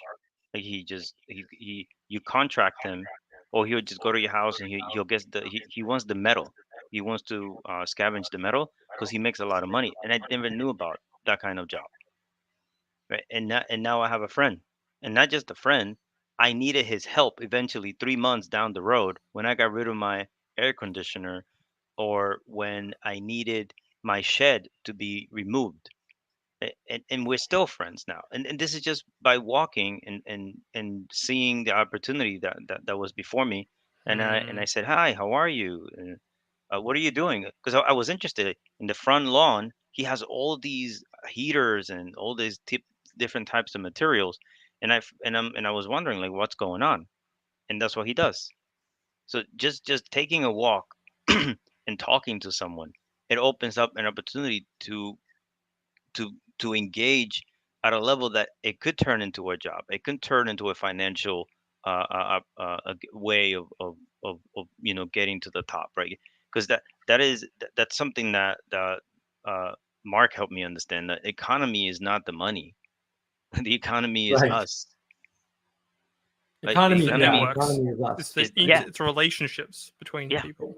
right. It's our 'Cause- trade. What do you think, Jesse? This is sort of a you can take Well, you this. can. 'Cause Okay, great. using No, no, that. no, no. I'll get to Oh, Benjamin cool. Franklin. I like Mikhail's thing because you want to notice that throughout the centuries, think of it that way, the methods of transport, methods of people participating and interacting within the community changes. So they go from walking everywhere mostly.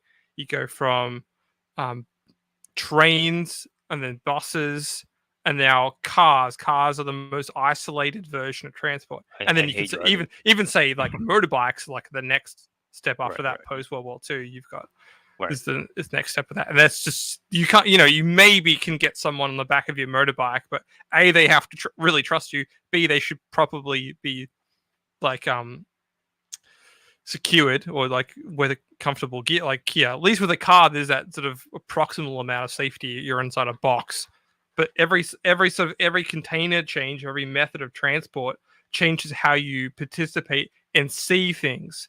Like it's a big difference from driving around your neighborhood to walking around your neighborhood. Because when you walk, you have more time, energy, intention to participate and see things. Like, oh, that house was built in the 70s. That one house was built in the 80s. That house was built 5 years ago. Why does it look so bad compared to all the other houses built? Those sort of things you start to notice. Oh, this person's got little creatures in their garden. Like that means they must have certain, certain beliefs about the world.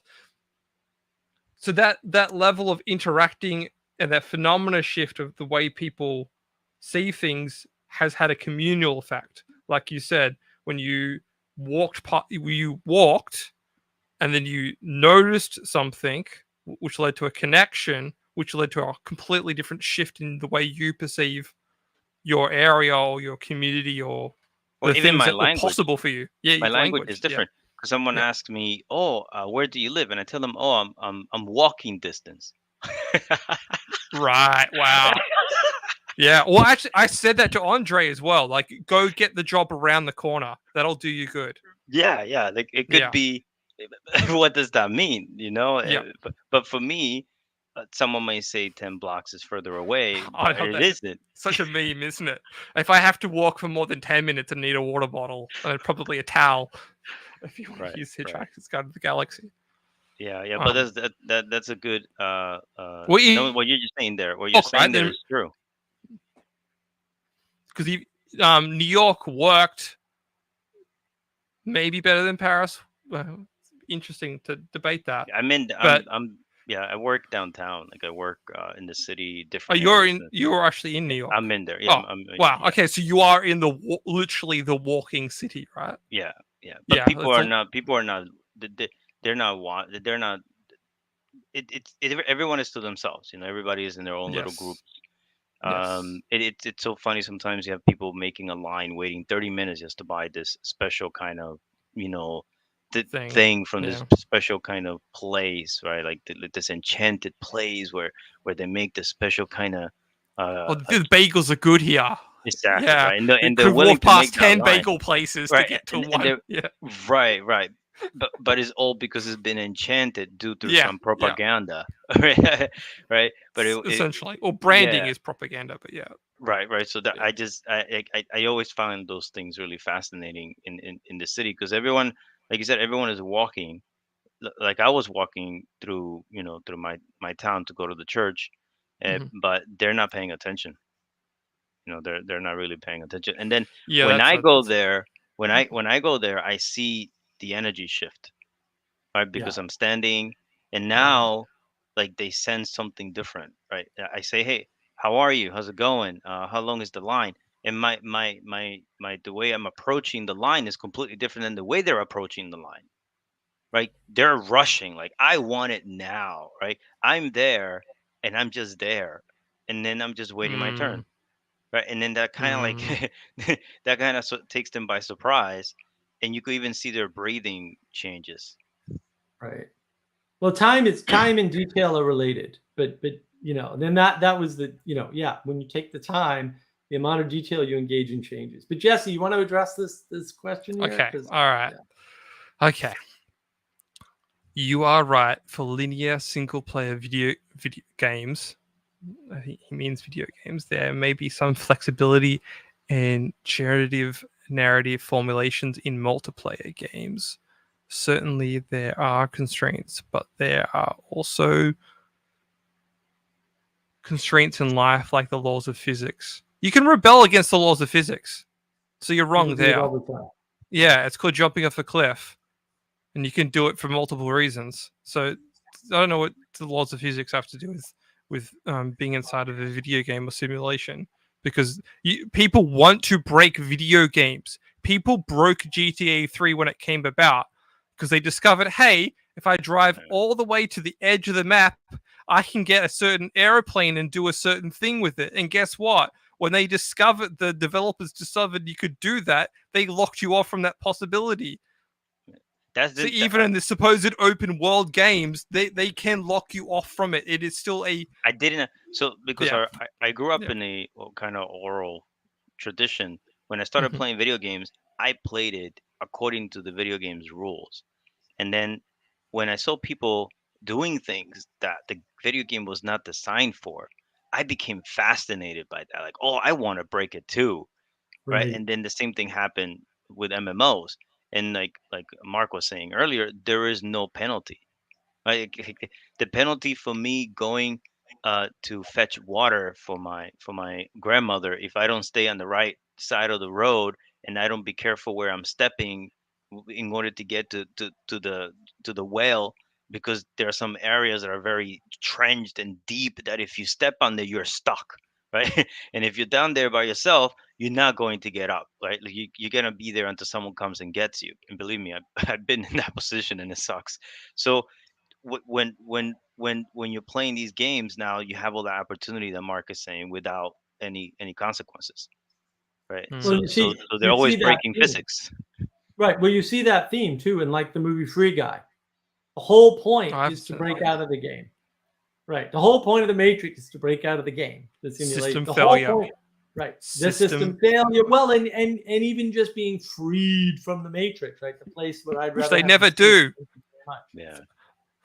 Well, they do it in the Animatrix. I rewatched the Animatrix. It was quite good. I kind of see the Animatrix as like Animatrix. It's like Neo Matrix. It's not the Matrix.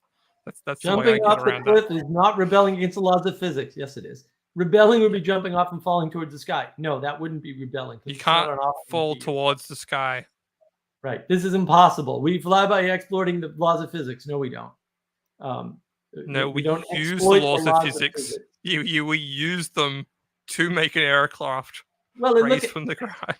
and look at the language, exploit. And even in the language, it's so baked in, he doesn't even see, because this is a postmodern trick. He doesn't even see that he's stuck in a frame. And that frame is manipulating him into believing certain things that just aren't helpful for going forward in life. Like, I mean, yeah, you're stuck. Of course you're stuck. And there's really not one models. way to there's not one way to break the 9-dot problem, by the way. There's like 4 or 5 ways to break the 9-dot problem. But if you've already presented one, you'll only believe there's one. That's another description trick that they use here. Like, you can break it this one way if you do it the special way, and then it's like, you're not telling me there's actually a couple other ways to do things if you want to. Yeah, but you see, I'm glad you said that, because that 9-dot problem really messed me up for maybe 9 years, 6 years, because someone said, "Oh, this is solvable," but again, I am thinking in the constraint. Like I am following the law of what I'm looking at. Submitted. I'm not bending it. Yeah, I'm submitting to what I'm looking at. I'm not trying to bend the law of physics. Like, someone said to me that this is possible. What I'm looking at is possible, but if I connect the dots.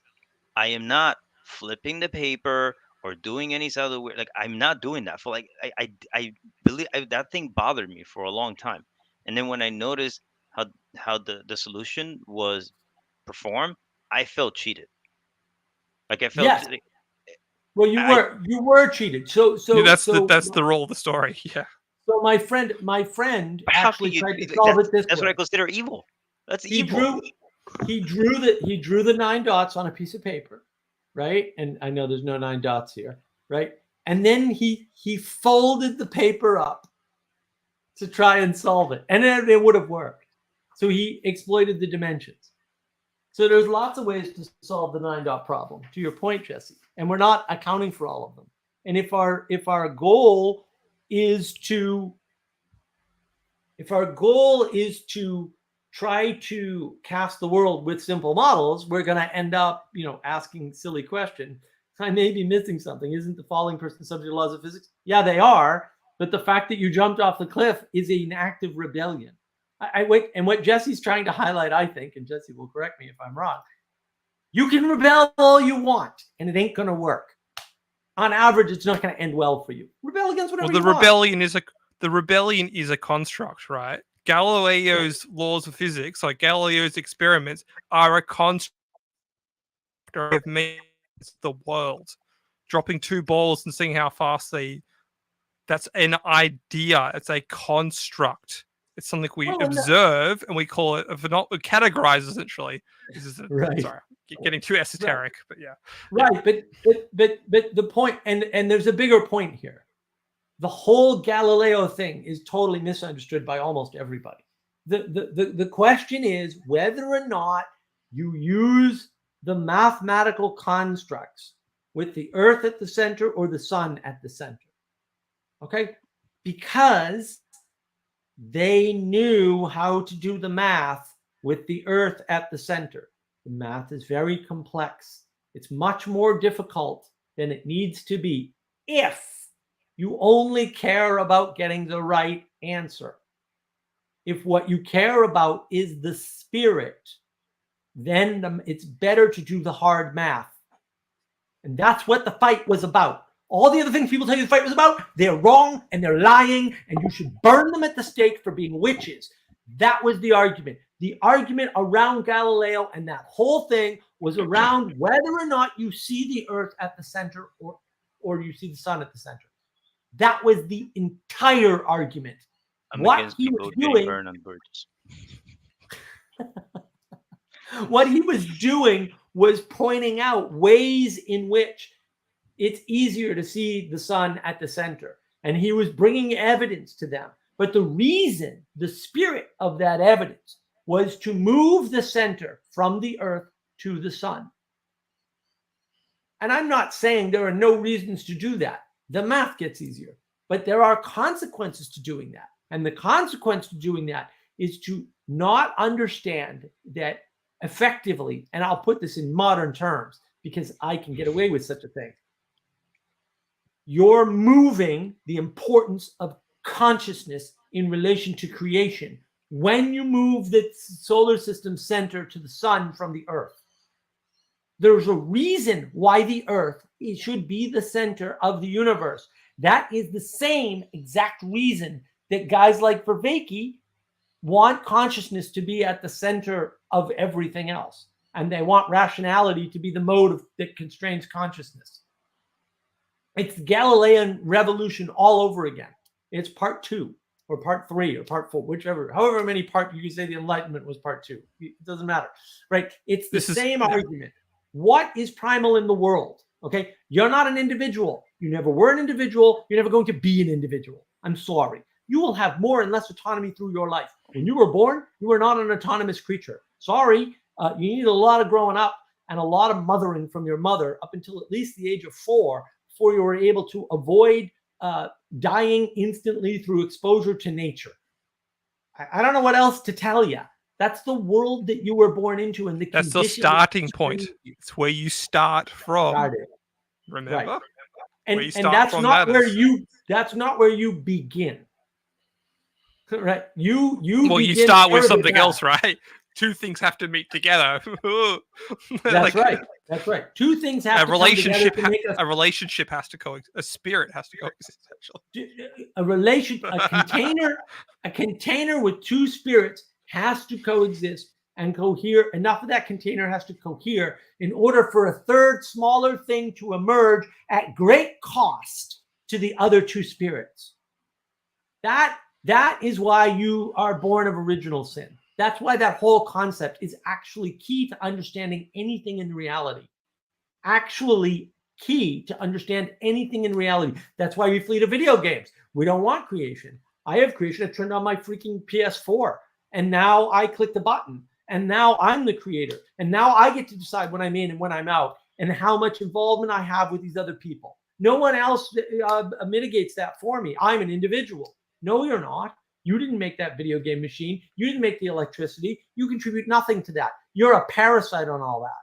And if you're not giving back in service, then you are nothing but a parasite, and shame on you. And that's the problem, is that we are, in some sense, the center of the universe, because the universe, the creation story in all the texts, you can pick the Bible, you can pick the Bhagavad Gita, you can pick whatever Eastern text you want. Yeah. It doesn't matter. Okay. We are always in the center of that story. We're not the only characters in that story, and we don't come first, but we are always in the center of that story. Those stories always center around us. The mediator. We have to mediate between the open and closed worlds. Because we are mediating between heaven and earth, right? John Vervaeke, we can't live in a two worlds mythology. No, we have no choice, John. We live in a two worlds mythology. Yeah. There are two worlds. Sorry, actually, there are three. The third one I would call reality. Right, and reality is that mediation point. We make that, but we make that. In one way, it's a mediation point, and the other way, it is the result of the mediation. That's the way I'd say it, Jesse. It's the result of the mediation is the thing we call reality. Yes, I would say it's the emphasis, because you can emphasize if you don't emphasize something, right? It's then the I don't notice it. manifestation. Yeah. Okay. No, it's the manifestation, right? Okay. And the manifestation isn't the phenomena. It may be the result of multiple phenomena, right? And this is why the naming matters. So you've got a phenomena from below and a phenomena above. You've got the emergence and the emanation. If you get them close enough, you can name the thing. And if they're not close enough, you get the IDW the thing and it blows has up. to have the thing when it meets together has to have an emphasis. Otherwise, it's disembodied. So yes. Otherwise, it's just two things coming together, and you could. If you don't notice the explosion, this explosion never happened. Well, right? so some people, we'll call them prophets, right? Can see how close these things are. Yeah. They can see how close they are. So when somebody like Eric Weinstein comes up with IDW, I go, no, bad name, just right off the bat, bad name, but also wrong. Bad emphasis. Yeah. Well, no spirit. He's not pointing to a spirit. He's not pointing to a spirit. He's saying people got together in a place and a time and did something very similar by being online together. Okay, well, we're doing that now. Okay, but I would argue we have a community spirit here. And Michelle's been with me, for 3 years at this point, right? About that, Michelle, right from pretty much the beginning of my Discord Vervaeke experiment, right? And look, it would be impossible literally for me to overstate using language how important Michelle is to everything that happened here. All of this, my entire YouTube channel, I cannot state how pivotal. First of all, he's my editor, right? I don't know. Welcome. Andre Jones, who's here earlier, did the initial music. The music that you actually like better, Jesse, which I'm like, yeah, you damn Aussies. You all like the same stuff. He also did the help with the poetic. Andre's key to the model. The model doesn't happen without Andre. Wow. Okay. Key. I think I've told the story before, but I mean, it's him and his. That's why he made the tarot card comment. I was like, well, there's the perfect comment to prove it to you, Andre, because only you know how to phrase that such that I know that it's you, right? And there's tons of other things. Andre and I have a big history. Manuel happened to not be there that day, which is about the most unusual event that could occur other than parabolic. Yeah, he used the parabolic. That's it. He wasn't there, and it was Andre who came up with this parabolic, who helped to give me the insight, right? And the new music is done by Rizzy, right? And which is Michelle's son. So like, this man is pivotal to everything that happened here. This is the manifestation of the community spirit of the wisdom community. And now we have a new wisdom community, the Texas Wisdom Community. That's a YouTube channel I posted. I think I posted the link earlier. That's where we're doing the Republic Book Club tomorrow morning at, I think it's 9 Central. And I have a bunch of reading I have to finish now because I get sick in the afternoon here. But that's the first sort of offshoot wisdom community that we have. This is a spirit of community.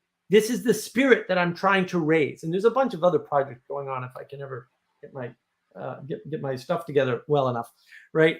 And there's a bunch of people involved, right? Sally Joe is pivotal in this stuff. Ethan is pivotal in this stuff. They come up with really good framing and really good ideas, right? And Manuel, of course, like nothing happens without Manuel, right? He's just been an absolute rock. And so, you know, Vanderclay pumped the stream up on his live stream earlier today. That's great. That was nice of him. Right? All of these pieces are like none of this happens without the John Vervaeke meditation thing. Like, none of it, because that's how we found out about the Discord server, and moved it onto the Discord server as the result, right? And you know, my realization of, oh, I built a community. Did that again. Stupid me. What am I doing? Right? My realization that, oh, no, I know how to do this. I know exactly what this is and how to manifest this. And oh, by the way, now we need it. We didn't need it before. Now we need it. We need online community to bootstrap people into offline community. And we've had a bunch of people, Jonathan, for example, who's been involved, and he's off, you know, he's got a house. He's growing gardens. I think he's, you know, thinking of goats. I don't know if he got goats yet, right? He's doing stuff. Like, it's great. And he's participating in, you know, in service and all that. And he's not online much anymore. And I miss him dearly. And I met him. He came to my house and visited for a few days, brought his dogs, his lovely little dogs. All of this stuff is happening in, you know, in real connections, in real life. I'm driving 3 hours to meet Justin on his way up to Colorado, right? I don't hear from Justin as much as I'd like, but it's still there. Like, we're building stuff that's manifesting in the world in person. And that's the whole thing, is that what are you doing? Are you doing mere fashion, mere entertainment? Are you building something that will last beyond you and is bigger than you, that is bigger than you in a way that affects other people, right? Because I can play the video game with everybody and we can have a great time, and there's nothing wrong. I used to play World of Warcraft. You know, I'm okay with that. I still play World of Tanks occasionally, right? I don't have any teams there. I used to play, you know, these online MMOs and things, you know, the flash rounds of 244 on Quake World, right? I used to play that stuff, and there's nothing wrong with playing that stuff sometimes, but at some point, that's all you're doing, and you're not building things in the real world, right? Well, look, and this is the point about Prager, right? He doesn't understand. Porn is a distraction of your time, energy, and attention away from something good. Okay, because there's no good in the porn, and a lot of people have deep addictions to things like that, right? And video games and other things. Like, addiction is everywhere, and addiction is possession by a spirit. That's the best way to think about it. And I do want to highlight. So in an ideal capitalist system, there's no such thing. Capitalism isn't a system. The system would prevent parasitism. No, it wouldn't. Capitalism isn't a system. It doesn't prevent anything. It doesn't have an agency or a will or a consciousness. I think it does. You have to input some values to earn a living. No, you don't. Nassim Taleb, rent seeking. He has the best definition of rent seeking ever. It's very easy to understand. Attention hijacking too. Game streamers can create some value for observers, I guess. Well, of course they can, right? So they input entertainment. Sure, entertainment's important. Like, I'm not saying don't ever play video games. Yeah, I think, Mark, I think the entertainment thing, I think it always starts like that, right? Because it's there's this initial spark of enchantment within, you know, the entertainment, like, but then, right, of the spirit. Jesse. It progresses to addiction. Right. And I've heard this argument. So I dated somebody in Scotland for a while. She wasn't from Scotland. She was amazing. Sometimes. But the problem was, and this is very much a UK culture. Pray for Mark, everyone. Pray for Mark. We only go out and do our party drugs on the weekends.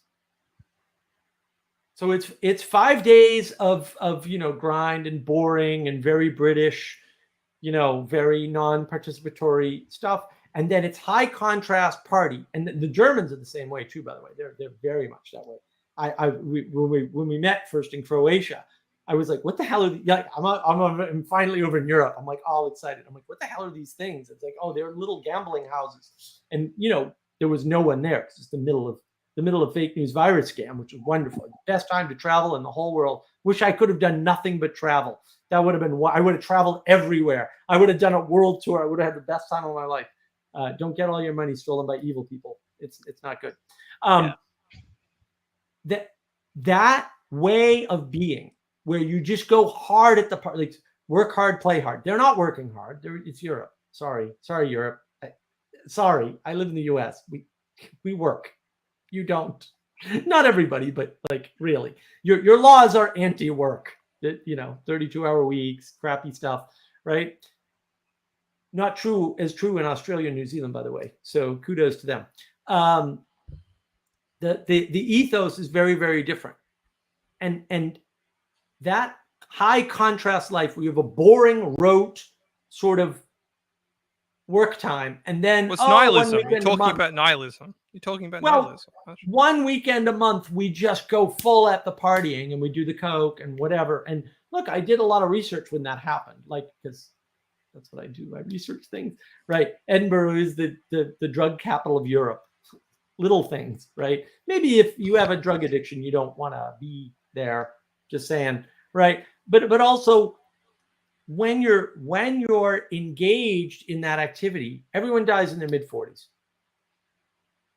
Do coke on the weekends, you're going to die in your mid-40s. It is what happens on average to people. Not everybody, but it's real close to 80%. Well, you can't sustain that much disassociation.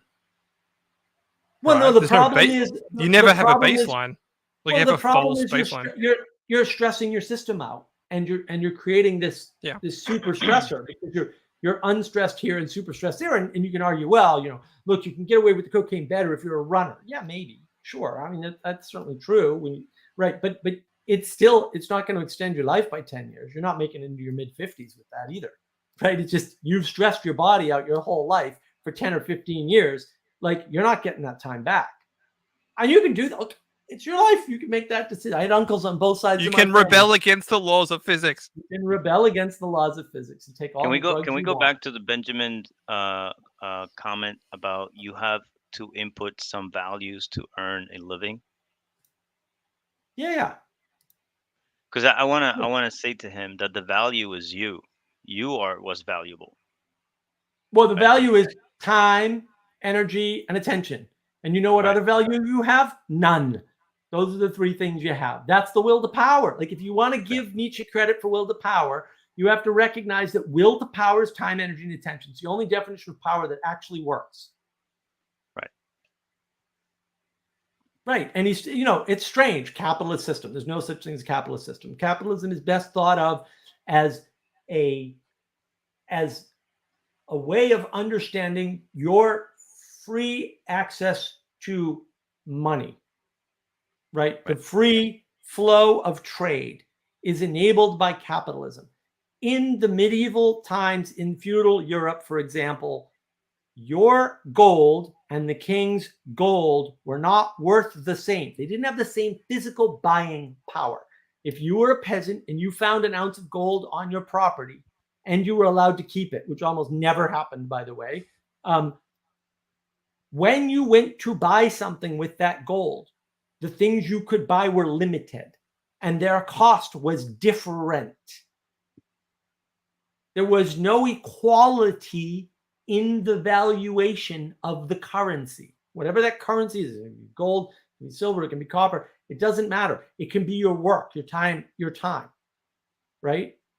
And capitalism is the statement that no. Your ability to access money and my ability to access money is the same. Now, this creates some weird asymmetries, right? Like, well, I spend 10 minutes on a project and I get paid $1,000, and you spend 10 minutes and you get paid $50 for your 10 minutes. Yeah, that happens. Why? Because they're not paying you for your time. They're paying you for your time, energy, and attention. And if you're efficient in your use of it, you're more valuable for the same amount of time, and or similar amounts of time. So if I can do 40 hours a week of work in 4 hours. Still, even sick, I can do that. It's not a problem for me. It's not even a thought for me. Right? People come to me all the time and they're like, what would you do about blah, blah, blah, blah, blah? And I'll just bang an architecture for them. The whole thing. Yeah, I would do this and this and this and this on the fly because I can do that for whatever reason. Whatever gifts I was given, right? And whatever experience I used to cultivate those gifts, because that's a factor too, right? If you're not experienced, you're not cultivating your gifts. That's a problem, right? So, and I do want to get to this. Mark, if you earned enough money from YouTube to quit your job, yeah, I wish I had a job to quit. That would be great. You would be creating value for observers like me. Your income is justified. Of course it is. Okay. Who does well in the YouTube space? You cannot equivalent value, though. Well, values are very different. Who does well in the YouTube space? Who do you think researched this? How much do you think I know about this? Yeah, probably a hell of a lot. First of all, 10 businesses. I got a lot of business experience. Read the 10-Day MBA. Great book, Steven Silberger. Everybody should read it, even if you just work for a living. It's fascinating how businesses actually work. Why is that? Why is this important? It's important because if you study YouTube and you talk to the top YouTubers or listen to their videos or you engage with the YouTube video channel, they'll tell you right up front, the videos that make money are the videos that are being talked about and that are entertaining. That's it. This is as close to entertaining as I'm willing to get.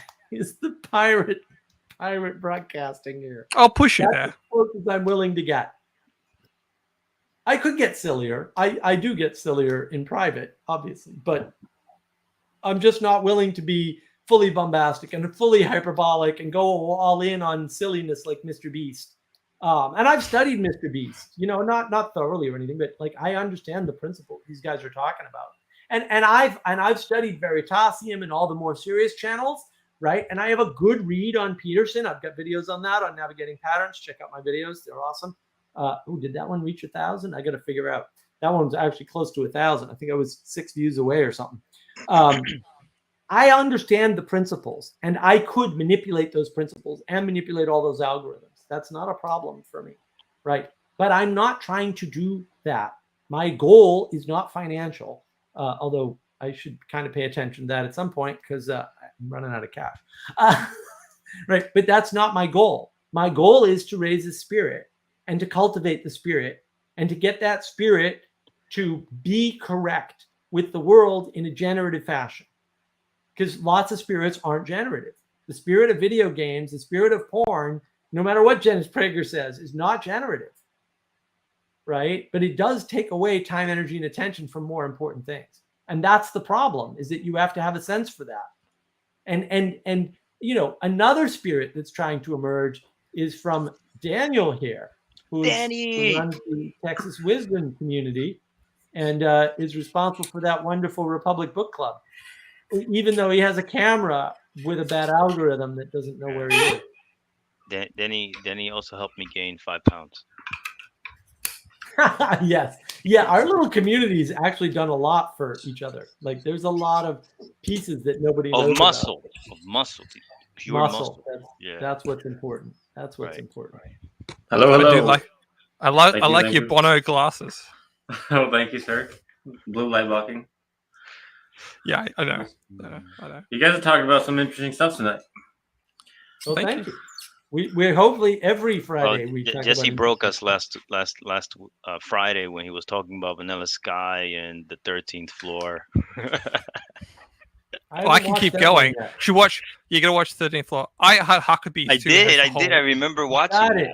I've got it, Jesse. I'll get to it. I can't really do a lot of movies, man. I've said to Mark that you and I have a lot of similar tastes, and that is true. Just from those two that you mentioned, which I forgot watching them, and then I started watching them.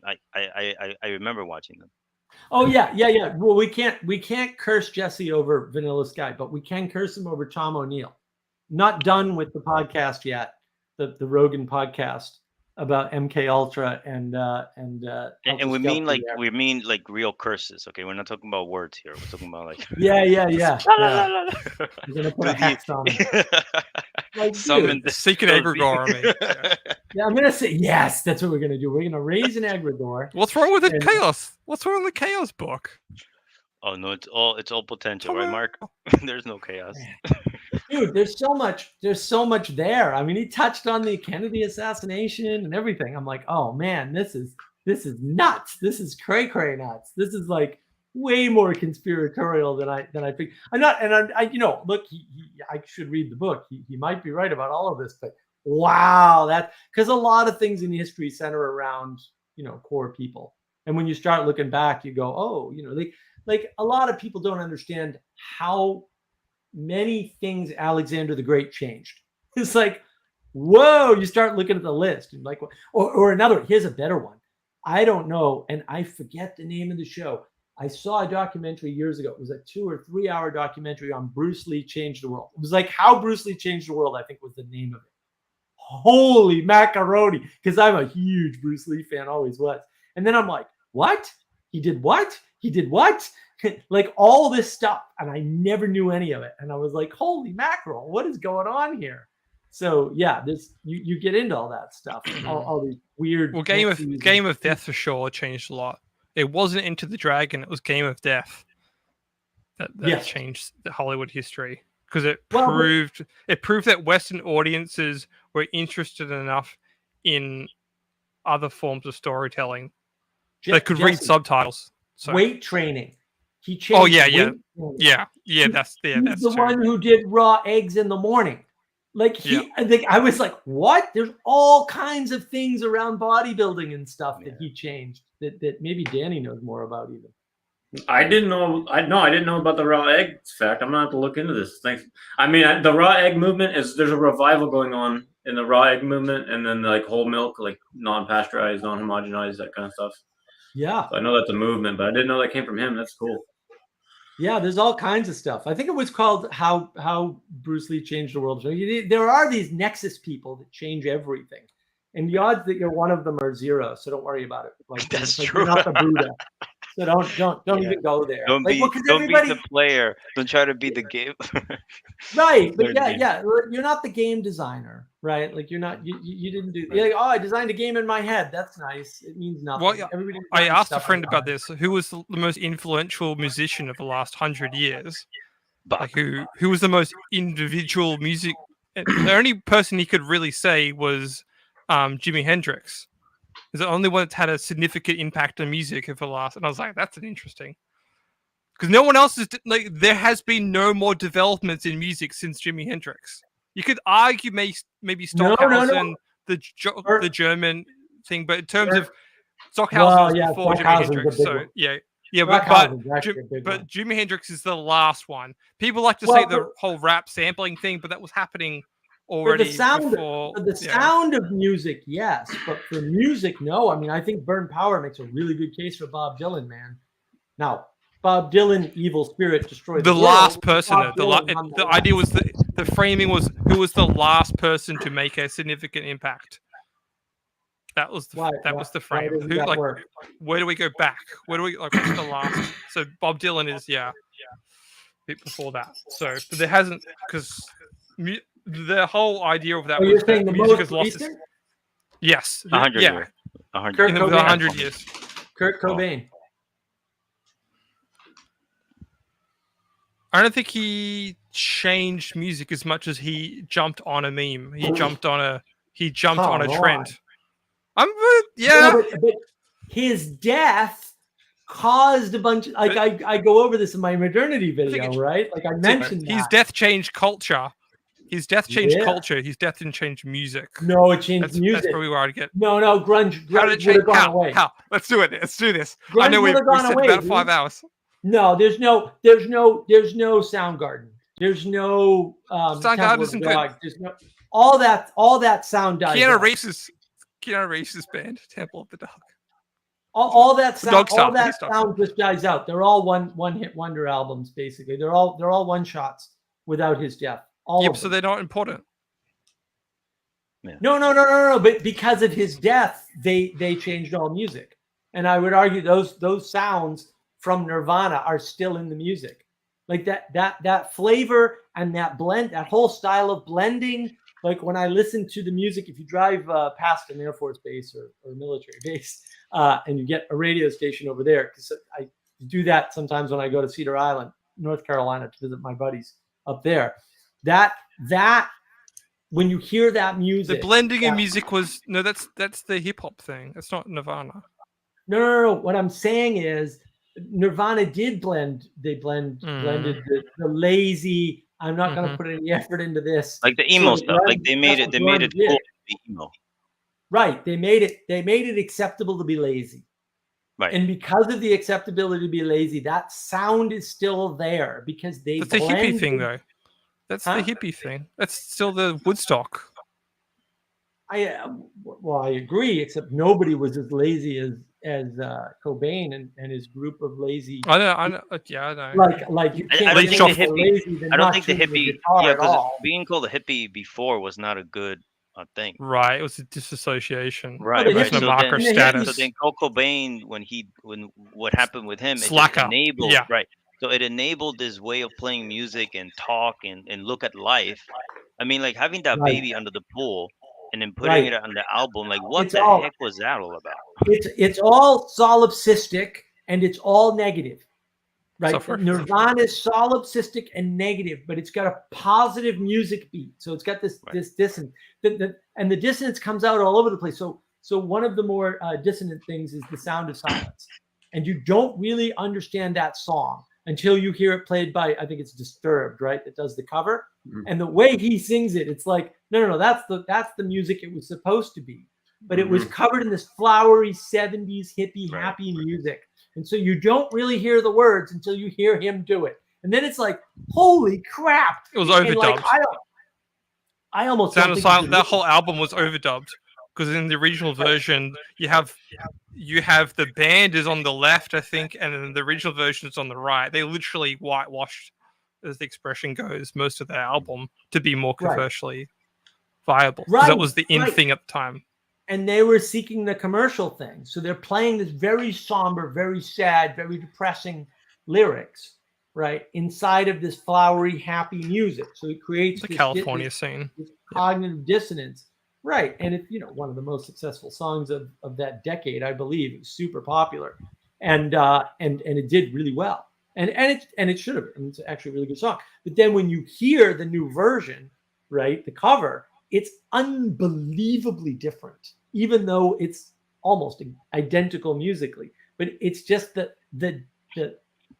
nature of the music being as dark as the lyrics changes your experience with the song such that, and I think that Cobain is just okay. Let's get back to it. Cobain just did what Jimi Hendrix did. He just played that. He brought fashion, like he brought a fashionable image, like he branded himself in a certain way of the Midtown coal miner aesthetic. Yeah. He had a certain flavor of tone. So did Jimi Hendrix. So there's a lot of similarities, but I don't think Cobain did anything that was. He seized the moment within the generation, but I don't follow that. It's the lyrics, the match of the depressing solipsistic negative lyrics with the depressing solipsistic lazy approach to music is a change and a fundamental musical shift. That was in the punk guys were doing that in Britain in the 70s and 80s. Nobody cares. Punk died out. That's the whole point. No, but Cobain is the logical extension of the. But it's not Cobain that does it. It's his death.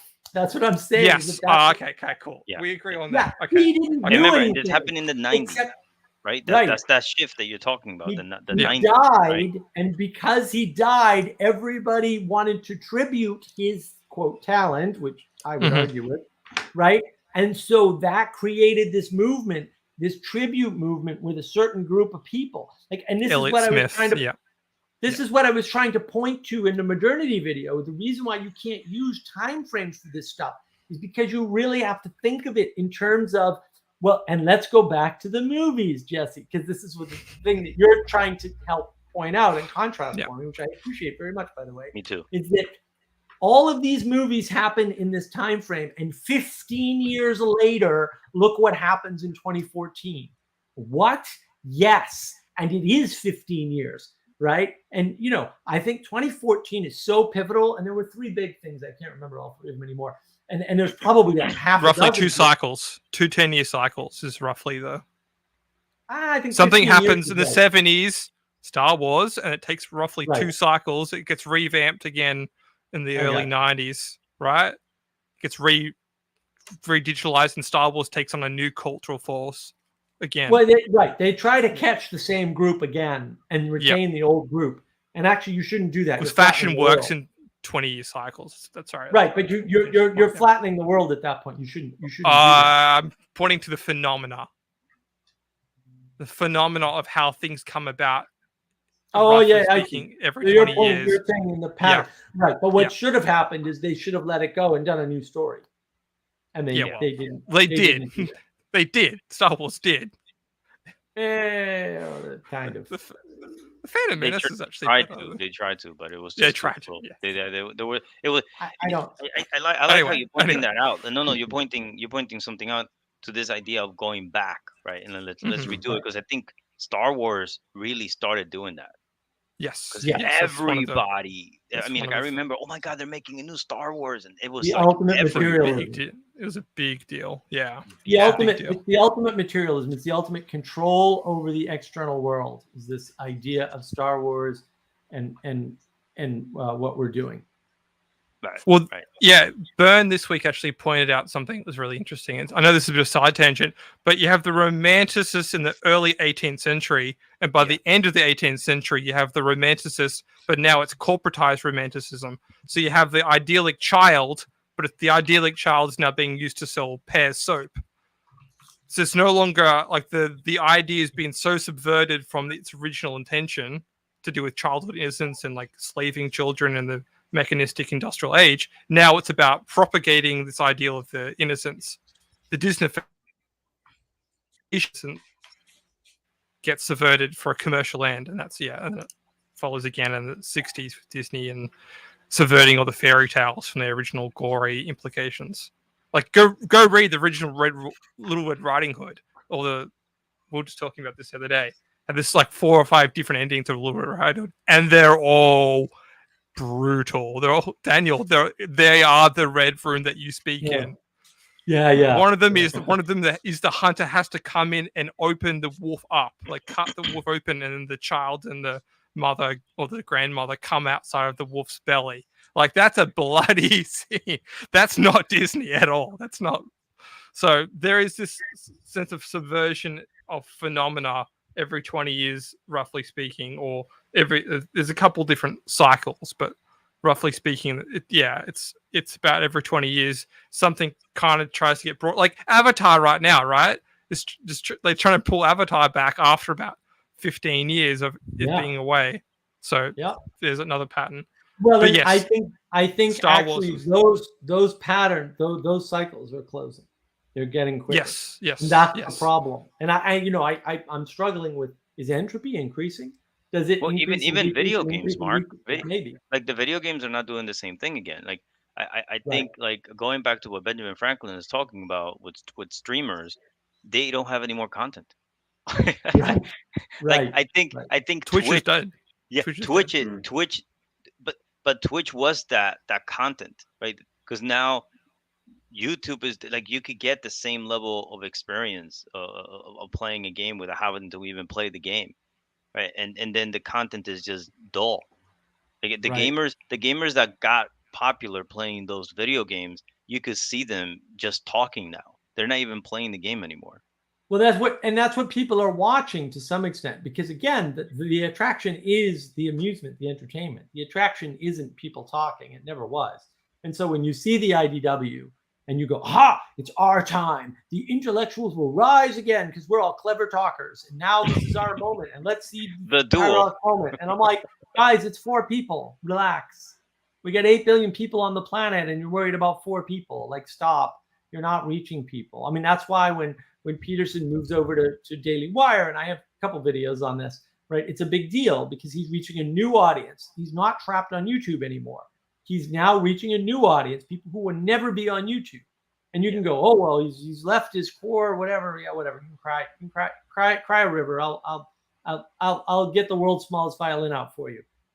Like, it's a good thing because Peterson's doing good work, and it needs to spread. And if that's the way it spreads, then that's the way it spreads. But he has to do the chores, like, because if you think about the change in intimacy, the lack of involvement, there was nothing more horrifying than watching my friend I used to game with actually go on Twitch and watch other people game. And I'm like, what are you doing? You have that game. You could play that game. This is a level of removal and disembodiment and lack of participation that I couldn't have imagined. Like, why would you even do this? And then I'm stuck at his house, and I'm like, oh, I guess we're watching this. I guess there's nothing else to watch because he owns the TV, and like, I have to be a gracious guest. But my God, and I ribbed him for it too, of course. Like, where the hell are you? Why are you doing this? Like go over to the Lathe channel. Now I'm okay, right? But don't watch somebody else play a video game that you have. Like, you don't own a lathe. You want to watch somebody play with a lathe, you're learning something at least. You're engaged in something you can't engage with any better. But when you're watching somebody else play a game that you own, like, what are you doing? You've just reduced your participation to zero, or as close to zero as you can get. Like, it's become less than entertainment at some point. Yeah. I wanted to verify too. There's this idea of breaking the game to get attention, as well as to find mastery. Right. Dungeons and Dragons, isn't there a level to which people are trying to find different holes in the lore and the code of what they can do to, like, play that move that no one's played before, and to kind of subvert the dungeon master so they gain control? Well, does that happen? No, but I think here's the problem. Like, I think to some extent, Jesse, you're stuck. People tend to get in this binary about, either you're playing by the rules or you're rebelling. No, I was talking to a phenomena of when people. Right. Well, let me speak to the third phenomena, because this is the problem. Like, there's a phenomenon going along with it. I think Mark became the DM there for a second. Yes. And then there's the phenomena of rebellion, right? The spirit of rebellion. But then there's the third thing, and this is. It looks like Vanderklay is going to have my third way conversation finally, in a live stream. That'll be fun. There's a third thing called exploration, where people are just exploring to find the boundaries. When we tend to talk about things, we tend to talk about them in hindsight, like propaganda. Propaganda in hindsight. You never know it when it's happening. I didn't see I missed social distancing. I've been kicking myself every day since. Like, how did I miss that? I'm a professional in this stuff. I know manipulation. I missed it totally. I got all the other stuff about fake news virus scam, but I didn't get that one. It took somebody else to point that out. When you're looking at things, you're going, well, we know there are rules in a game, and we know roughly what those rules are, and therefore people must be either following the rules or not. But in fact, there's a third mode called exploration, and sometimes people are exploring, and that's a big difference. It's not a small difference. It's a big difference. And so the spirit of exploration is a third way to think about what people are doing. They don't know the rules. They don't know the container. They don't know the limitations. They don't know whether or not walls are walls. They have to find that out. In Dungeons and Dragons specifically, some walls are not walls. Like, they're just not. They're actually, traps or illusions or whatever, and you can walk through them. You have to explore to find that out. You have to do searching. You have to seek. You have to be curious, right? And that's the whole thing. It's like you don't. I'm pro creativity. Obviously I'm pro creativity. It could be anything.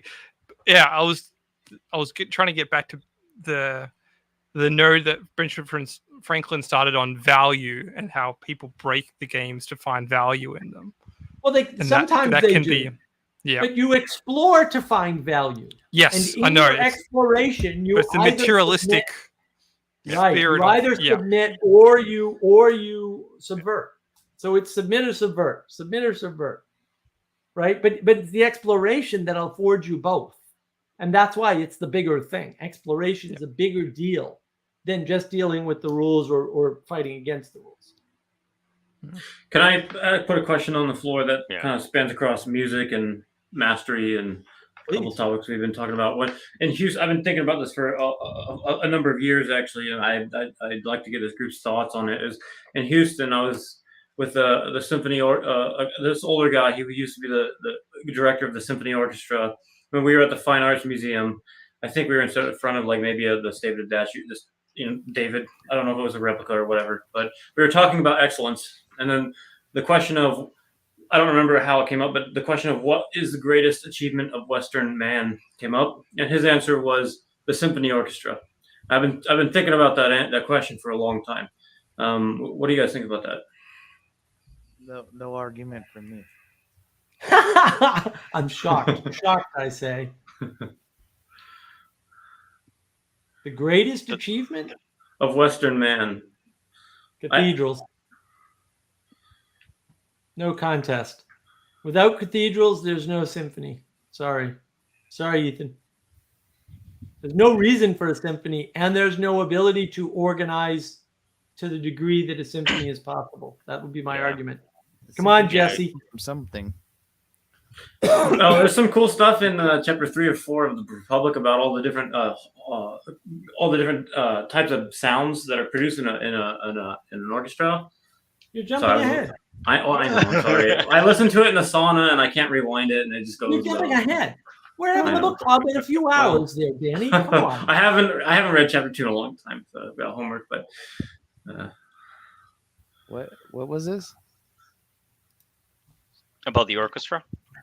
yeah, I've been thinking about that for quite a while. I've been music. trying to form my thoughts on it. I mean, music has by nature has an enchanting component to it. Like there's something already natural to a calling that music has. But I think without a container, you can't have the orchestra, and that's what Mark is trying to get at. Like in order for music to be played in its proper harmony, it needs to feel at home. Right? There's a hidden tell within this. The way you answer this question, actually has a tell within it. That's why I'm like, I could say this. Right. But I mean, it's that a way- difficult question, right? Greatest. No, but Let's that's like add the it to the redeeming- list.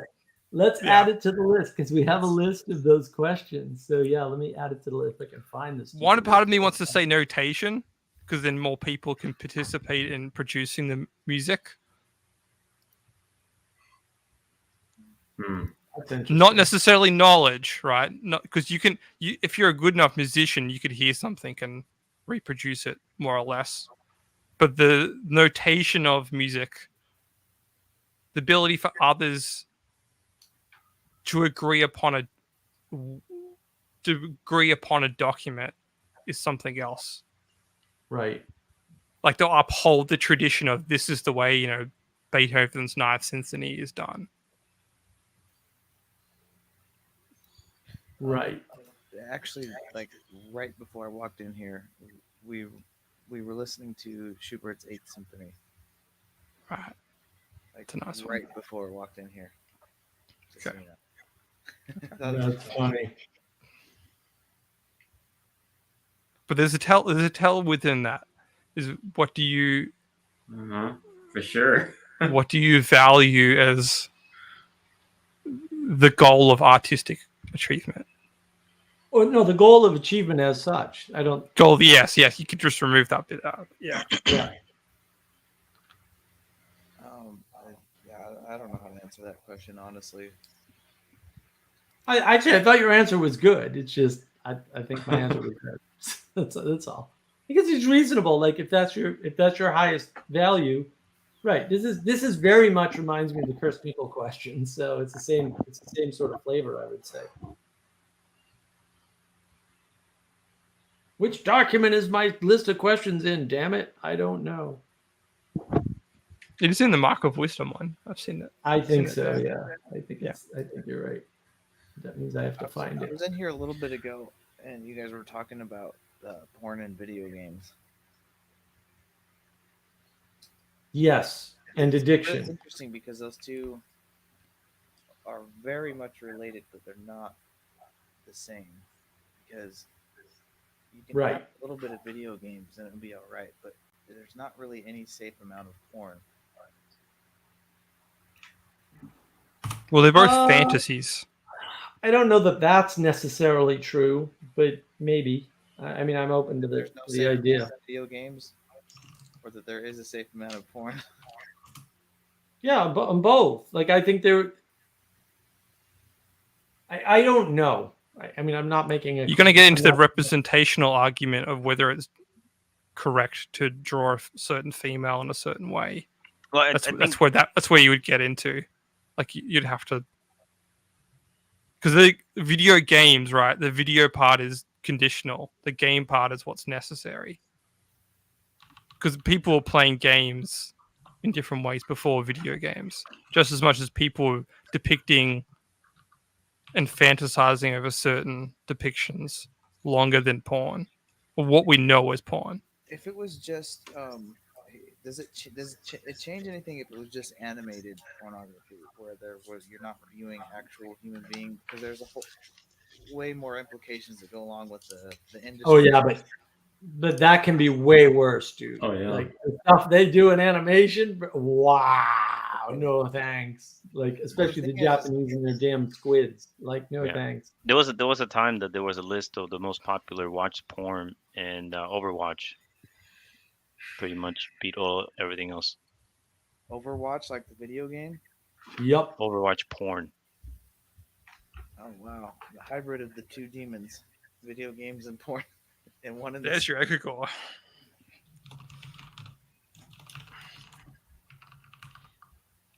And you know who's creating them? It's not the woman.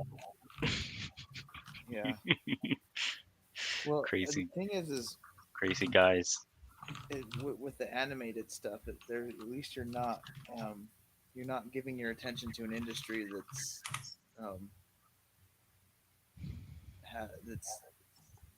that just sets the.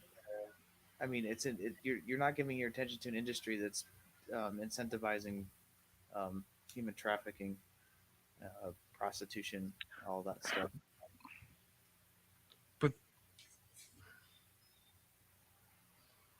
You went deep there. Yeah. Ethan. I don't know if that's the issue, Ethan. I mean, again, I do this. What I'm saying is, if you could talk about just animated only, it allows you to allow you to. Yeah, it separates it separate out. I agree. It separates it out from the second order effects, right? But and I would argue they're second order effects. They're not first order effects. Yeah.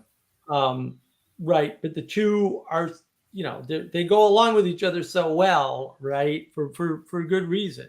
But that is the spirit, and that's the problem. Yeah. And so, you can say maybe that some people are exhibitionists. And so there's no exploitation in exhibition. Whether or not you allow the exhibition or whether or not you should is a different story. And that's where the problems come in. We gotta nip this in the bud. Hold on. Benjamin Franklin. I think the postmodernists were onto something. No, that's wrong. It's just unequivocally no. When they talked about the thing called hauntology, what? Like cultural things from the past keep repeating and being glorified. Well, of course they do. That's called patterns, and that's what we navigate on navigating patterns. Like they didn't have a point. They're 3-year-old idiots. They had no good points. They said nothing new ever. If you think they said something new, bring it to me, and I will prove you wrong. I have done my homework. They said nothing new. There's nothing new in postmodernism. Zero new things, zero new conceptions, zero new ways of seeing the world, zero goodness, which is more important. Zero goodness. It's all in book 1 of the Republic. That's the thing he's pointing out too is that you could just reinterpret what he's saying as tradition. Right. But Like, those are patterns.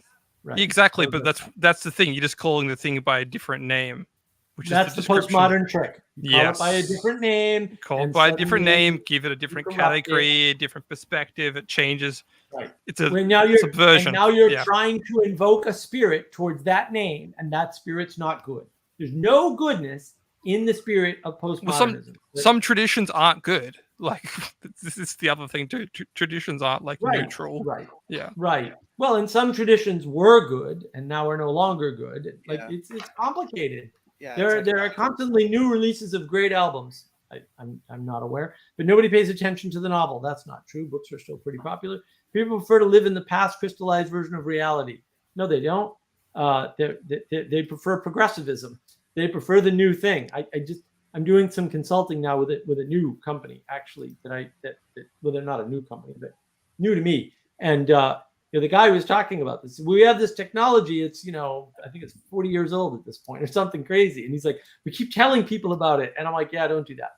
And he's like, what? And I'm like, yeah, don't ever say that, because what they're doing is a new approach to securing information on the internet. That's what they're doing. It's like, what? Oh, it's a new approach. Yes, it is. Like that's not a lie. It's a new approach. It's not new with from pre-1990s, but it's new for now, and that people want the new. They want the latest thing. They don't want the old stuff.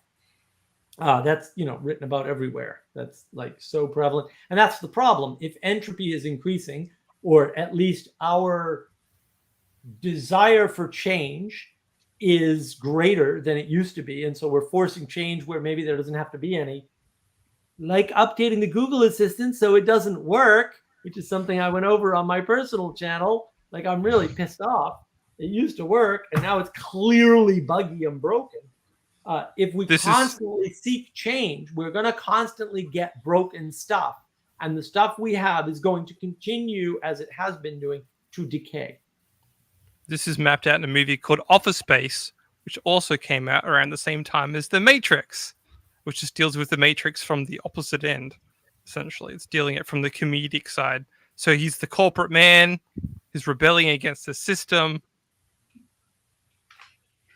I don't know, Jesse, you're stretching. Office Space is another one of my favorite movies. I mean, yeah, but if you rewatch it with the same, or maybe I'll try and unpack it within the Matrix, but it's the same thing. It's just the complete paradox of the Matrix. But it's the same thing. The corporation fails, it burns down, and he's freed of the corporation by the end of the film. He becomes a free agent. He does. That's the film. That's how the film ends.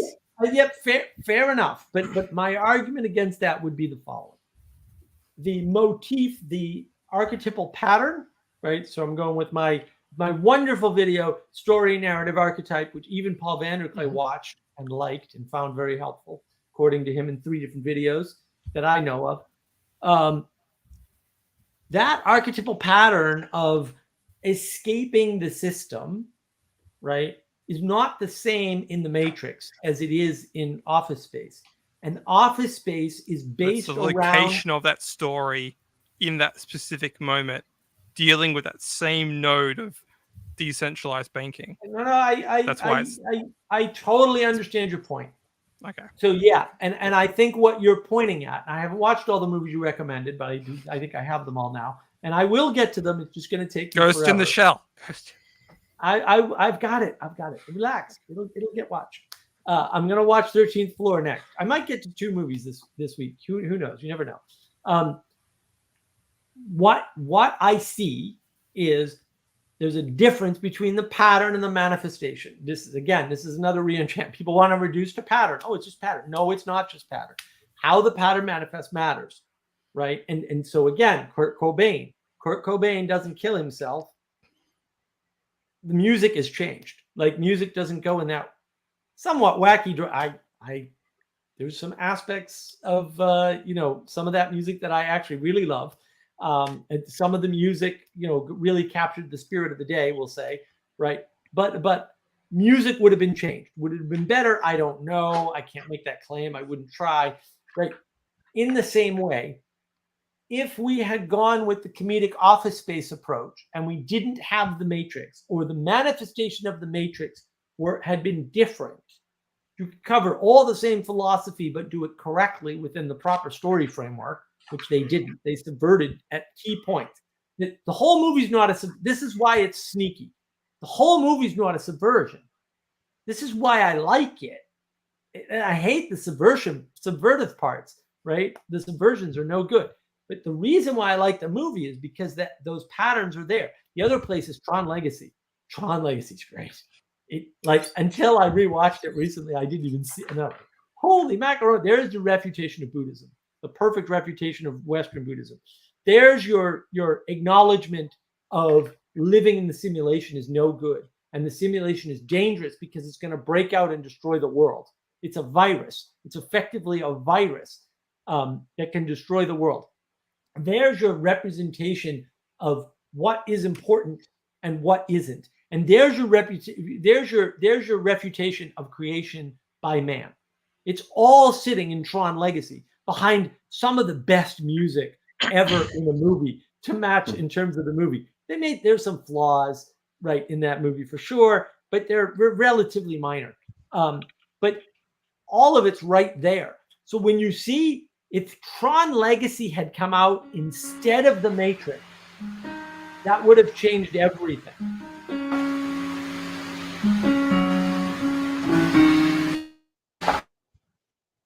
What? Love it. It's been a while since I heard it. Yeah. Anyway. No, but you see what I'm saying? Like, if you swap those two movies, there's a lot of similarity in them. You could add back in all the deep philosophy, although I'd argue there's some deep philosophy in Tron Legacy too. There's some deep decisions in there. And it's well worth watching over and over again because it's just a wonderful movie. So I'm jumping way ahead. I think Tron Legacy is really good.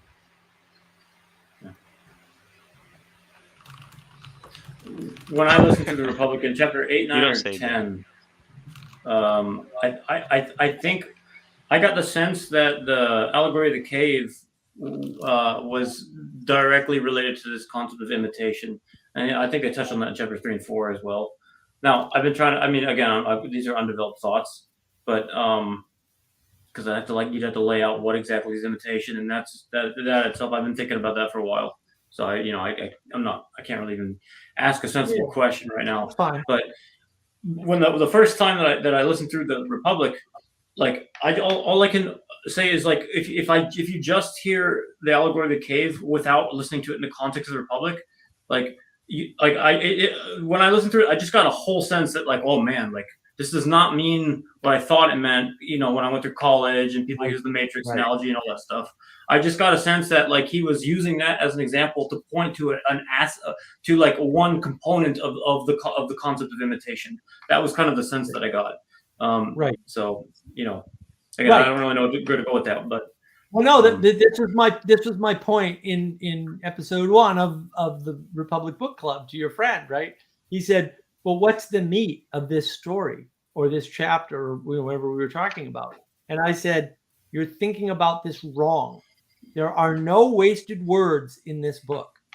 Modern books have a lot of fluff and garbage and waste and stuff that isn't relevant in the same way that modern movies do in many modern movies. And I think that what you'll find is that when somebody like Jesse talks about movies, or when somebody like Ethan talks about music, the stuff that they're talking about is of a quality where there is very little waste, if there is any at all. In other words, the significance of the things they are talking about are high quality, and you notice that because there's very little waste. My argument for the Republic is the following. There are no wasted words because books were expensive to write.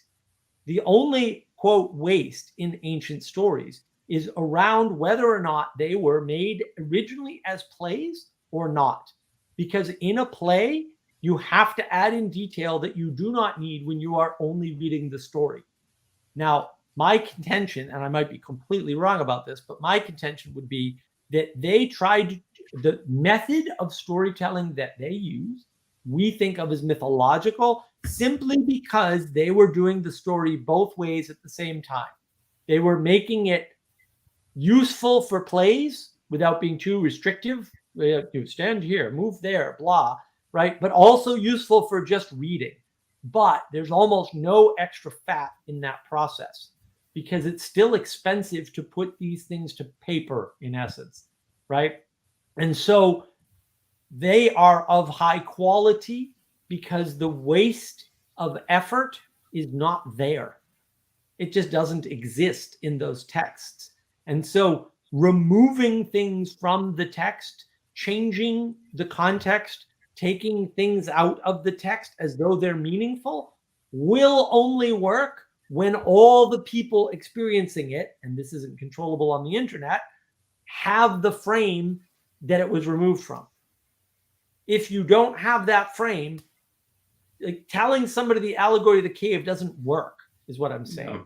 Yeah, because it's if you're talking about even if it is some kind of commentary or something on or qualification on this idea of imitation, if you're talking about imitation, there's actors, there's agents, there's containers. Are we talking about the Guardian class? Are we talking about what information we should censor from the Guardian class? And if so, is that conversation being had by a guy who's real arrogant or real hot-headed, or is what I'm saying is who's having the conversation? Why are they, what I'm saying? It's like it's you can't just take this concept and just it's even hard to do that. It's even hard to. All the details matter, and that's really the problem. Is that and how do you resolve detail? And I think Jesse touched on this earlier.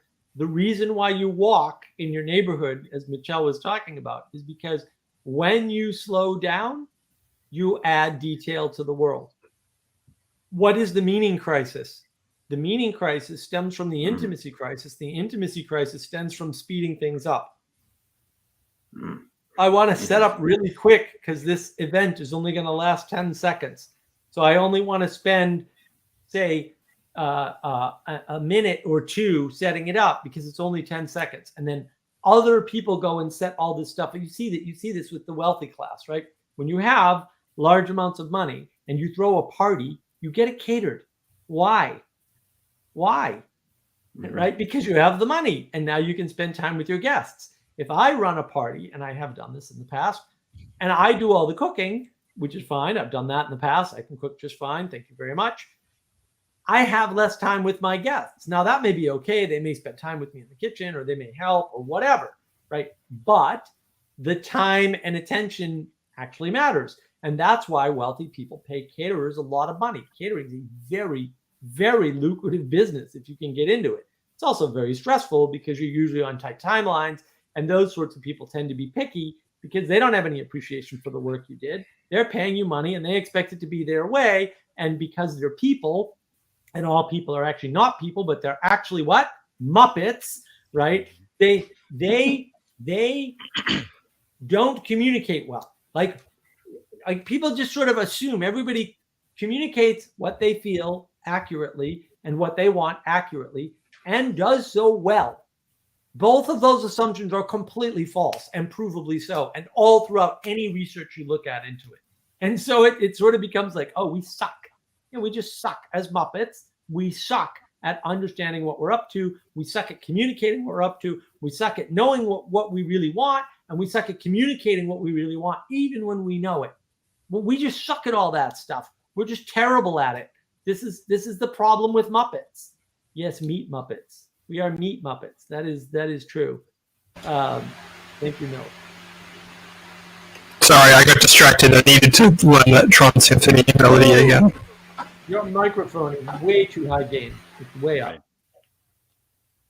Super high gain. Your gain is like 6,000. It's a little static, yeah. A little static. Reading the Republic, there's all kinds of things that you can just take out of context and use to your ill will. Like right. Oh, hey, this class of Guardians, they're hypothetically indoctrinated by an ideology, so we just need to find the right ideology and give it to them, and then it just all goes to hell. Like that, Yeah, it's such a simple reading of it too. It's comical. Sorry, I didn't mean to interrupt you. That's such a simple-minded reading of it too. Like that. Sorry, go ahead. I didn't mean to interrupt you. No, I was just saying I mean, yeah, you just take it out of context, and it can just, you can use it to justify anything: communism, totalitarianism, Right. taking children away from their parents. You could just do anything. Well, but he's covering all the bases in the book. And if you don't know he's covering all the bases, you can think he's endorsing something. Mhm. Like, that's part of the problem. It's like, if you just take one part of any book, you can take that as an endorsement and say, this book has this in it, and therefore it's an endorsement, even though it might not be an endorsement, because the Republic is an exploration Mhm. of a bunch of systems to Yeah. contrast them, to tell you something important about the world. It Yeah. is not an endorsement of any one of those systems. That's Mhm. not in the book, from my understanding. I haven't read it, but It's I a dialogue. I read mean, it on good authority. as a piece of, clay, right, or Play-Doh actually, and they're kind of manipulating it and using it to kind of like, as reference points, so that we can understand things better, and bounce it off. And really, I mean, he says it's like we're not Points of actually talking about, Points of contrast. Points of right? Yeah, contrast. Better way to Let's- think about it. in order for us to, I have not. Who the hell's Mino? It's another dialogue. Yeah, I don't. Reading is bad. I'm burning all the books. I can't. But yeah, I gotta mean, watch all the right. movies now. He outright says it. He says, well, in order for us to understand, he says, well, if we want to understand the soul better, and they're not even necessarily even talking about the soul. It's like, let's kind of explode this out, and let's hypothetically construct a republic, so that we can understand the way the world works a little bit better, because we can spread things out, Well, they're spreading things out and focusing them at the same. The modern equivalent of Greek philosophy is science fiction. Modern science fiction. That's the modern equivalent. What do you do in modern science fiction? Let's take Star Trek. Star Trek's a great example. They are removing money. There's no money in Star Trek. It doesn't exist. They are removing the cost of creating goods and largely fuel, right? That's all taken care of by technology. So they're using technology to remove constraints in the world, like food. All the food comes out of a replicator. The replicator is powered by a magical powering BS device. Fair enough, right? They're removing money. Money isn't a thing. They just kind of axiomatically state there's no money in our society anymore. Like, fair enough. Why are they doing that? They are doing that because effectively Roddenberry is trying to highlight aspects of human behavior. So he's saying, let's take out the constraint of money. Let's take out the constraint of hunger. Let's take out the constraint of energy. How would humans behave? This is the same thing the Republic's doing, right? This is the same experiment that Greek philosophy does.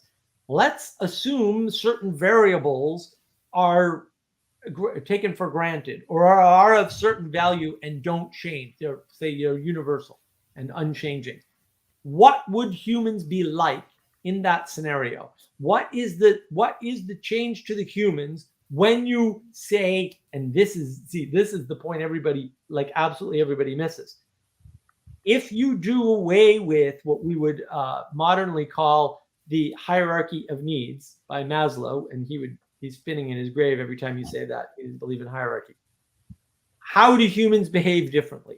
And the point of things like Star Trek and the point of the Republic and other texts of that nature is that humans don't change at all. You fill their needs and it changes the manifestation of the spirit of a human, but it does not change the spirit of a human. Like, the fact that you're not hungry means that it takes longer for you to go to war. It doesn't mean there's no war, right? That's not it. The lack of lack, right? The absence of food may make war happen quicker, but the presence of food does not do away with war. It's not a symmetrical relationship. And when we fail to understand that, we miss the point of philosophy, which is to highlight and contrast these changes so that you don't get stuck in this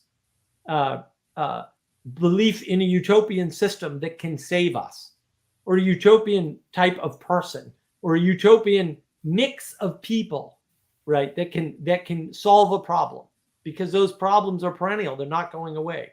We're still humans. We still die. We still grieve. We still lie, cheat, and steal one another, right? We still fall in love and fall out of love, right? We all of these things still happen, right? We still, get caught up in our addictions, right? This all still happens.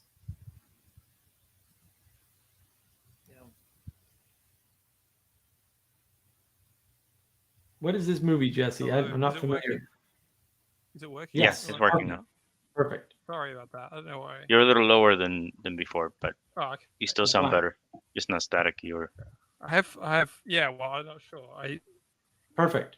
I got really. I had to remember how to play that Tron Symphony theme, and I was like, so I must have missed about with my sound card here. After Earth, if that's the one with Will Smith, I would have said don't even bother. After Yang. After Yang. Yang. Does he? I don't know what that is. Yeah, me either. Oscar nominated but unwinding movie Tar. I've never heard of that one. Yeah, these are all 2020. Come on, man. There's so many movies that come out since 2015 that are hard to keep up with. After Yang is one with the sci-fi thing about families in the future with Cole and Farrell. It doesn't look appealing. It doesn't look appealing. I was watching. I have heard. Yeah, sorry. I was watching a TV series that my wife and I really were enjoying, where people couldn't have kids, and it only lasted one season. It was really good. It was really, really good. That's what it's supposed to do. Yeah. I mean, they did a great job with like there was something happening, and then someone was able to discover that there was a way to have kids, and then that didn't. That's it. Yeah. Right. Story. Right. T-loss confirmed. Yeah. After Yang, in a near future, a family reckons with questions of love, connection, and a loss after their AI helper unexpectedly breaks down. It's materialism. It's the materialist view of intimacy. This is terrible. Nobody should watch such garbage. I'm sorry, but no. This is complete materialist. It's just better watching horror, like horror films, or they have the pattern. They have it right. Like all these other films, they're just horrible. This whole idea of having an agent in the world that's a robot or whatever, and being able to fix it by taking it to a specialist.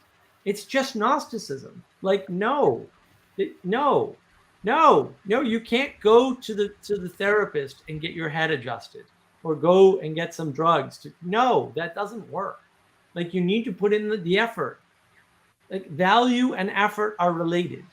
They're not linearly, discretely related, but they're related, right? You just have to go through the hard work and build relationships, intimate relationships. It sucks. It's the worst thing ever. You might end up with a friend like Ethan, who, other than his stupid hair, is awesome. If you just not remind me of the hippie freaks, I'd be much happier. Hey, I hate hippies too. Okay, so you're like Captain Hippie over there. You're like king of the hippies. I may be king of the Muppets, but you're king of the hippies. Long before hippies, dude. Hippies were around before you were born. What are you talking about? So in my country, you were not allowed to have long hair. Really? Until we had the revolution. Because of Jesus. Really? Really? Yeah. Idol worship for Jesus. Yeah. That makes sense. How did they? Wow. We don't even know if he had long hair though. Well. Yeah. Exactly. Exactly. We do. That's the rule. That's the rule. But Jesse, turn your game down again. That's how it was represented. So that was the rule. And again, you can say that was part of the rule that they added because women have long hair. So yeah. Maybe there was a type of long hair that you could have, but not as long as like a woman, maybe. But in my country, you couldn't have long hair before. Wow. After the revolution, it was in 1960, 1970 that all that changed. Did they still have duels? That's the better question. Nah, they're the kids now with the internet. They're The at a Spanish, whole different man, level. Spanish and honor. That's a big deal for Spain, man. That's yeah, and the Native Americans were very family honor, not lose face. No, we Right? still Very, have that. very, We still have that. Like, yeah, yeah. Oh yeah, the Spaniards, man. They're oh yeah, they're like that. You know what's funny is that all that stuff is still there in the bottom, in the lower class. Duels are still there. I hope so. Like none of Yeah. that's changed. Yeah, yeah. Ever seen a bar fight before? That's a duel. Well, boxing was a way to, in the 19th century, to at least try to keep this in the bar Yeah. fights. Boxing and bar fights are a kind of a way Yep. to mediate that tension in the community. The problem that's- is bare knuckle fights are like beyond brutal. Like Yeah. boxing Right. has some formalities and like a stage, an arena, and a time and place. But Well, bare only knuckle things. only modern boxing. I mean, all boxing Well, was I'm bare talking knuckle. from the 19th century. That's where I was. Right. I have right. an ancestor that was a bare knuckle fighter. He fought there's the first world champion boxer ever. I forgot his name. But he would go around to mining camps and logging camps, and he would ask to fight the toughest guy in the camps Mhm. to stay in shape. And my ancestor is one of those guys. So he got to fight him. He lasted till like the second round, I think. Oh, is that Jack Johnson you're thinking of? No, I'd have to look it up, but really long time ago, probably 19th century, early 20th century. Well, Jack Johnson was like, yeah, he was pretty back there. Yeah, but because my ancestor, he was always working in either mine camps or logging camps, and he was just always fighting people. Well, that was the entertainment in logging camps was boxing. So that makes sense. But I mean, you can see the pattern of the duel. But when you take away that pattern to participate in we'll say polite society, or maybe Jesse would go so far as to talk about the different way in which, say, something like a duel manifested in low culture versus high culture. Although I'd scream about that. There you go, Jesse. It's just a way You to got it. distinguish phenomena. That's all I've tried to do with that. Is that because typically the high culture is just the elite of the day, right? And people subscribe to that. Okay, just give me a second because I'm trying to map something out. And typically speaking, that's always spoken ill of and brought down because it becomes. It's a great word to use here. It becomes naive. Mm-hmm. Like it becomes self-obsessed with itself. And that's what postmodernism has done with the art movement. It's kind of self-referential. Yeah, I mean, I can see some of that. I mean, if what you're saying is there's a fundamental implementation difference based on class, and you want to say it's high culture, mid culture, and low culture, then maybe. So you're maintaining the patterns, but then the problem becomes what Ethan pointed out, which is dueling still exists in the lower class patterns don't actually change. The implementations move a little bit, but not much, because they're lower class definitionally means you're constrained. Now, classes can be defined different ways. Technically, we don't have a lower class in the United States, although we're using money, right? It would be birth in the UK, right? It would be birth in India. There's different ways of doing classes in different countries. And so it's very hard to talk about this stuff in some sense, but that's part of the problem, right? Is that the most constrained people, which are the lower class, and that's the better way to think about it, the most constrained people, their patterns don't change much. Their implementation doesn't change much. And it really is the implementation change is at the middle class and the upper class. And then the reason why that's significant is because as the middle class becomes bigger, the acceleration of history begins. The acceleration of technology begins. There's a bunch of good stuff that comes from that, obviously. There's a bunch of bad stuff that comes from that. And right now we're living in the punishment of that. The difference between transmitting information via telegraph and transmitting it over the internet is actually change-wise not all that great, because all you've actually changed is the amount of information that can be transferred. You haven't actually changed the nature of how we interact in the world. You've only changed the amount of information.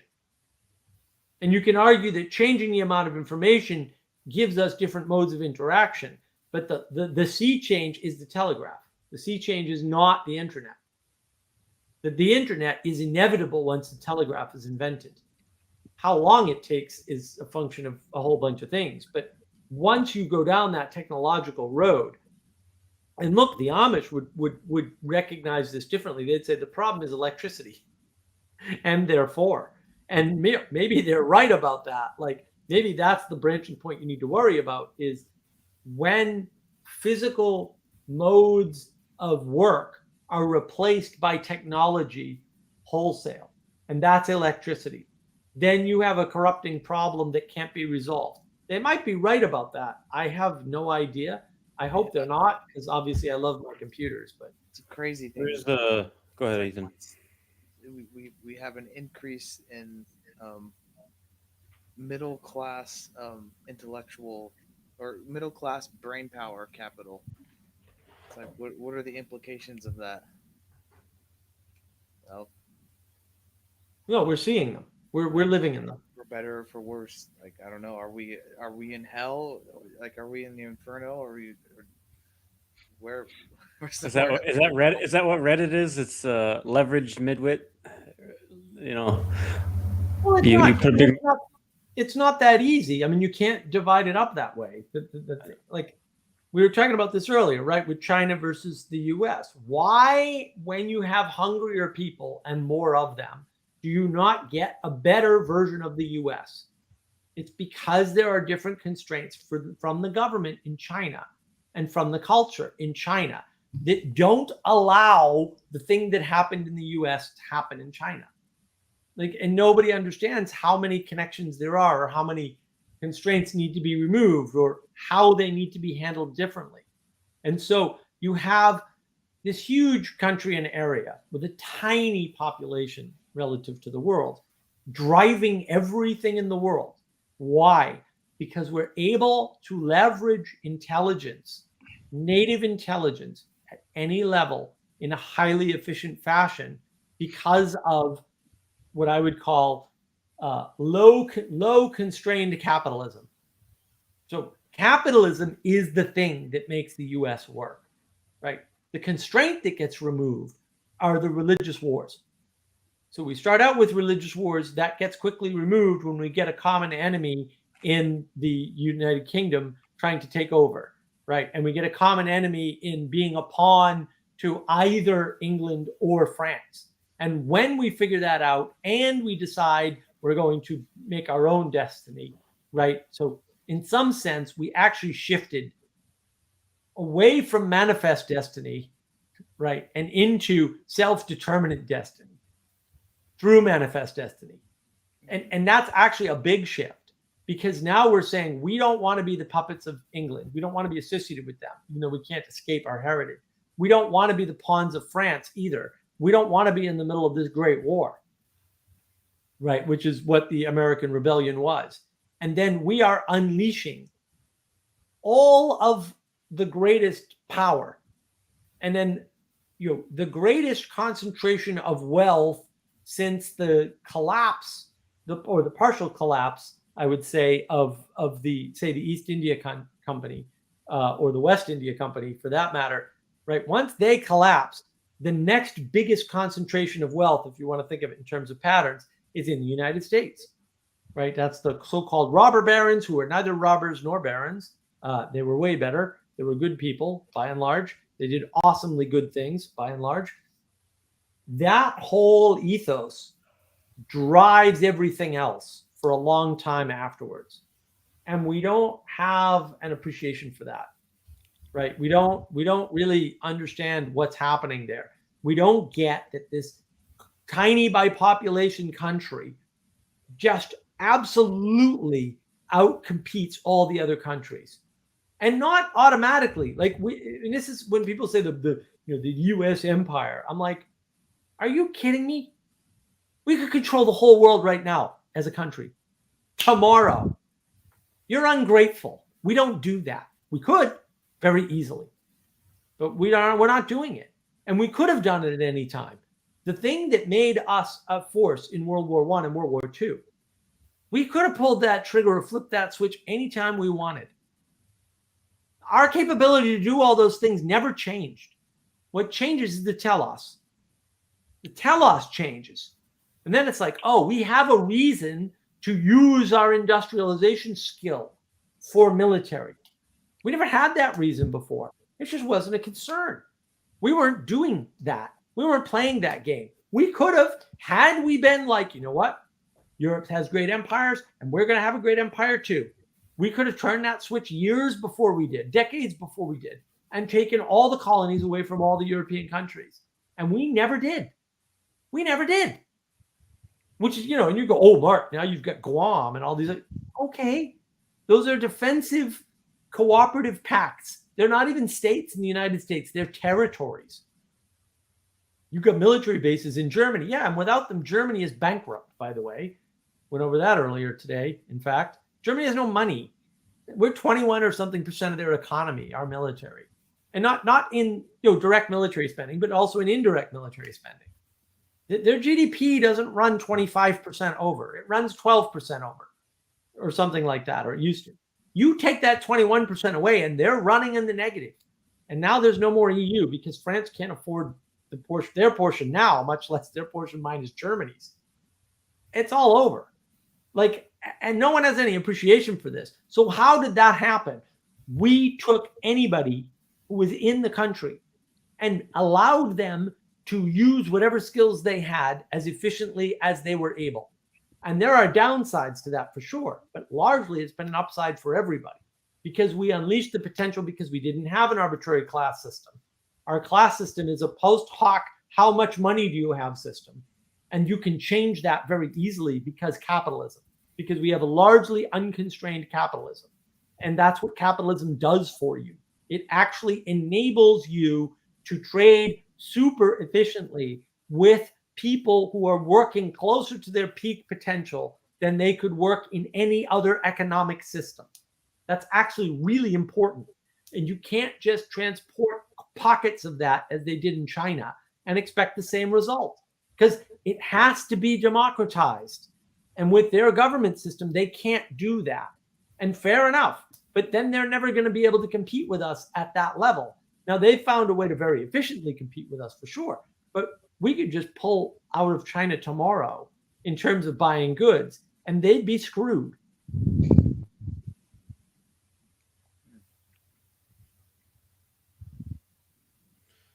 Can I slightly change, going back to what we were talking about before, if there's no follow-up?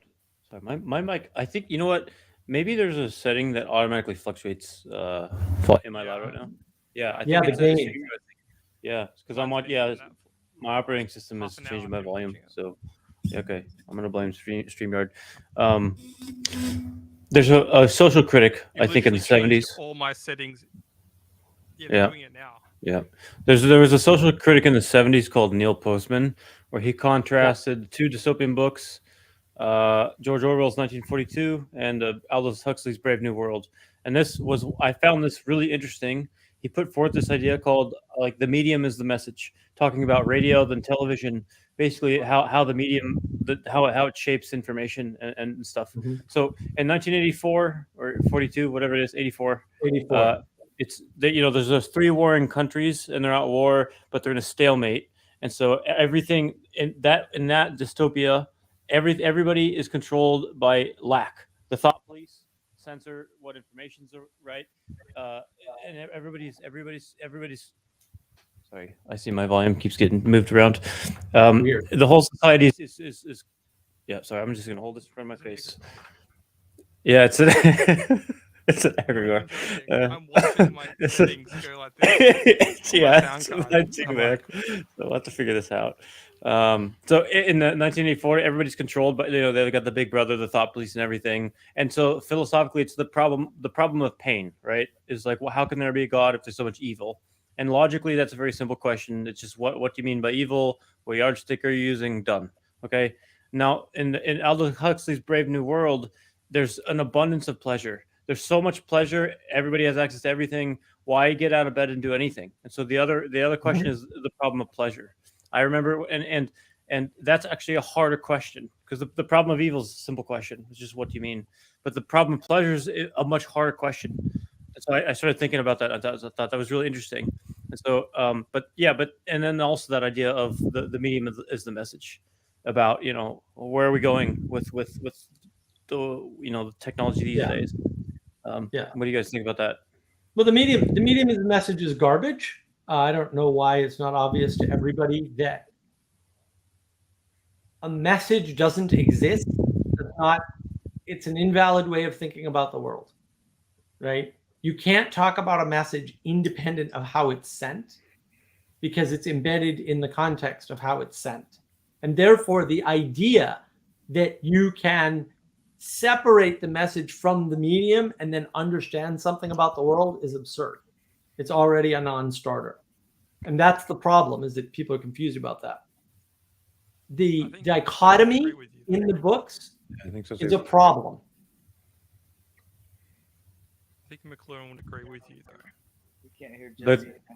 No, yeah, you're a little low, Jesse. No, McLuhan wouldn't agree with me. He's wrong. It's not hard. He's just wrong. He's obviously wrong. This is science. It's like, you know what we're going to do? We're going to carve up the world. We're going to say there's a difference between the message and the medium. No, there isn't. When you That's what Neil talk Postman about was a saying, I believe. message, it has to be embedded in a medium. Like, messages don't exist outside their medium, and therefore you can't make that scientific distinction. It's invalid. In the same way that using the term modernity is invalid, it's an invalid mode of thought. You cannot think about those things in that way in a useful fashion. Also, like, by way of example, it's not a good way to think about the world. It doesn't. I believe Neil Postman is arguing what you're arguing. Like, and by way of example, recently, which I mean, I do this all the time, but if you want to kill or at least significantly reduce the hypnotic effect of social media, like you said, yeah, you have to put your attention on it, but turn grayscale on your phone. Problem significantly reduced, right? There's an example of changing the medium, and it also and it's related to the message of the content. You haven't changed. No, you haven't changed the medium. All you've done is change the presentation. Well, maybe. I mean, we That's could not split the hairs medium. over the medium. No, that's not the. See, this is what I'm saying, though. You can't say there's a medium, there's a message, and that's it. No, there isn't. Oh, yeah, I mean the color, like all that color is very significant. It's not part of the medium. That's part of the presentation. The phone didn't change, dude. Okay, yeah, I see what you're saying. The method of transport didn't change. Nothing I see changed what you're except the presentation. How you interact with the object. Right, which is presentation. That's presentation changed. What's this thing you're talking about? An app you install? Or Yeah. It's just native under developer options in Android. This is native, just grayscale, just enable developer options, and then turn it on grayscale. Yeah. Grayscale? Yeah. And what does that do? It makes everything gray, just so it makes your phone less fun to use. On your phone. So you put that on. It makes your phone boring to use. Yeah. Scroll your social media apps. Well, I don't really use. But anything on a phone, like No, it controls the entire phone. Yeah. It changes the presentation of the phone at the device level, and so there's no more color on your phone. Yeah. So it reduces it reduces the information you're getting in by reducing the amount of colors. It's less shiny. Dopamine. Yeah, less it's dopamine. Literally just less shiny. It's not hard. It's like, ooh, shiny, less shiny. Yeah, if you make it less shiny, you bring down the salience of the signal. To use Vervaeke terms, right? The salience becomes less on your phone, and so your phone becomes less relevant to you because there's fewer connections, because there's fewer colors. It's like, oh, okay, right? You can do the same thing with silence. You silence your phone. Like my phone's on silence anyway now. It was on silent before, but 11 p.m. my phone goes on silent. If you send me a message, I won't hear it. I probably won't notice because the phone won't buzz or anything. And I have to manually look at it. Did anybody send me a message? No, The only right? method I know that works is you literally turn your phone off and put it in another room. If you're gonna do anything, you Guaranteed literally to have to work. like physically disconnect yourself. I from don't it. have to. I don't have to. I have no problem with this stuff. You I can like I said. So in the room. so Yeah, me too. Eliminating emergence. It's just they're calling on you. Hey I Jesse, shut off. let's I- go to I- audio. Just go to settings, audio, automatically adjust mic volume. Uncheck that. I just found it. You're one to talk about mic volume. I Fix just mic volume. unchecked it. Sorry, guys. Yeah, uncheck Maybe anything it that automatically does anything automatic. The computers are dumb and they There we don't go. work. But going back a little bit on the idea of pleasure, like I find that just like I find that idea of pleasure only for people that have time to do it. Right. Right. I don't Well, and like yeah. yeah, even to think about pleasure, it, because when you're busy and you're moving, like it's not like Well, but this is really the problem, right? As you go down the stack, we were talking about this with IQ. As you go down the stack to stupidity, or you go down the stack to pain, it's the same for everybody, or it's closer for everybody. As you go up the stack to pleasure, it's different for everybody. And so you're just trying to equate two things that are not equal. Like the opposite of pain is not pleasure. It's not. There's no opposite to pain. It doesn't exist. You're creating false dichotomies. They're not real. They're false dichotomies. We don't live in a disenchanted binary world. When you get stuck in binary thinking, you get stuck with silly dystopian books like that. And look, I liked 1984. I thought it was a great book, right? But there's problems when you think about the world that way. The world is not like that. That is an experiment of basically, and again, they're more like science fiction books, right? Like this is the thing. They're experiments in philosophy. Philosophy doesn't represent the world we live in. That is not the purpose of philosophy. The purpose of philosophy is to highlight the universal qualities, in most cases, of humans. That is the purpose of the Republic. It's to say, look at all these governments. We can change the governments, but here's the things that don't change. In other words, for every change of government, you have a different manifestation of people. For every change. So the people are still doing the peopling because people. That's what they do. It's annoying. I wish they'd stop. I keep proposing this. Nobody likes the idea. I don't know why. Right? But it's to highlight that fact. It's to highlight trade-offs. It's to say, if you want a society like this, you get that, right? And if you don't need any better example than Athens and Sparta. Just look at Athens and Sparta. Like Athens has all kinds of weird problems that Sparta never has, and Sparta has all kinds of weird problems that Athens never has, and they're all caused by the same thing, and that is peopling. Or if you want to compress peopling into the proper frame, Muppets. It's the Muppet problem. But there was something that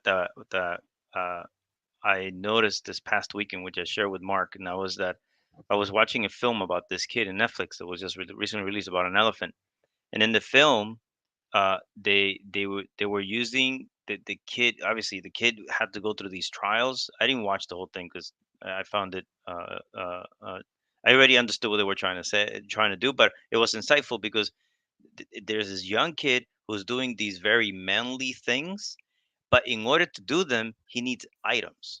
Right? He cannot do it by himself. So they challenge him. He's getting challenged all the time. Oh, a boy cannot fly. So what does he do? He goes home and then he starts building a plane. And then even his grandparents, his grandfather tells him, "No, you can't do that. You don't understand. People cannot fly." So he's standing there in basically trying to build this thing, and eventually he built it. But it seems like for a very long time we've been talking about stories where whatever you create is going to solve the problem, while fairy tales are talking about you, like what happens to you when you break this moral code, or what happens to you when you ethically act and behave incorrectly, right? So the kid was being prideful in that film, but they never showed what happened to the kid when he was being prideful. They just showed how successful he was able to be using his willpower and his intelligence. And we've been telling that story for quite some time. Yeah, that's Genesis 3 right there. It's forbidden fruit. Well, that's a good point, right? Is contrasting the idea of the triumph of the sole individual through his will, very Nietzsche like thing, right? Uh, to transcend self transform and transcend the constraints of the world around them, right? Whereas fairy tales are designed to show you the constraints of the world and which ones cannot be violated. And we get confused, as Benjamin Franklin did earlier, with there are some rules, and I would call them laws, that cannot be broken, like gravity, right? That doesn't mean you can't get around them. I mean, there are alternatives to being subject to them, but there's a cost to that. That's why it's a constraint. Constraints imply cost. You get around constraints, some of them. You can try to invoke the spirit of the postmoderns, but it keeps splitting apart, right? You can try to invoke the spirit of Protestantism, but it keeps splitting apart. Protestant churches don't stay intact for any length of time, not even one generation. Most Protestant churches don't last with the same ethos for one generation. They split apart, right? And there are some exceptions. I think the Amish might be an exception, for example, but largely the whole denomination actually changes because there's no higher, larger container to keep them the same over generations. And so over generations, they don't last, right? And some parts of them stay intact, but there's different emphases and there's different changes, and there's all kinds of problems that happen as a result. And that's what people aren't recognizing, is that you can try to raise that spirit, to do a seance and raise that spirit, the spirit of Socrates, right? You say, after Socrates, come to us, Socrates, rise from the dead and be born into the skeptic cynicism, Oh wait, so that we can know you again. a string fell. I'm missing a string. Yeah, well, you're missing all the strings. You can do that. And if enough people do it, it will kind of work for a while. It will end in tears, doom, death, and destruction. But you can engage in that. And look, I mean, I've studied the occult. There's a there. Don't go there. It's not good. Yeah, and it looks good. It looks real good. Voodoo works. There's lots of documentation on this stuff. The problem is that it doesn't do your bidding. And it seems to, it'll try to do your bidding. It'll look like it's doing your bidding until it's not. And then you're paying a price. And that's where the constraints come in, right? This is why the devil in the stories always, signs a contract. And then people are always trying to get around the contract. It's like, well, there are constraints though. And some of the constraints are hard constraints. And you're going to pay with your soul. And, look, if that's worth it to you, that's worth it to you. But, I think Dante has a thing to say about that. And you might want to consider what he has to say about it, because it might be really important. It might be that if you violate one of these laws around, say, the treatment of people, that you are haunted by that for the rest of your life. That's the story of Scrooge, right? That's Ebenezer Scrooge. That's what it was. He was haunted by ghost spirits. Bedazzled, starring Brendan Fraser and Your volume is low, Hurley. but Oh gosh, is it still doing this thing? It's just low. it's just low. Yeah. 2 points a game will do it. Yeah, Cuphead is really good. They have I think on Netflix they have Cuphead, the game, and they have a mini series, and it's pretty good. The meme master himself. I love it. And confirm. Oh my god. How is this? Yeah, that's better. That's it. Boy. Yeah. You're the best.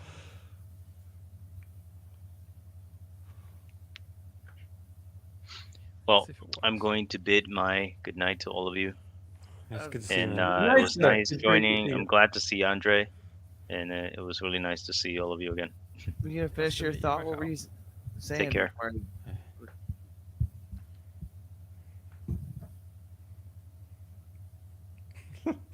I have more of these. That was If you guys funny. want to see them? Oh gosh. Yeah, Ethan, show another one for Danny so he can laugh some more. Where are they? He doesn't hang out on our server enough to see all your heretical memes. So I don't generally tend to read a lot of things either, you know. But yeah, I know, but we have the heretical we have memes good channel is quality fantastic, stuff. though. We have good I know. quality stuff on my channel, on my stuff, because that's our thing. That's, I gotta Just sit before I through go, all, what's is it they're called the Texas Wisdom Community? Is that what I'm? I Yeah, put the link in. It's in there twice now. How many times do I have to put it in for you? I'm a Muppet. Yeah.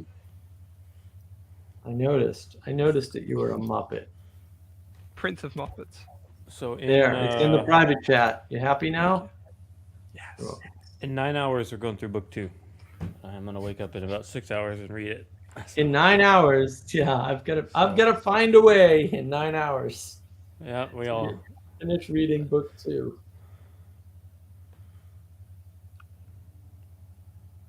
It's a tense Yeah, conversation I've seen today. That one. I've seen. That Oh, one. I love this It's one. classic. That's one of my you know, favorites. It's I got also have that one with as Neoplatonism. Oh yeah, that's a good one too. We could put it as. No, what do you think, Jesse? If you're gonna leave, tell us. Give us some parting thoughts before you go. Whew. Give me a minute to see if I can. Take your time. Just don't leave without some parting thoughts. Oh, okay. Okay. Yeah, please. There we go.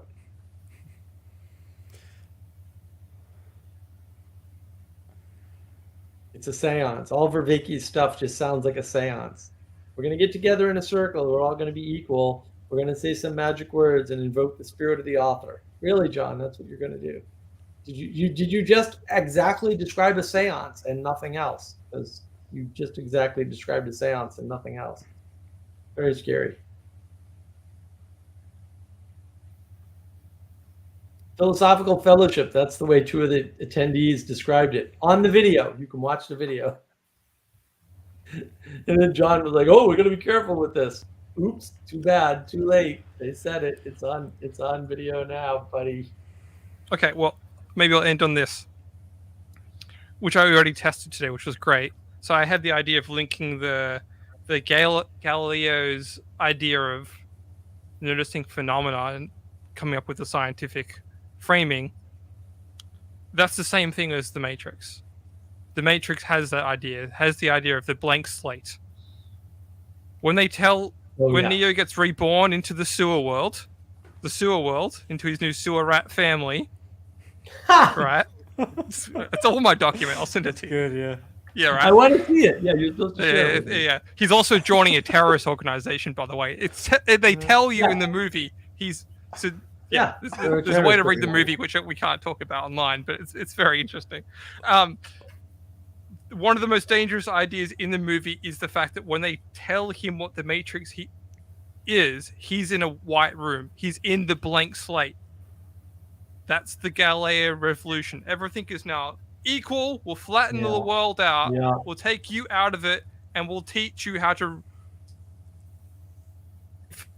In a way, the same imagery happens in the movie where Neo's shown that he's waking up as a battery in the Matrix, and then later on in the movie they just show all these guns appearing out of nowhere as weapons of energy appear. It's the same thing. They just extract it out of nowhere. It's just, and then we can just bring this nowhere information to somewhere else. So the Matrix in itself is that white room, is the construct. Yeah. Is the idea that you believe in the Matrix makes the Matrix happen. Like the Matrix needs you to believe in it. I think I said the other day, in order for the Matrix to exist. Yeah. That's your. Is that a live manifestation. connection? You just made that connection just now? I'm playing with it in my head. It's just Okay. trying to get the right words in the right order and the right paragraph. Like but yeah, it was half ad hoc. Okay, it was worth the cost of admission, that one.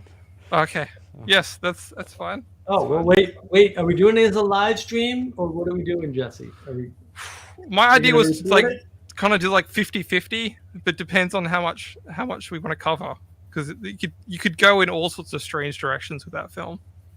Oh yeah. No. I mean, we could do very high level, right? Subvert the subversion, and but yeah. I mean, if you want to do it half and half, that's fine. And we don't have to do this time slot. We can do any time slot that works for both of us. But yeah, all right, we can do that, and then people can jump in and ask questions. That would make. I think Danny that'd be happy. good, like for after, because we want people to participate, and obviously, the more people that participate, the better questions we see, and the more Well, we see. We'll do an so- announcement a week in advance then, and whenever Yeah. we get this ready, because it's going to take some work, and Yes. then we'll see where it ends, and yeah, we'll see how far we can get, because yeah, I think that would be well worth it. That'd be a lot of fun, because yeah, there's so many angles in the Matrix that you can just go on and on and on. And The black I cat like film the on it. sewer rats. That's really good. That's way The better. sewer rats. It's literally, because you pointed out the other day they're in the sewers of the dead city. I'm like, okay, so They're what not even- are they then? They're not even in a dead city. They're in the sewers of the dead. It's like, wow. Well, then That's the the lowest desert of the level. real is also what they say. Welcome Oh, yeah, to the the desert of the real. Desert of the real. Yeah, that was great. That was Fucking- great. I have Oh, it's so nihilistic. It's like, Oh, yeah. wow, there's some heavy nihilism. Reality is a desert. Holy macaroni. So we need the construct to give us the power, the will to power, so that we can go in and overthrow the system and rebel against the system that we created, because we're literally powering it. Actually, in more Neo ways becomes than an- one. Neo becomes Agent Smith by the end of the film. That's my essential thesis. Yes. So, and then you have Agent Smith comes back in a different emergence, right? And then it's a war between who has the most agency inside of the construct, the Matrix. Right. Well, when Yeah. you start talking about it in terms of agency, it flips the whole meaning of the film. Yeah. The whole Well, he meaning of tells the you, film like, is he gives you his little manifesto at the end. I'm going to save everyone. I'm going to tell them. I'm going to show them what they're really going to do. What's the next thing in the movie? Nah, not interested in that. Going to do something else now. Well, it's Going to find the so- keymaster. Is this Gnostic? It's I'm actually, the gonna movie's save more everybody. I'm going to hermetical. tell them. I'm going to tell Oh, them. right. I'm going to give them Yeah, the reveal secret information. knowledge. Yeah. Oh, is that what you're going to do? You're going to give them Yeah. the secret knowledge, huh? It's not They- Gnostic. I mean, it's pure Gnosticism. It's great. I love it. There's also this idea too that in that spiel, right, when Neo's being re-educated, Yeah. it is Yeah. that. Like, you have to see it as that. He's being reborn and then he's re-educated. They're like, oh, sorry, this is too much. We free end after a certain age. You're like, these little lines that are like, if you kind of interpret what the movie says back to front, those little lines start to stick out in a very different manner. Like, the biggest thing is, okay, how does the film end? The film ends in system failure. I'm going to leave the voice message to save the Earth. I'm going to fly away and become Agent Smith now. Because all the agents are wearing glasses, and it's a big deal when Agent Right. Smith takes off his glasses. And at the end of the film, Neo puts on the glasses and he flies away as the ultimate act of freedom. He's actually rebelling against his own system creation. It's another way to system failure. But the film ends on "Wake Up" by Rage Against the Machine, and that whole film is about bringing down. That whole song is about bringing down the system. Right. Well, and Right, it's so the that's- idea that yeah. he's bringing the knowledge, and that he's a super agent, because he can fly like Superman. Yeah, and the whole Ubermensch thing is right in there. And Super yeah, Saiyan. it's- right. Well, it's Yeah. very. I'm a Westerner of, we'll say, a little slightly above average IQ, who read a little too much philosophy and didn't understand any of it. I mean, it's very much that, and it very much carries people in that direction. And the storytelling is so good, except for the subversion points, that you don't even notice. You don't It is like- even notice the subversion. Yeah. Don't Yeah. forget about the whole know thyself thing that was in there. Oh yeah. If Yeah. I get you to believe in the lie, it'll get you to enact your true self upon the world. If you believe you're Well- not the one, you'll become the one. Like these. Everything Yeah. everything you need, like the seed, is in you. And once you know thyself, once you gnosticize Oh that right, yeah, knowledge, wow, okay, yeah, right? I was Yeah, all of a sudden you can fly. You can be the one. You can, right? Once you by yourself engage with yourself, your true self, right, in pure nature, in the construct, you will emerge as, oh yeah, and it just goes on and on and on. Doesn't I'm sorry, but doesn't Verbeke have that tattooed on his body somewhere? I think he does. Oh man, It's all emergence. It's he's all one of those emergence, people that just turns into his own meme. pretty much. Oh, here I got this one. Oh yeah, put that up.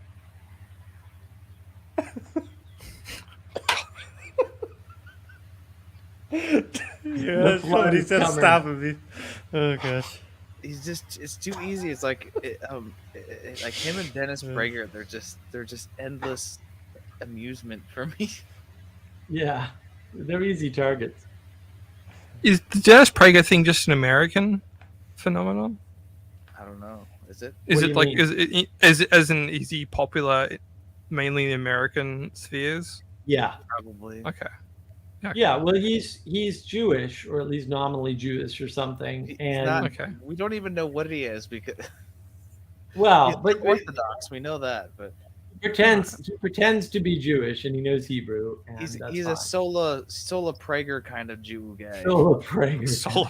Soul. He's a I have heard this from people More that he's memes. a Protestant Jew.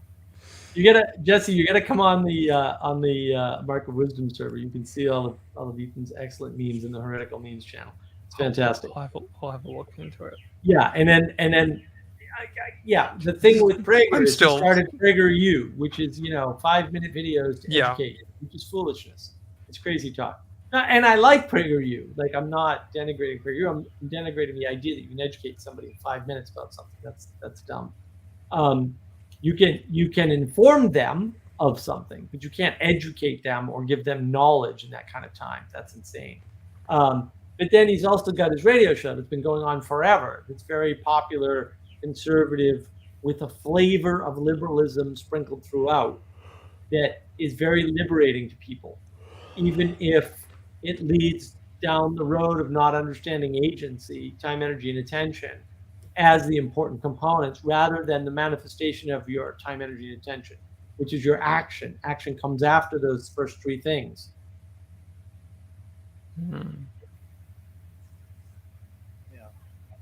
And that's what happens when you have a complex model of the world. Like, the world is very simple. It doesn't reduce the number of problems because those aren't changing, right?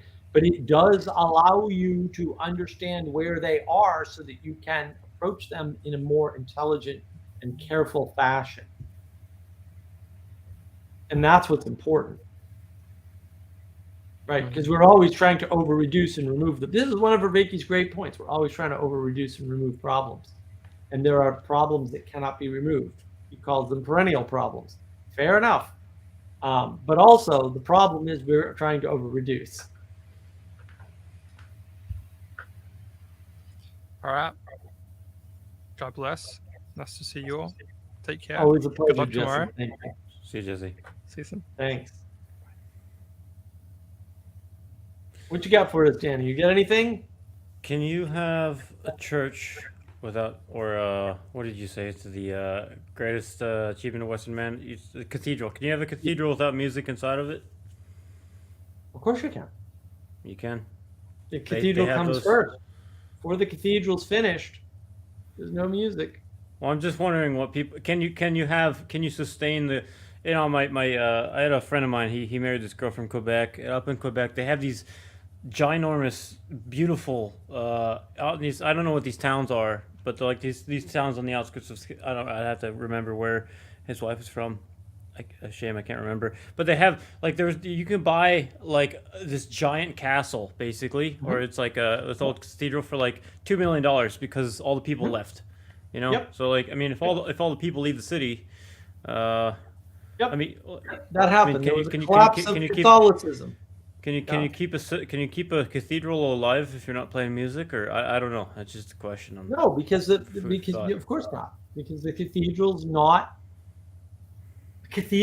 a building. That's not what it is.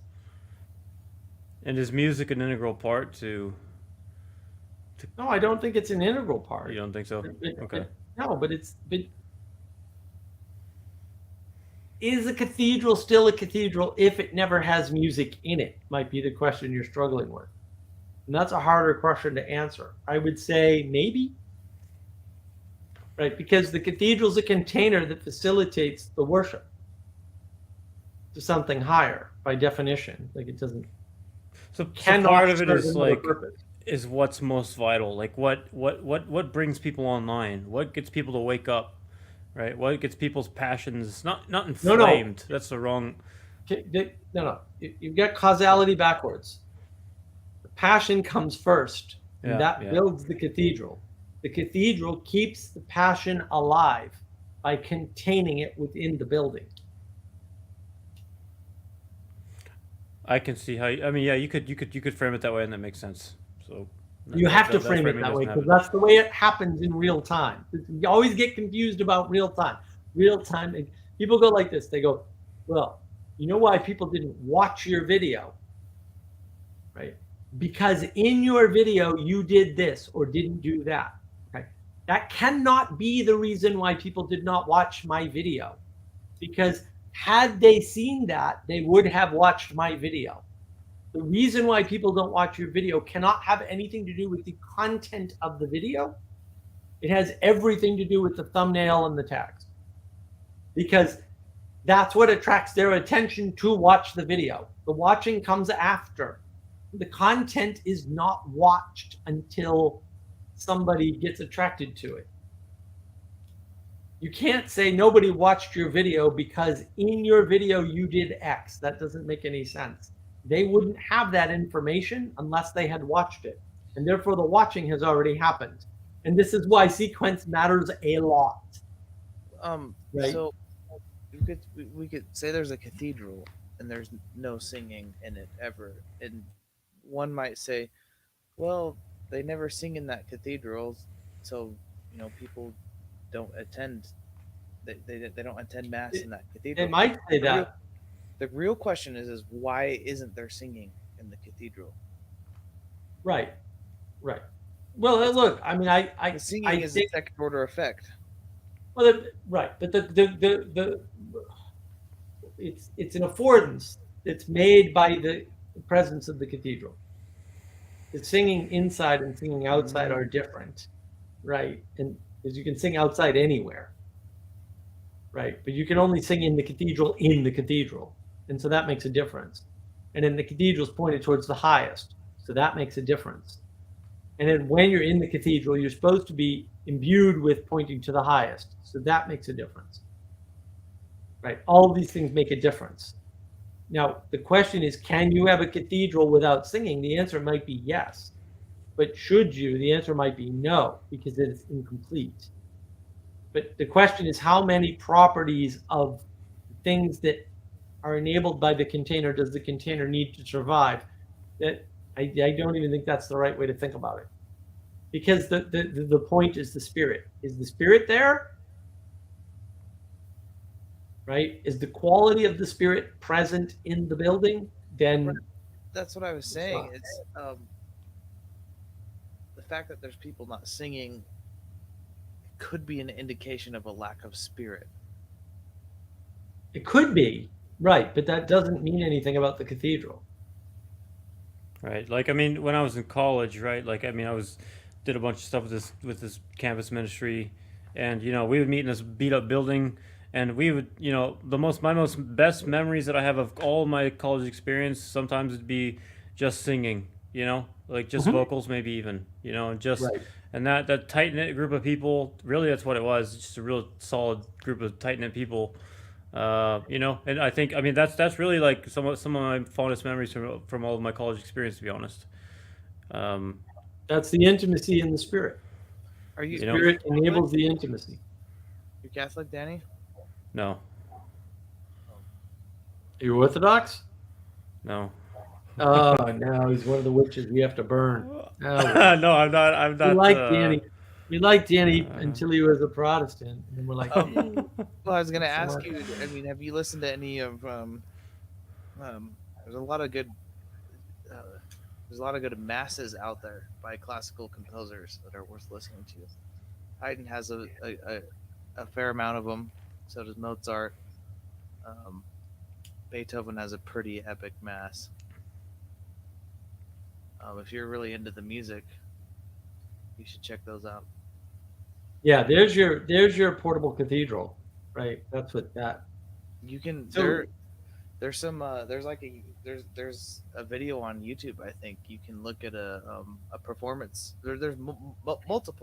Multiple ones, um, but there's one that you can that I was watching in a Bavarian cathedral, and it was Leonard Bernstein that was performing a Haydn mass, and they interviewed him before they performed it, and he was talking about the architecture of the cathedral, and it was originally premiered in that cathedral. Well, it wasn't a cathedral; it was a basilica. I'm not sure exactly what the difference is, um, but it was originally premiered in that basilica, and Bernstein was talking about how the architecture matches the music. You know, it was written for that basilica, and so Oh yeah. oops, lost my camera. But you're listening to the music the whole time and looking at, and the camera's panning around and showing you all of the architecture and artwork of the cathedral. It's really cool. yeah, it fits together, but also you can.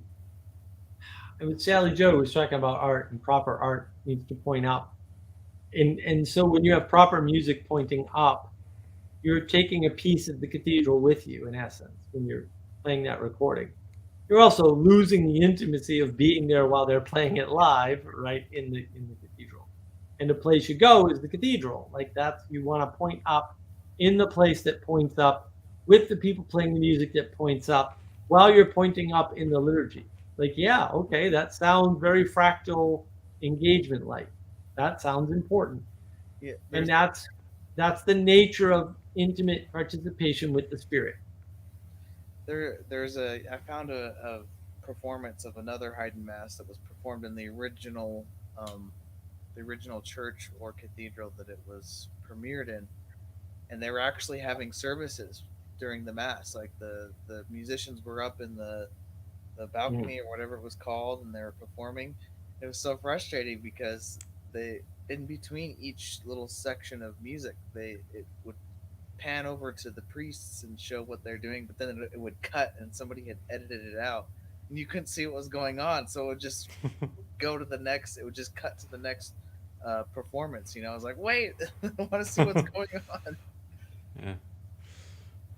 Scientific, arbitrary carving up of the world. It's very postmodern, which is not. It's the postmodern ethos is older than the postmoderns.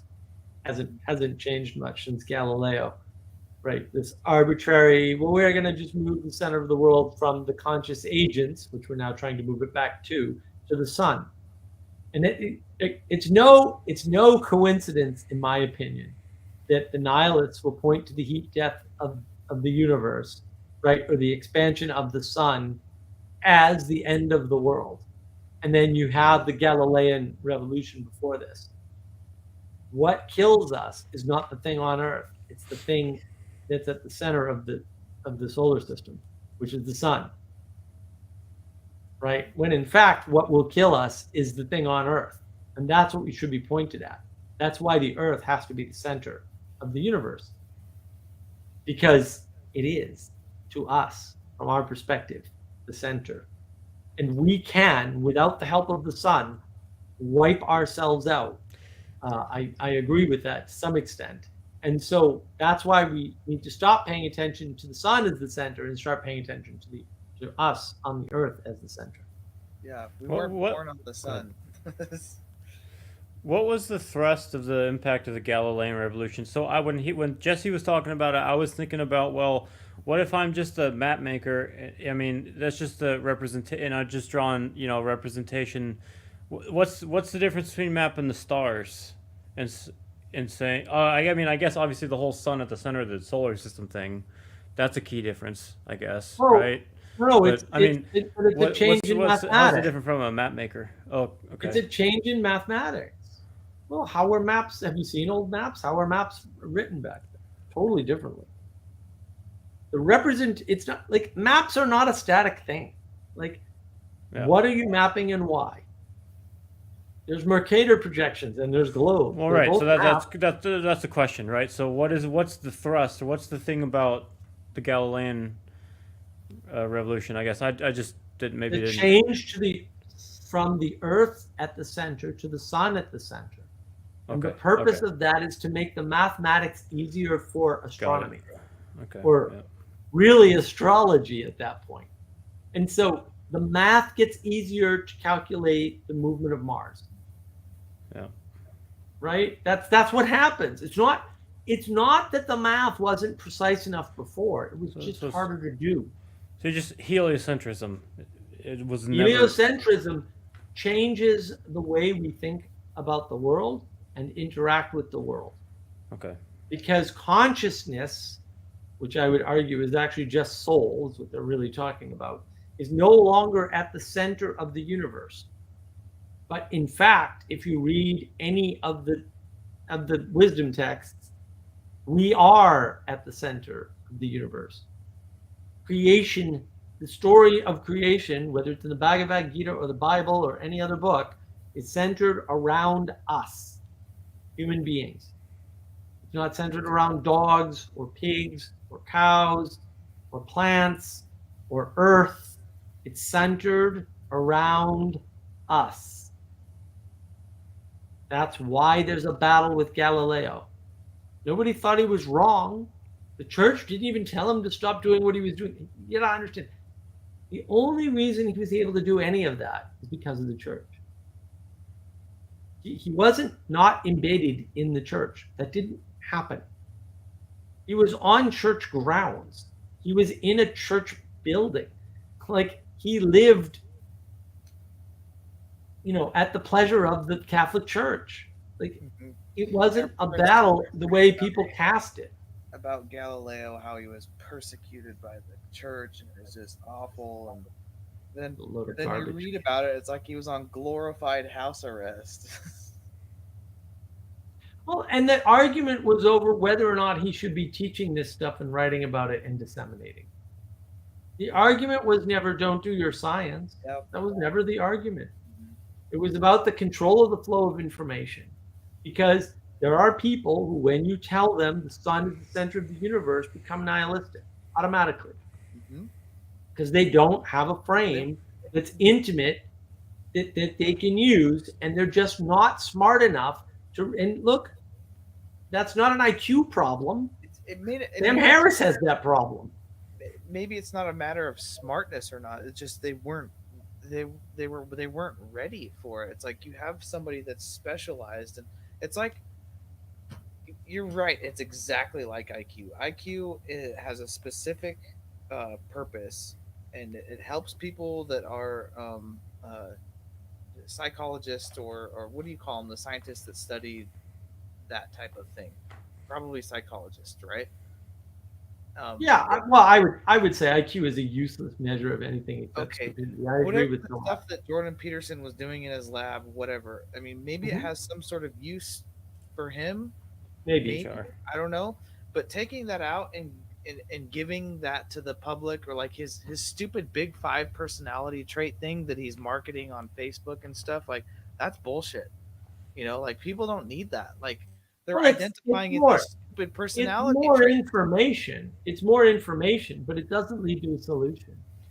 Right. Like, I'm like this because my personality trait is X. It's like, okay, and it's helpful when you're studying certain, like, as a social scientist, it might help you for something, but for the general population, that is not stuff that they need. Like, they don't need to be. Well, it's not that they don't need it. It's that they can't use it. And when you point at it, they try, and bad things happen. So do we go all the way to autotheism? I don't even know what that is. It sounds like bad framing. I've never heard of autotheism. No, we go back to the thing that worked for thousands of years. Like, I don't even, at a certain point, it boggles the mind. It's like, we had a solution. That solution works fine, and it's still valid. Why are we making a change again? I'm a little confused. Like Google Assistant worked, and now it doesn't. Why did you update it and break it? Why? Why did you do this? It doesn't work. Not that it doesn't function at all, but like when I asked it before to do, well, first of all, when I talked to it, it didn't put a button on the screen and then make me hit a bunch of buttons and agreements. That's handy because it's for talking. It doesn't have another purpose, or it shouldn't have another purpose. And then when I ask it to play Led Zeppelin, it plays the album Led Zeppelin, which is non-existent. When before it would ask me, it would say, hey, did you mean the album or did you mean the band? Which again is invalid because there isn't an album called Led Zeppelin, and therefore it should have asked a much better question. But it didn't. It just started playing it. It broke. It didn't used to do that until that particular update. I don't know what else to say. Like, it broke. They broke it. Why did they change it? I don't understand. If you've got something that works, why are you messing with it? Can good come from that? I don't think so. I think you're more likely with more changes to make more bugs mathematically. It's a math problem. It's not a IQ problem. It's not like, well, if every programmer has 160 IQ, they'll never make an error when doing a release. That's never going to happen. You do more releases, you get more bugs. It's not hard. Slow the rate of change.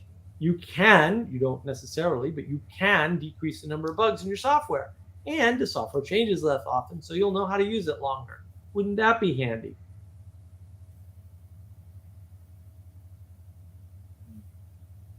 You can go back.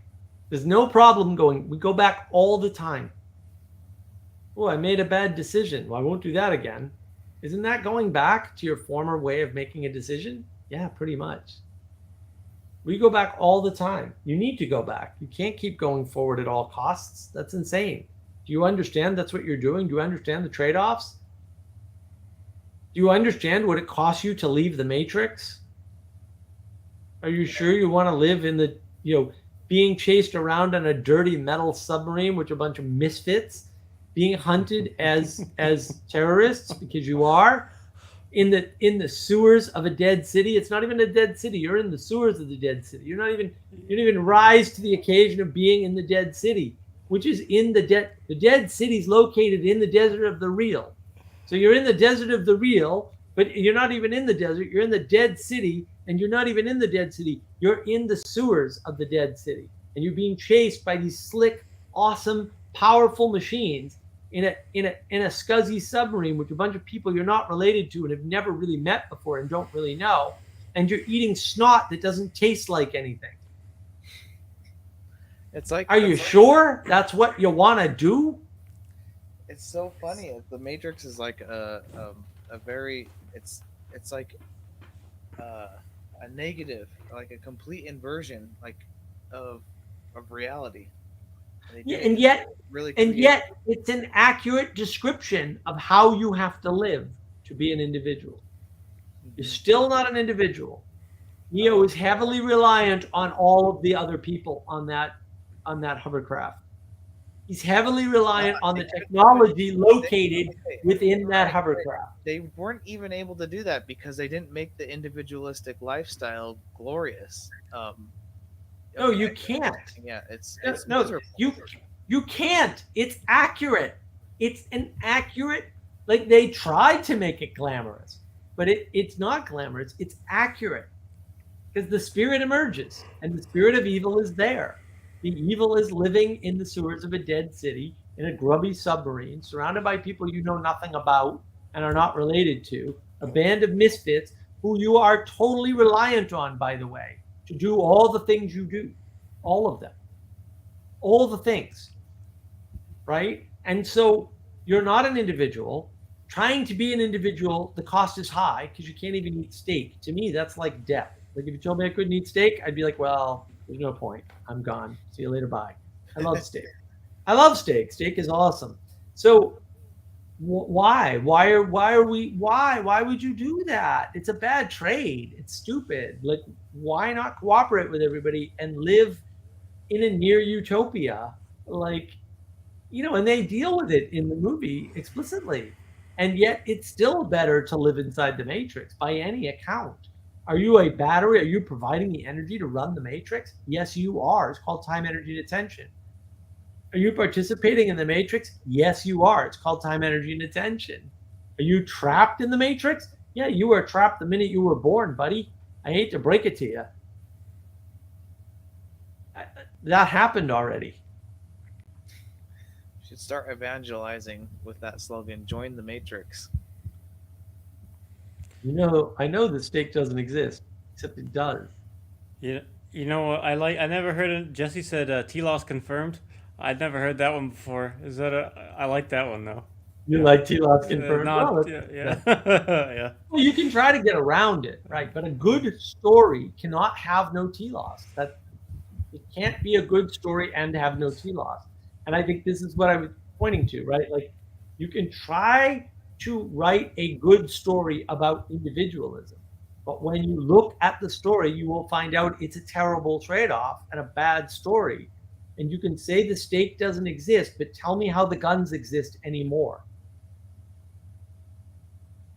Tell me how anything exists in the Matrix when it's a blank slate and a white room. Go ahead, explain it to me. I'll wait here while you're unable to do so.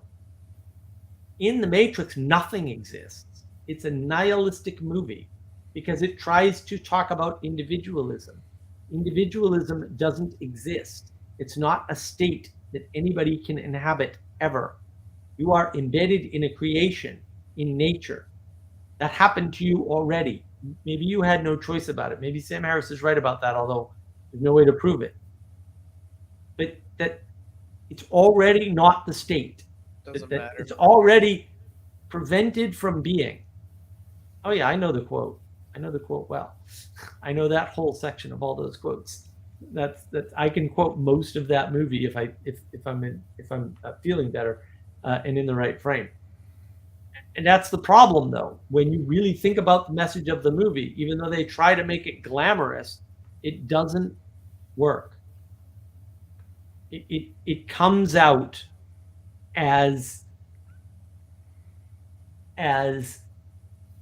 a bad trade if you think about it correctly. And the trick is, in the postmodern world, they fool you by telling you, no, we're not giving you any framing. It's a blank slate. There's no state of that. There's no state of blank slate. So ignorance is bliss is just the Gnosticism coming to fore, right? I have the knowledge. I'm going to give it to them. I'm going to tell them the truth. And when I tell them the truth, they'll be free of the bad God. It's Gnosticism. Sorry, Ethan, go ahead. I was going to say, it's almost like Cypher he's almost like a hero, but he's not for that reason, because his telos, or his drive, I don't like using that word in this way, telos, but his purpose is hedonism, is hedonic in nature. Right. Well, that's one of the subversion points. He doesn't get plugged back into the matrix to struggle his way back up to the top and make a life for himself. He only wants to be plugged into the matrix if he can be semi-famous, like an actor. You know, I don't want to be famous. You know, I just want to be well enough known, right? Like an actor or something, right? Like I don't want to be a superstar. I just want to live a comfortable upper class life that's not in the spotlight. And so he's choosing his own set of relationships within the matrix and saying, I just want to be plugged into that. I want my intimacy delivered this way with these check marks and no other way. And that's not how anything in the creation that we're stuck in works. That we're stuck. Well, look, I mean, if you're gonna run around feeling as though the Gnostic evil God has stuck you somewhere, then yeah, you're stuck in the creation. but you're not going to overthrow the evil god because it's a god, you muppet. What are you even thinking? Why are you thinking this is even a possibility for you? You didn't even control the condition of your own birth, you idiot. Where are you going? What are you doing? Why are you trying this? What is wrong with you? Like, are you okay? It's why I ask people on Twitter, are you okay? Because they're not. They're not okay. You can tell. Their framing is so off from reality that it's like, you're way out there, dude. You're not seeing the world clearly at all. You're not okay. That's what I'm saying when I ask that. You know, I'm calling negative attention to their tweet because they're not okay. What they're saying is not okay. And that's important. It's important to know that. It's also important to say can confirm. Right? When someone makes a good point, you should confirm it. Or you should say that's a really good point. You shouldn't just like it. That's great and that's important, but you should confirm it. I place a heart on questions that I think are bad.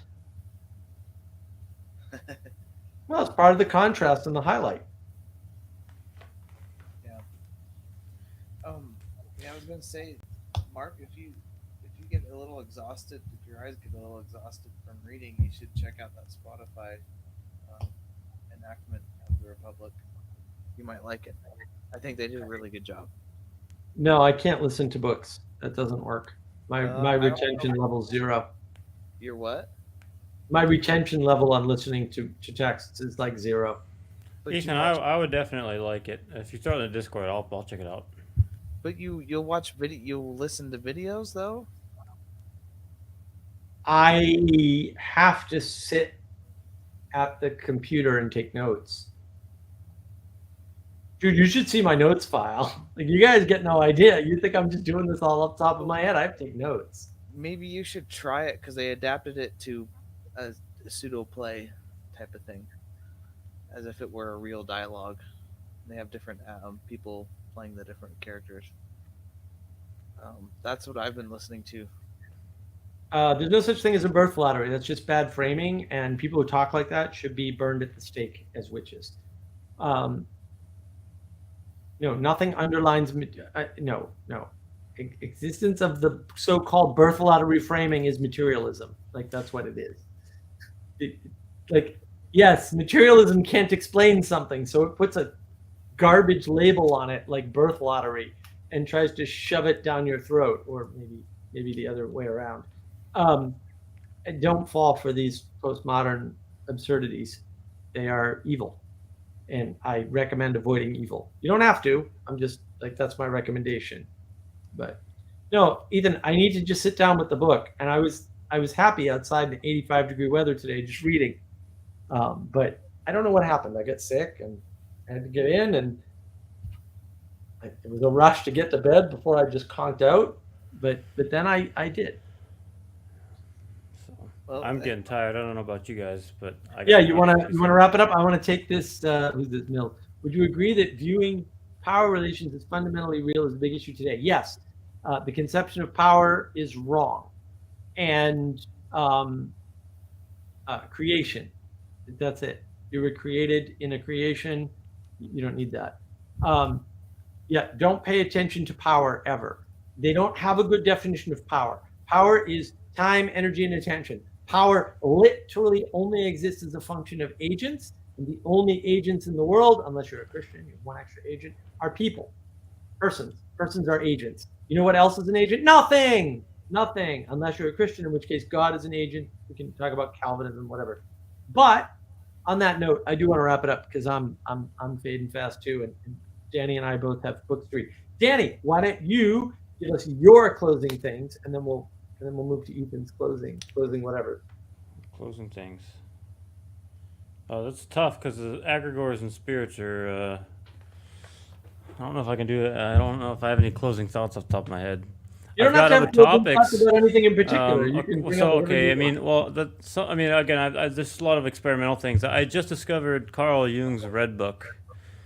I don't know if you've heard of that. And Oh yeah. well, one thing I learned, I just learned last night, that Carl Jung was a bodybuilder, right? He was a mystic. And so I've been really thinking about vitality in the physical, and like basically grounding things out in the physical. And like I said, I've kind of, there's some things that I don't want to talk about live. You know, you Sure. may be aware of them, but some of them at least, not only a few of them. But just learning about how Carl Jung kind of went into the depths of psychology. I just added, that's a new thing. But the pattern that I've observed lately is the fact that he was a bodybuilder. I just found was interesting. You know, I just was like, that's I don't know. I want to explore that more. Oh, cool. That's great. Yeah, we'll have to chat. Well, you know my Discord server. We'll So- chat on the Discord server. Maybe after book club tomorrow or something about what you learned about Carl Jung. That's interesting. So I'm still learning. So, but yeah, Yeah, no real always. closing thoughts. But That's fine. Those are closing thoughts. I'm happy with that. We can move on to Ethan. Ethan, what you got for closing thoughts before we close out the stream? So real quick, back on the Galileo, it kind of circles back to what Danny was saying with the Republic, how you can take things out of context. What the church was saying is like, yeah, you're saying that the sun is at the center of the universe, but they're not going to know, they're not going to understand that the way that you understand that. You can't just pass that out to Right. people. You know, Right. it's going to disrupt the order. So that's why we can't Mm. have you saying that. It's forbidden knowledge. It's forbidden knowledge. That's like that's that whole thing over and over again. You know, we're reliving that story. I mean, that story it's it's eternally true, right? That means that it's always true and it's always happening. Um, you know, the egregores and spirits. Yeah. So we are the Muppets of angels. Um, we are but Muppets of angels, whether they're fallen or not fallen. We're always giving our attention to something, and that something is always being embodied. We're agents. That's what it means to be human. Is we're agents. We cultivate creation. So we're taking we're giving our attention up to something, some principality. Which there's more fall. I don't know where this is at in the Bible, but it seems like there would be more fallen angels than there are angels, because there's an infinite amount of ways to do something wrong. There's only one way to do something right. So it's very scary. So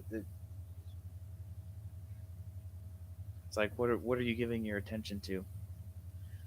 What's embodied? What are Wow. you embodying? And I mean, you can argue maybe when you're sleeping, your attention is compromised. I don't know about that, but to say the least, when you're awake, you're always giving your attention to something, and you're always embodying something. Wow. Well, that's an excellent summary, Ethan. This is why we keep Ethan around. That was excellent. I like this. Maybe reality is the cultivation of creation. Maybe that's the succinct definition of reality that I've been searching for. So Oh yeah, what was Adam tasked with when he was placed in the garden? He was there to name the animals. I can't remember. There's a couple verses that says that everything was created, but there was no one to till the earth. Right, to cultivate. Really Right. old, like Right. Genesis 2 or something like Right. that. Really old stuff. It says that it was created, but there's no man there to till the earth. Right. No, that's good. That's actually a really good summary. And we're Muppets. Yeah, we're the Muppets that are being driven by the angels, fallen or not. I You really can like actually that. read it. I think there's a different way of reading it too. It's the same thing though. Like you actually look at it as the angels are the servants of man, actually, and we're actually using the higher principalities to cultivate the will Right. of God or the higher order. Right. I mean, it's ultimately. Well, that's what the rebellion was all about. You think they're better than us, that Mhm, they're constrained in materiality, and we're not. mhm, Fair enough. Yeah, I mean, to some extent we are, because we can create reality, and mhm. they can't create it. They can only manipulate those that create it, and so that's the fundamental difference. So yeah, I think that's a good summary. So let's shut the stream down. I can't summarize better than Ethan on that front. And I really appreciate everybody's giving their time, energy, and attention to my nearly 7-hour live stream in this case. job. And engage with the videos on navigating patterns.